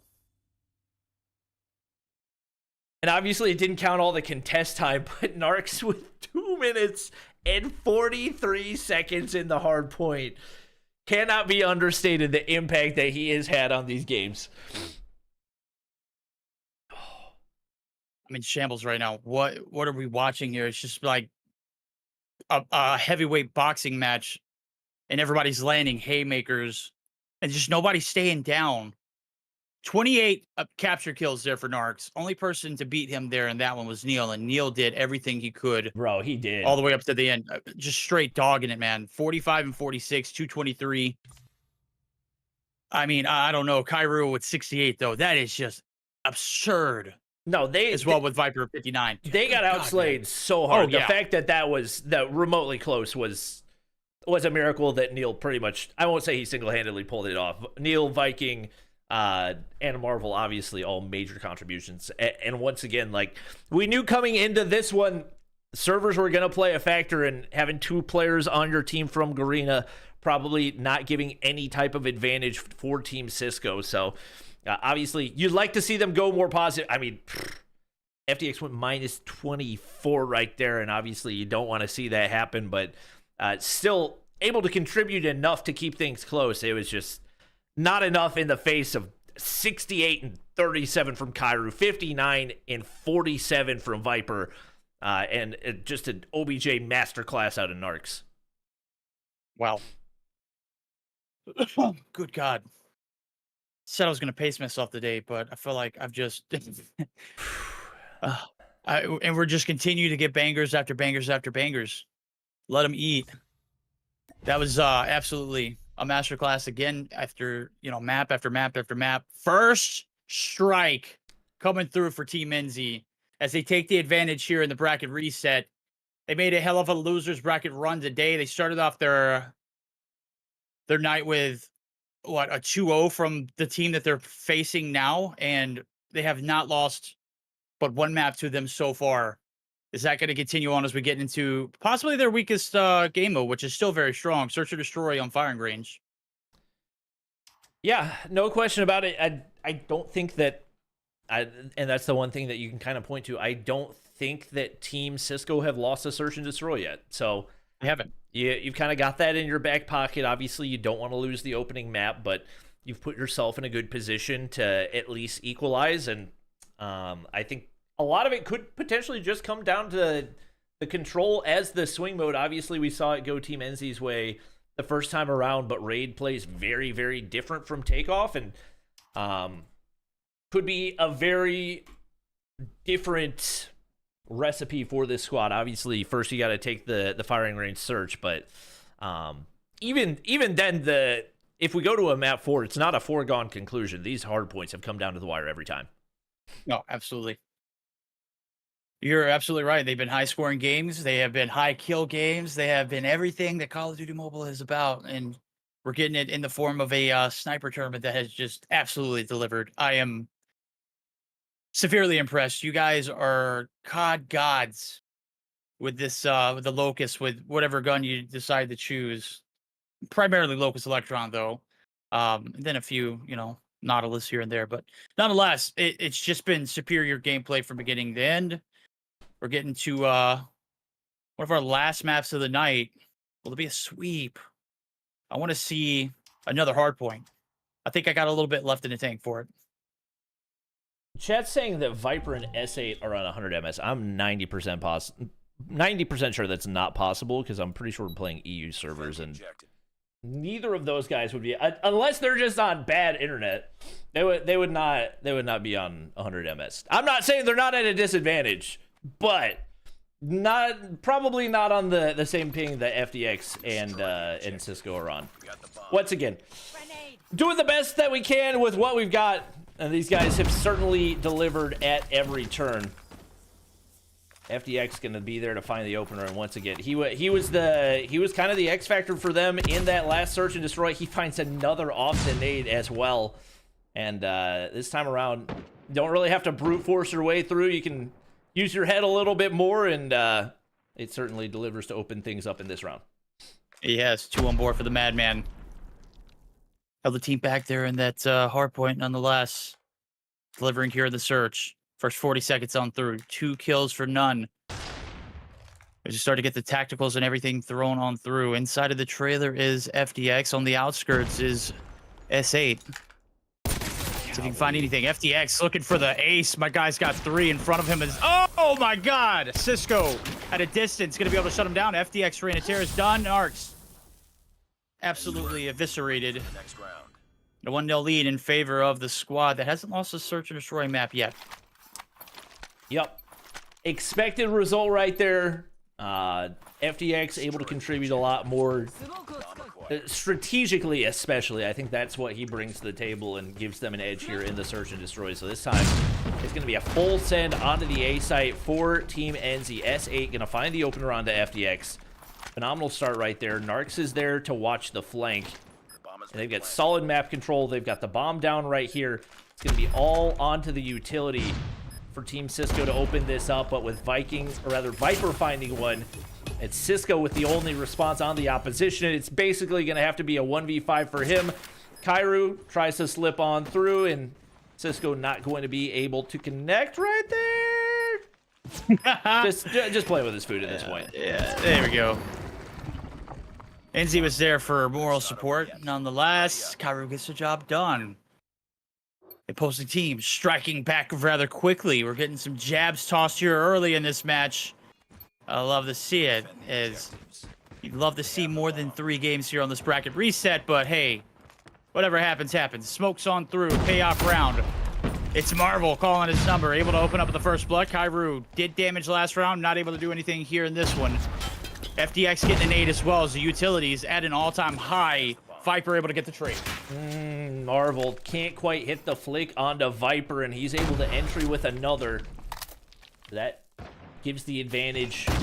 I guess reels things back in. I guess they'd only lost one player off the start. He finds yet another right there. That's 5 kills on the board. Viking shuts down 1. Pressure onto S8 and Narcs to hold the line. Narcs finds 1. S8, shots not connecting this time around, but he's going to be saved by his teammate, and he's there to close it out. As it is once again a round going the way of Team Enzy. And maybe the momentum will stay with them this time in the search and destroy as well. Well, they've been clutch here on these last 2 rounds. Destroy the objective. S8R picking up the slack when it's needed most. Narcs goes massive for a 2-piece. Payoff round. Another quick hit over towards the A side. Util all thrown towards the middle of the map as well. Nade shot gonna get bunkered from the defending side. They got 2 there as everything's kind of forcing back. Attack not going to be committing towards that A site, and Viper looking for a little bit of a leeway on towards this jungle site. And the defense, well, they kind of got the aggressive, or they got the approach perfectly, allocating players back over towards it. Neil able to open up the first, FDX with a second. Viper and S8R there for the trades, make it 3v3 now. Bro, Viper's just not missing right now. 7 kills through 4 rounds right here, and still a couple players alive. It looks like Cisco gonna hit the wrap back. Shouldn't know that Viper's there, and they have this read on the play through American. Here's the audio cue. Quick scope connects, but it's only for a hit marker. The follow-up's there, and now all down to Narcs for the 1v2. Not gonna happen. Neil's there to shut him down, and back and forth we go. Team Cisco takes their 2nd round. Okay, good read. Comms there, they're fluid. Cisco did a great job of playing his life to the max. But Neil lurked perfectly through sandbags, waited for that bomb plane to go down. S8 was just free game. Absolute cinema so far here in the search and destroy as we are tied up, rolling into the last 2 rounds of it. Cisco and Marvel open up with the first bloods. Wall bangs to go along with it. Viper, the demon, out. Kairu not going to be able to get a chance to fire off on all cylinders either. We'll see the defense just kind of swallow them whole here. Only 3 players left standing on the right side of the screen. Looked like FDX had the read on the player's top wood, but the wall bangs don't connect there. Eyes onto Narcs. Ballsy peek right there, but maybe kind of banking on the desync, giving him a bit of an advantage. And once again, I'm surprised S8's staying in this position. There's just bullets whizzing past him one after another. Enzy finding the frag right there to bring things back in, but it's all down to him and Narcs. 2v4 right here, bombs in hand, just banking on the smoke, giving them some breathing room. Nobody pushing that front barrel side. The bomb's gonna go down right here as Team Cisco content to play for the retake, wrap in back toward bathrooms. Enzy needs to find one to open things up right here. Oh, they chuck Enzy's the wall bang. Narcs not gonna be able to make it happen. Yep, no harm, no foul. 2v4 clutch up. Not happening here. This is a different map. Firing range, just a Get ready for the next round. OG classic one. We know all the wall bang spots. We know all the hold spots. Only certain area you could be in after getting that bomb plant down, and they rush the site effectively. So Destroy the objective. 3-2 as we get geared up for the last attacking round here for the boys and gals over at Team Enzy. Can they even us up? Oh, we see the lead continue to go in favor of Team Cisco, who has not lost his search and destroy map yet. Will that change anytime soon? Marvel says first blood king. 4 on board for him as Viper yet again kept to a minimum of damage. Great start right here as FDX finds yet another. Brings it into a 5v3. That was actually the bomb carrier as well. And that may have been that wallbang toward top wood that FDX was trying to hit previously. Definitely saw somebody toward the side of wood, bags things up. Now content to let the round come to him. Narc's going to be able to find one onto Cisco. Another pick right here. Could potentially be a big opportunity for Team Enzy. 2 players going across. Utility over the top. Will it connect? Not quite. FDX staying alive and staying stealthy. Still waiting for that first point of contact, and it will be here. He connects. Nil finds one as well. On to Enzy for the 1v4. Finds that first frag, but nothing going to be made easy for him. No, not indeed. Only thing he's got going for him is he's got the bomb in his hand. A is completely wide open. It looks like Marvel doesn't really have an angle. Does suspect him going through trailer. Callouts are there. There goes the remaining of the defense to go ahead and collect his soul. 20 seconds to his name. Enzy gonna be met with a force there. Chew as Viking doesn't see it. Catches him off guard. And keeps the dream alive. Will they be able to get in position to get this bomb plant down? It's gonna be tough. They've got really good info on where he is. It's just gonna be onto the timing, and he gets the bomb down and gets away. Now an opportunity as he hit markers onto Marvel, and he wraps the backside. Marvel doesn't read this, but the shot doesn't connect. EU versus EU, but Neil shuts it down, and the 1v4 is not meant to be. Okay, that's tough. I mean, that's a tough ass. Like the fact that he got that far into the round is crazy, but ask him of a 1v4 where he takes down Marvel. And he takes down I mean, it wasn't very likely. Tough one to go. The captain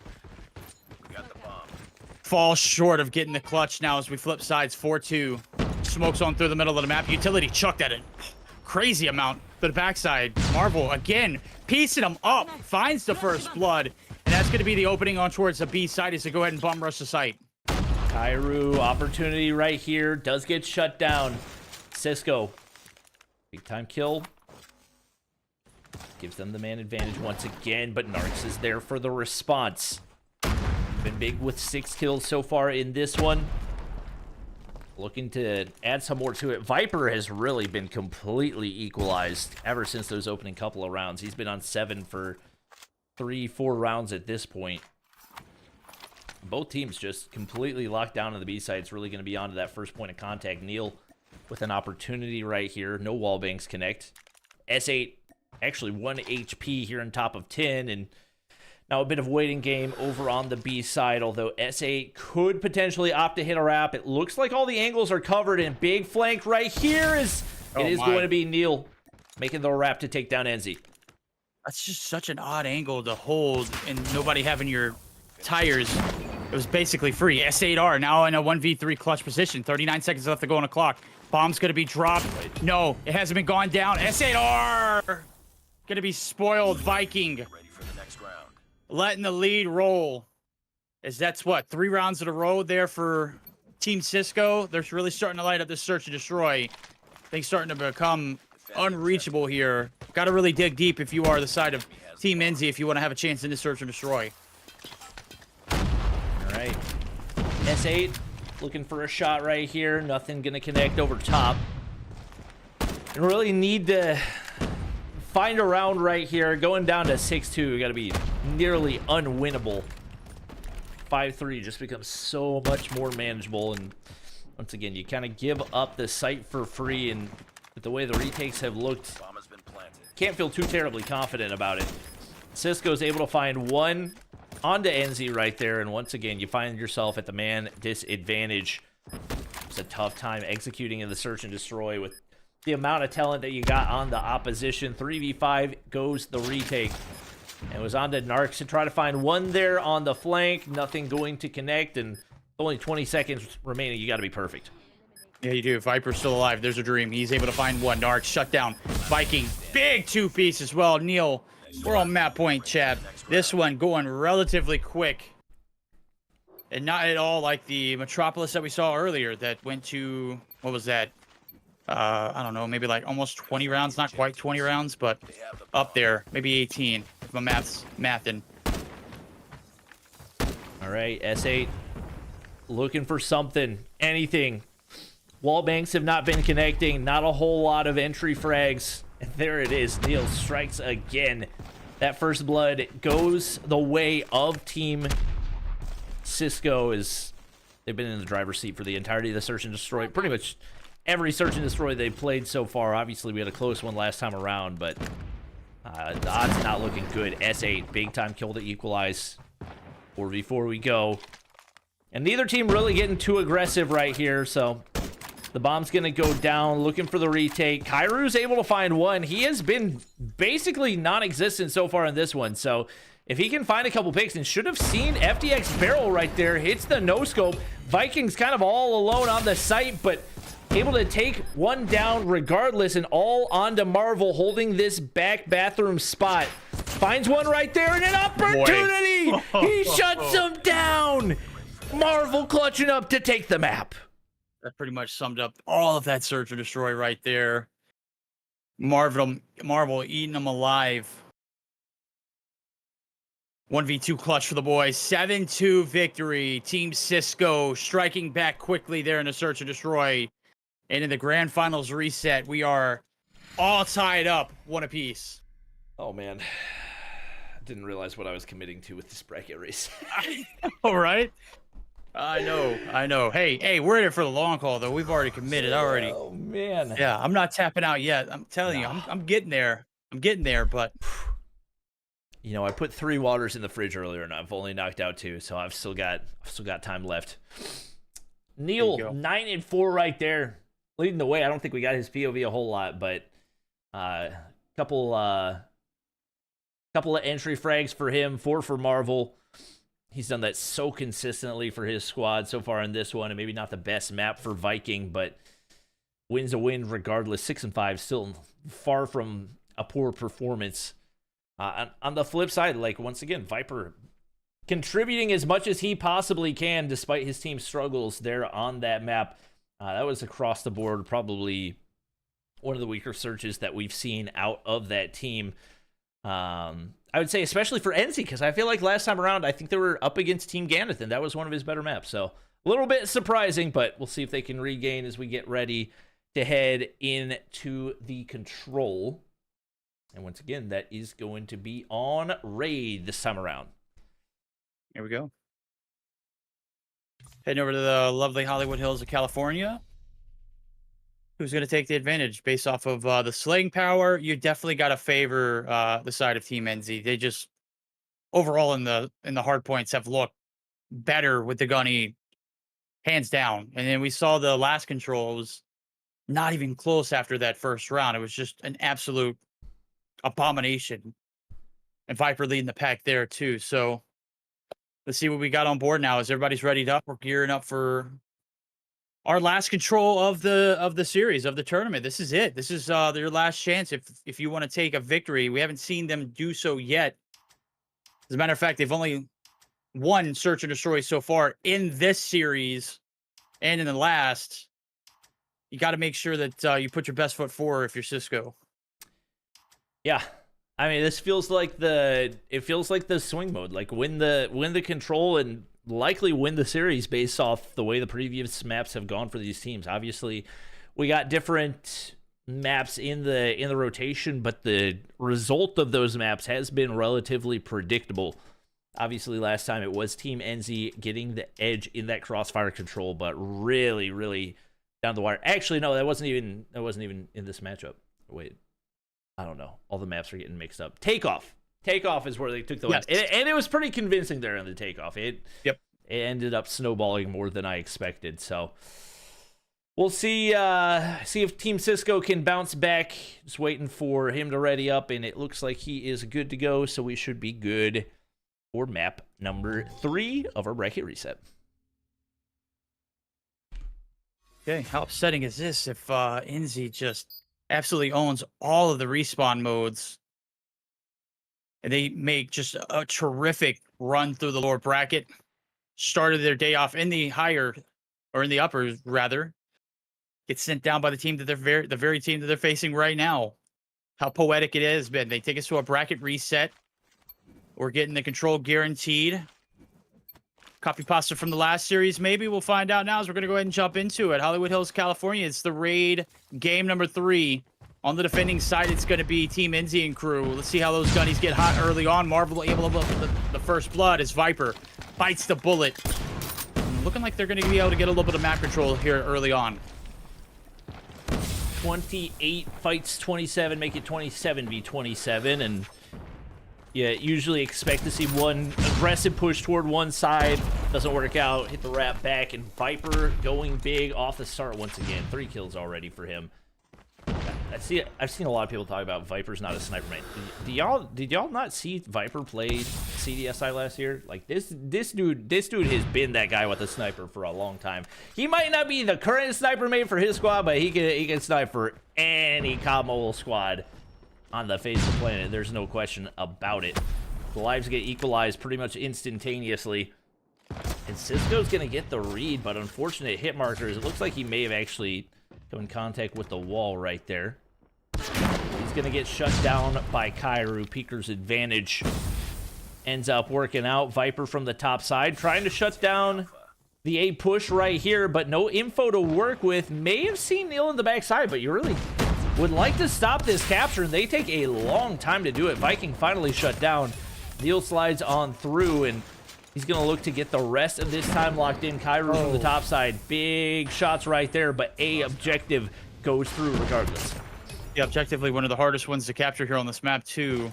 We'll see if they can get the life count under control now as everything's starting to come to a head. 12v12, make it 11v11. Things starting to get a little quick now. You got to slow it down. Don't have to rush this one as Cisco is able to find the respawn kill. The bad thing is it's forcing the spawns over towards that ring site, and that's exactly what you don't want to see. We'll see if they can get a little bit of map control on the backside afterwards. The post capture positioning hasn't really been fruitful. We'll see if they can just take the kills to go along with it. Viper trying to hit jump shots onto Marvel. Takes him off of it right there, so they keep things locked down. Thought he spotted one over the top side, but maybe a different POV of that slide. So now the opening is here. Marvel trying to make his way onto the objective. Hit marker for Viper is not great at that time, but they got to be perfect the rest of the way through. 4v6, no respawns remaining. Really all onto Marvel to make the play right here. Concuss hits. Do they have any mid-map presence? There's not really a ton. One's wrapping all the way through to spawn, but he's investing a ton of time. That's going to be Enzy, and if he can get here to stop things in time, could pay off. The nades go over top, and once again, it has been all Marvel, and it looks like he's going to read that driveway push, but unfortunately, timing does not go his way. FDX shut down as well in the opening round. Goes the way of Team Enzy once again.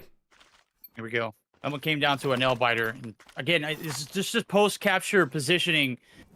They didn't do a great job of spreading themselves throughout the map. It was all just a heavy investment towards that court side, which, you know, pushes those spawns towards the ring, which is right there on the objective. So it's impossible to get any kind of control once that happens. Nonetheless, they fall victim to a little bit of out of position, out of play.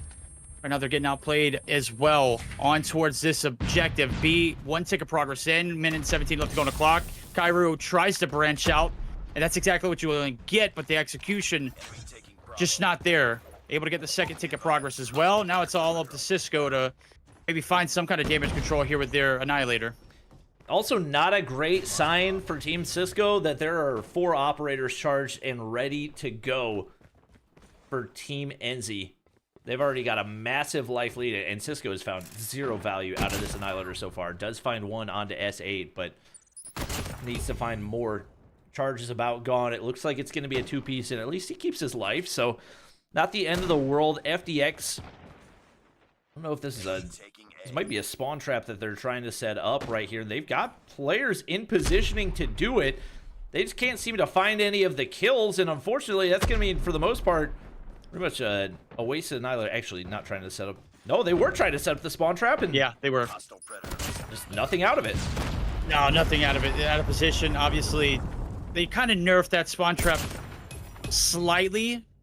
Still effective if you're in the right place at the right time. Obviously, they took a little bit of time to make it happen, and unfortunately, it just kind of crumbles underneath them. Nothing to be found out of it. Spawns now going to be, or people are going to be now sent back to the spawn as Vikings trying to pull something back as he's able to find his 3rd, make it his 2nd rather. Enzy able to shut him down, and that might be the floodgates. 17v9. 2nd tick of progress solidified. 3rd, they're working on it. It is Enzy who is going to be able to put his foot on the objective for a little while, but here comes the cavalry. Viking and crew trying to shut it down. Can they do the deed?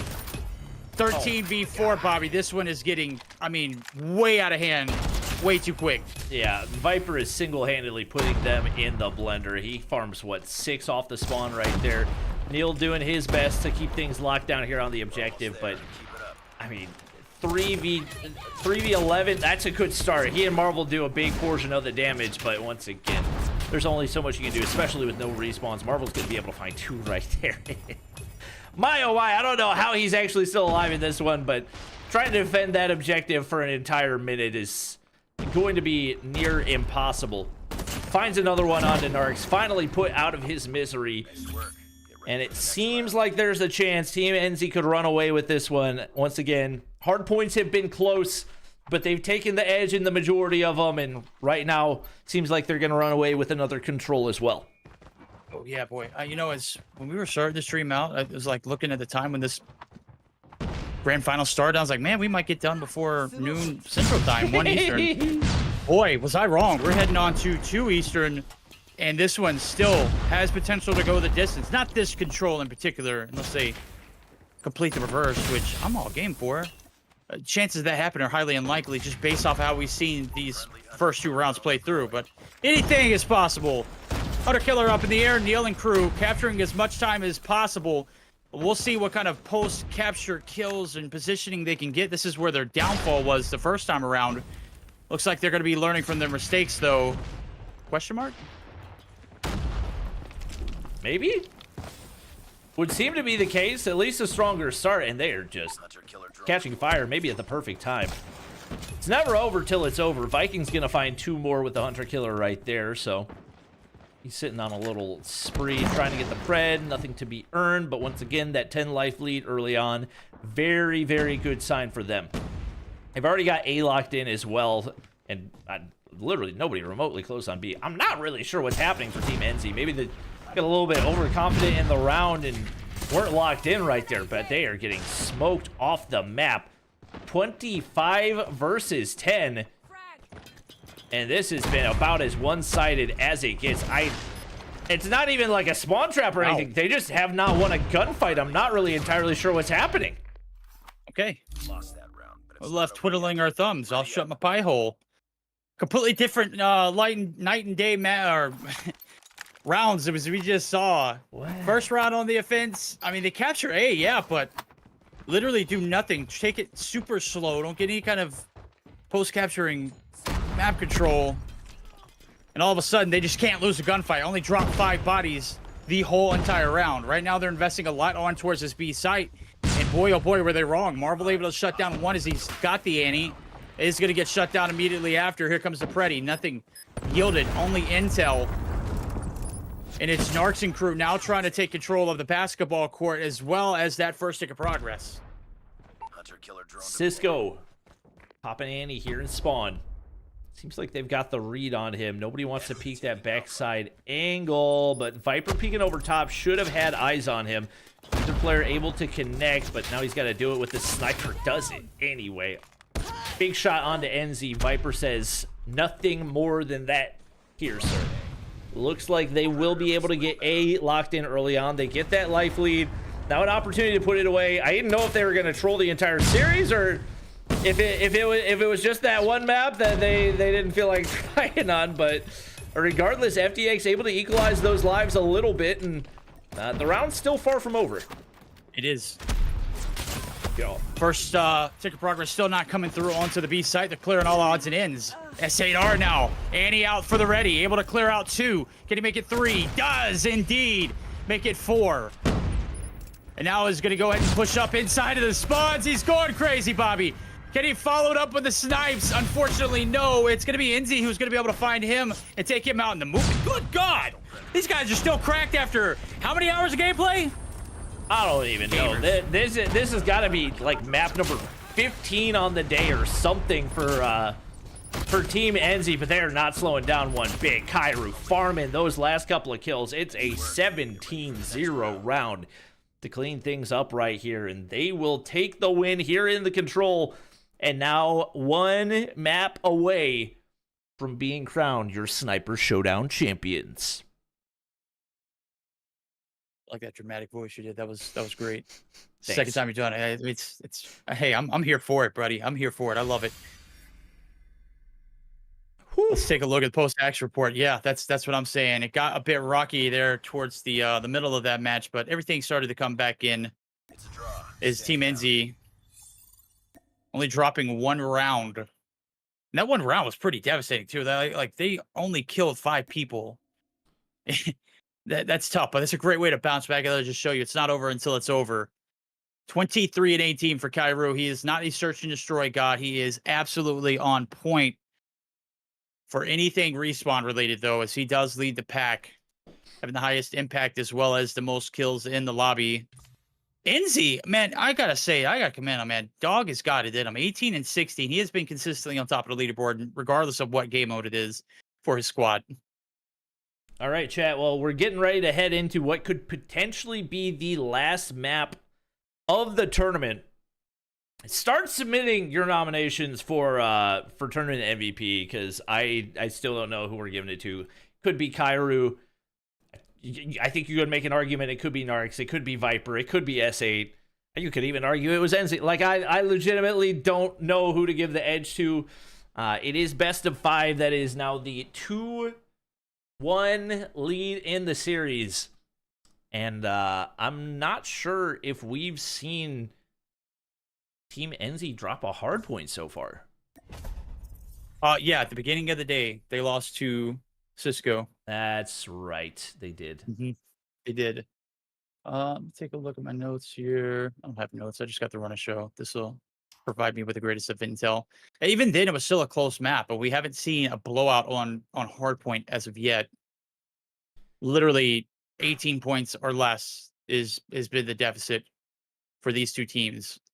18 points separating them from that first map win, as well as 18 points is what they were favored in their first map of the series. So scratch that. I just throw it all out the window. 250 to 216 hardpoint win on Summit for Enzy in that first series too. So that was the largest deficit.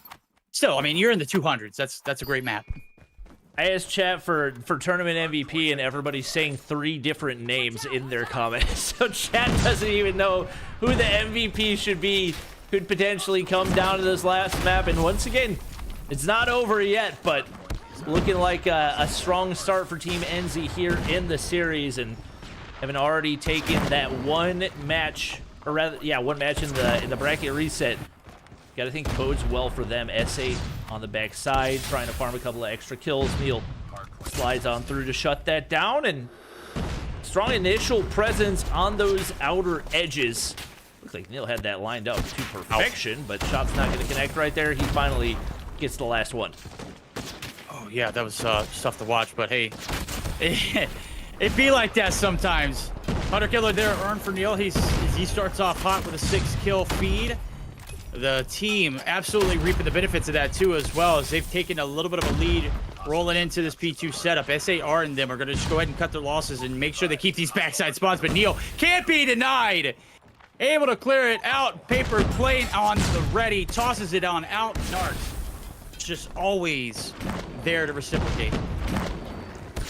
Viper slides on through to find another, and that's some clearance onto the hard point, trying to push out those front side. Monitor died. Monitor died. 1 second, chat. Monitor died. All right, we got it fixed. Sorry, don't know why that happened. We're good. We're chilling. Hopefully nothing outside of that going wrong. And it looks like we were all tied up at 29-29 right here, but pretty strong presence for Team Enzy. They're locking in time. This is it. This is the last run. If Team Enzy is able to shut it down, they will be crowned champions. Capture the hard point. Marbling crew on the left-hand side of the screen. They are fighting for their lives, and right now they're going to do a better job. 20 seconds left to go here in this P2 opener. Some shots being missed there from Viking as he whiffs. And a plethora of players inside of the objective, though, is still alive. Is Cisco, the captain, trying to contest as much as he could. Got caught flat-footed. Nonetheless, sent back to the spawn as we see everyone starting to dive over towards that P3 objective. The bottom side of this next building is going to be huge. Capture the objective. 30-point lead built off of that slow start. Big time control of the spawns. It's going to be, I believe, Enzy actually going big to clear out the inside of the hard point, and now trying to push out the backside. I don't think he realizes how many people are back there. FDX spawning in to win a big one. And it looks like they're just going to look to hold from the front. 2 Annihilators already shut down for Team Enzy, but Viper is there, keeping things in control. Hit marker off the hip fire. Once again, contest after contest. So tight right here. Nobody getting much of an edge, and especially with those spawns flipping out, maybe an opportunity to take the scrap for Team Enzy. Kairu needs to get one right there, and it's not going to happen. Oh, Neil wasted the Annie. As soon as it's popped, he gets dropped. Did take a shot, so he won't get it back. And on the objective we go. Enzy and crew clearing it off the staircase. Only one left to deal with in Marvel. He is dumpstered. 4 in the feed, make it 5. It's a complete wipe. Everyone now scrambling over towards this P4 objective. A little more open than we were used to. Let's see who's going to be able to take the advantage. As Viper now popping Annie for himself. Unfortunate hit marker for FDX right there. Oh my gosh, and now the monitor that died is turning back on. Chat, I apologize. It's bugging out the stream and sending me up a wall at the worst time possible. All right, we're back. S8 finding 2 right there. He goes on a crazy feed. Pops the Annihilator as well, looking for one more. FDX. Nobody wants to win the gunfight. The movement's too much. And it just stays contested, and they said, you know what? I'll see you another day. Oh man, this is what this hill is all about, getting into position to stay alive, and Viper doing that and getting some kills along with it. Neil is an absolute monster as well. Marvel trying to pick up the slack too. He's got 15 on board, unable to hit the shot there. As Enzy's team putting on Kairu, 21 to his name, the dog of the lobby. Let's see if you continue to dog it on through now, as the last 5 seconds is going to be going their way. They're going to be able to continue with this lead, and it's about 50 rolling into the second set of hills. Cisco, Annie needs to find some value. One to open things up. Spots out Narcs, but Kairu spawned directly behind him, and worst time possible. Marvel doing his best to push through onto that point, but just so difficult to keep it contested. Smokes do go down. Doesn't see the one player directly next to him, but he just slides underneath and finds one onto S8 anyway. Kairu from above popping an Annihilator for himself, but he's shut down. And once again, back and forth we go. Hardpoint in control for the most part for Team Cisco, but they've not been able to manage a whole lot from it. Oh, they haven't. S8 now getting involved. That's 2 in the feed. Make it a 3rd with Kairu getting 2. And this one's getting just absolutely crazy. Team Enzy and crew still very much so in the driver's seat, looking for the backside spawns. It's going to be Marvel who is going to be able to take him down. And all of a sudden, things starting to come a little bit harder here for the boys over in blue. It's Team Cisco hanging on by a thread. They're banking on a big investment here for the P2 rotation, giving up a lot of this scrap time for free. Chat, I apologize for the frame drop. I think part of the issue is that it's like 80 degrees in my room, and that's probably not helping the fact that my PC has also been running the emulator on max frames for however long. So we'll try to lock it in, but it looks like there might not be much longer left in this one as Team Enzy continues to build on that lead. Kairu leading the way once again, 33 kills to his name, does get shut down right there. And once again, a good response from Team Cisco. Cisco just in the blender in this one, 8 and 21.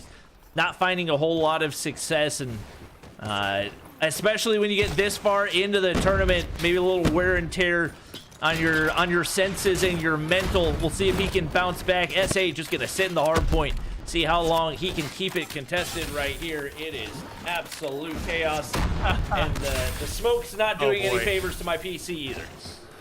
Wow, this is just crazy plays. Neil stayed alive for like 30 seconds in like a room full of lions. 1v3, and it just, I mean, literally move it as much as he could possibly, and keeps the dream alive. Still a 50-point advantage in favor of Team Enzy, as they're going to continue to run house and take names with it. Viking rather, going to go ahead and pop the Pred. Is going to be able to find one. S8R now on a tear. Able to find 2 with the Annie. Looking for the 3rd off the respawn. He's going to get shut down to Cisco. Going to be able to do the deed. Lead. Still continuing to grow, but the contest is there for both sides.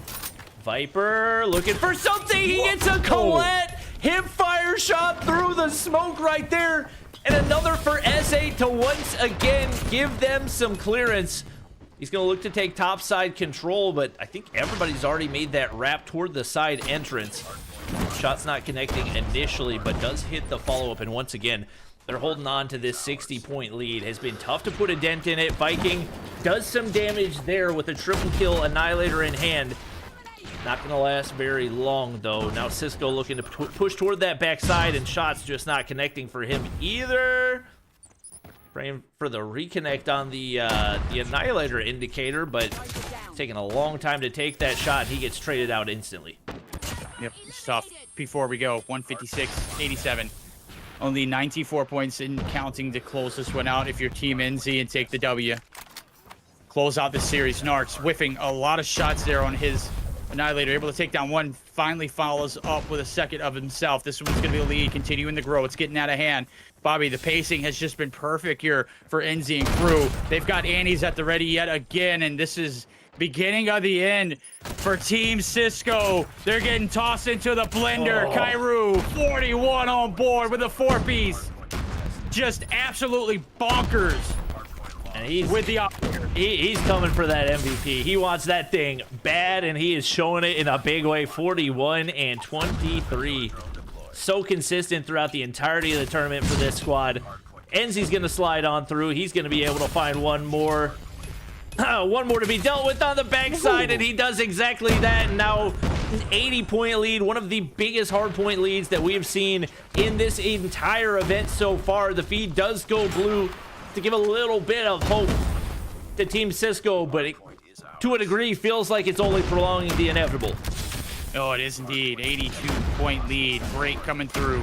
Enzy looking to shut it out as he's got an Annie. Narcs on the objective. The point man has been paid 10 times to none. Neil, or Enzy rather, going to be whiffing a few shots, but on the back lines, he's just feasting. They've got to hop the hill. 195 to 103 now. Is 30 seconds left to go. And finally, a little bit of breathing room here as Neil pops his Annihilator and goes big. That's 4 in the feed. Should be great timing for this squad.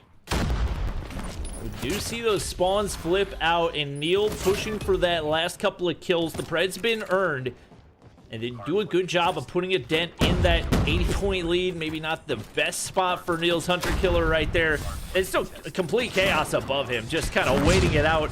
Kairu coming out on top with the kills, 45 for him. Oh, and that Pred is about to do massive damage. Only gonna find one, and S8 gets one with the Annihilator, make it 2 as well. Hit marker through the wall, but he backs up right here, and he's gonna continue to pick up those frags. Everybody's battling it out for that MVP spot. Yeah, they are. Putting on a show, putting on a clinic. 40 points needed. They can close it out here, Bobby. P3 could be where this thing ends. Spawns looking like they might be a bit crazy. The backline's going to be compromised. SAR still alive. They're all coming through. Sun's going to hit. Marvel's there. FDX going to be able to find some kills. Keeps the dream alive for the time being. And all of a sudden, we've got ourselves a P3. Brought to you by a great break on the back front. FDX having a rough time getting those Annihilator shots to go. May have seen that last player on rotation. It looks like they'll be able to lock in scraps right here, as Neil's there to clean it up, and FDX lands another. So still far from over. Unfortunately going to drop to his own Hunter Killer, and not enough time. But it looks like they're actually going to get spawns right there, and that could be perfect. They get the setup toward New. They've got some streaks to work with as well. And Neil's got that Pred in his back pocket, so we'll see what he opts to do with it. S8 finds the opener toward that new hardpoint rotation. See what he can do as that tip of the spear. Oh, 3 kills in the feed. S8R finally starting to come alive in this one, but is shut down abruptly. 40 kills to his name. Back to the spawn he goes. They are in the front. And a Team Cisco holding on by a thread, as Cisco himself is going to be able to pop the Annie and find one on the approach. The spawns have flipped, and this could be it. It's down to one player in Cisco. Can he hold the line? He's doing his best. He's hitting nothing out of this Annie, and he is finally going to be dealt with. Spawns theirs, Hills theirs. 30 seconds needed, but it is going to be another P4. Again, just the fight in this one has been strong for both teams. Kairu with another 50 bomb. He has just farmed those through the entire weekend. 50 and 36 for him. It is scrap time, going the way of Team Cisco, but they've got to be perfect the rest of the way through, and especially with this mid-map control, it's going to be difficult to deal with. S8 able to find one. Viper finds another right there. Narcs, Annie in hand. Right now, it's really, really tough to say any way for Team Cisco to make their way in, especially with Narcs hitting shots like that. 252 in the hard point, by the way. He has been their OBJ guy through and through. And one more onto FDX. That Pred's been earned. Doesn't have to be a Slayer for his squad, but he can do it too. Shots go through, and that's going to be Enzy with a 30 bomb. A 50 bomb as well. And time after time, they've taken turns going big for this squad. Only 7 more seconds needed, and it seems like it's all but over. Team Cisco, one last contest right here through the smoke, praying for anything. Neil, 50 bomb. Looks like it's likely to come up short as they find the break on through, but only 8 seconds of scrap remain. Yeah, they've got to be flawless here on out. 192 to 248. Is it doable? I don't know. We'll have to find out. S8R looking to put the dagger in the back. Shut it down. 2 seconds needed. First second in. Congratulations. That's it. 250 to 194. They do the unthinkable, Bobby. They get the sweep there, or the gentleman's sweep, rather, and take the grand finals in that lower bracket run of a lifetime. What a way to close this one out. Man, oh man, what a performance out of those guys. The bracket reset, nonetheless. Not just for them to come into the grand finals and perform, but a true bracket reset. They showed up, they showed out, and they are your champions of the first ever Bobby Plays Sniper Showdown. Represented from all across the world. I mean, once again, I still don't even know who to give MVP to. And chat's saying, don't just judge it from that map. The people that were dominating on that map were dominating throughout the entire day. So I want to do a chat vote, but if I do a chat vote, then it's just going to be Viper or S8. But Enzy, you could argue, is deserving an MVP. Kairu, you could argue, deserving an MVP. Narcs, you could, like, oh my gosh. What a toss-up right now. What a performance out of these guys. I don't have a...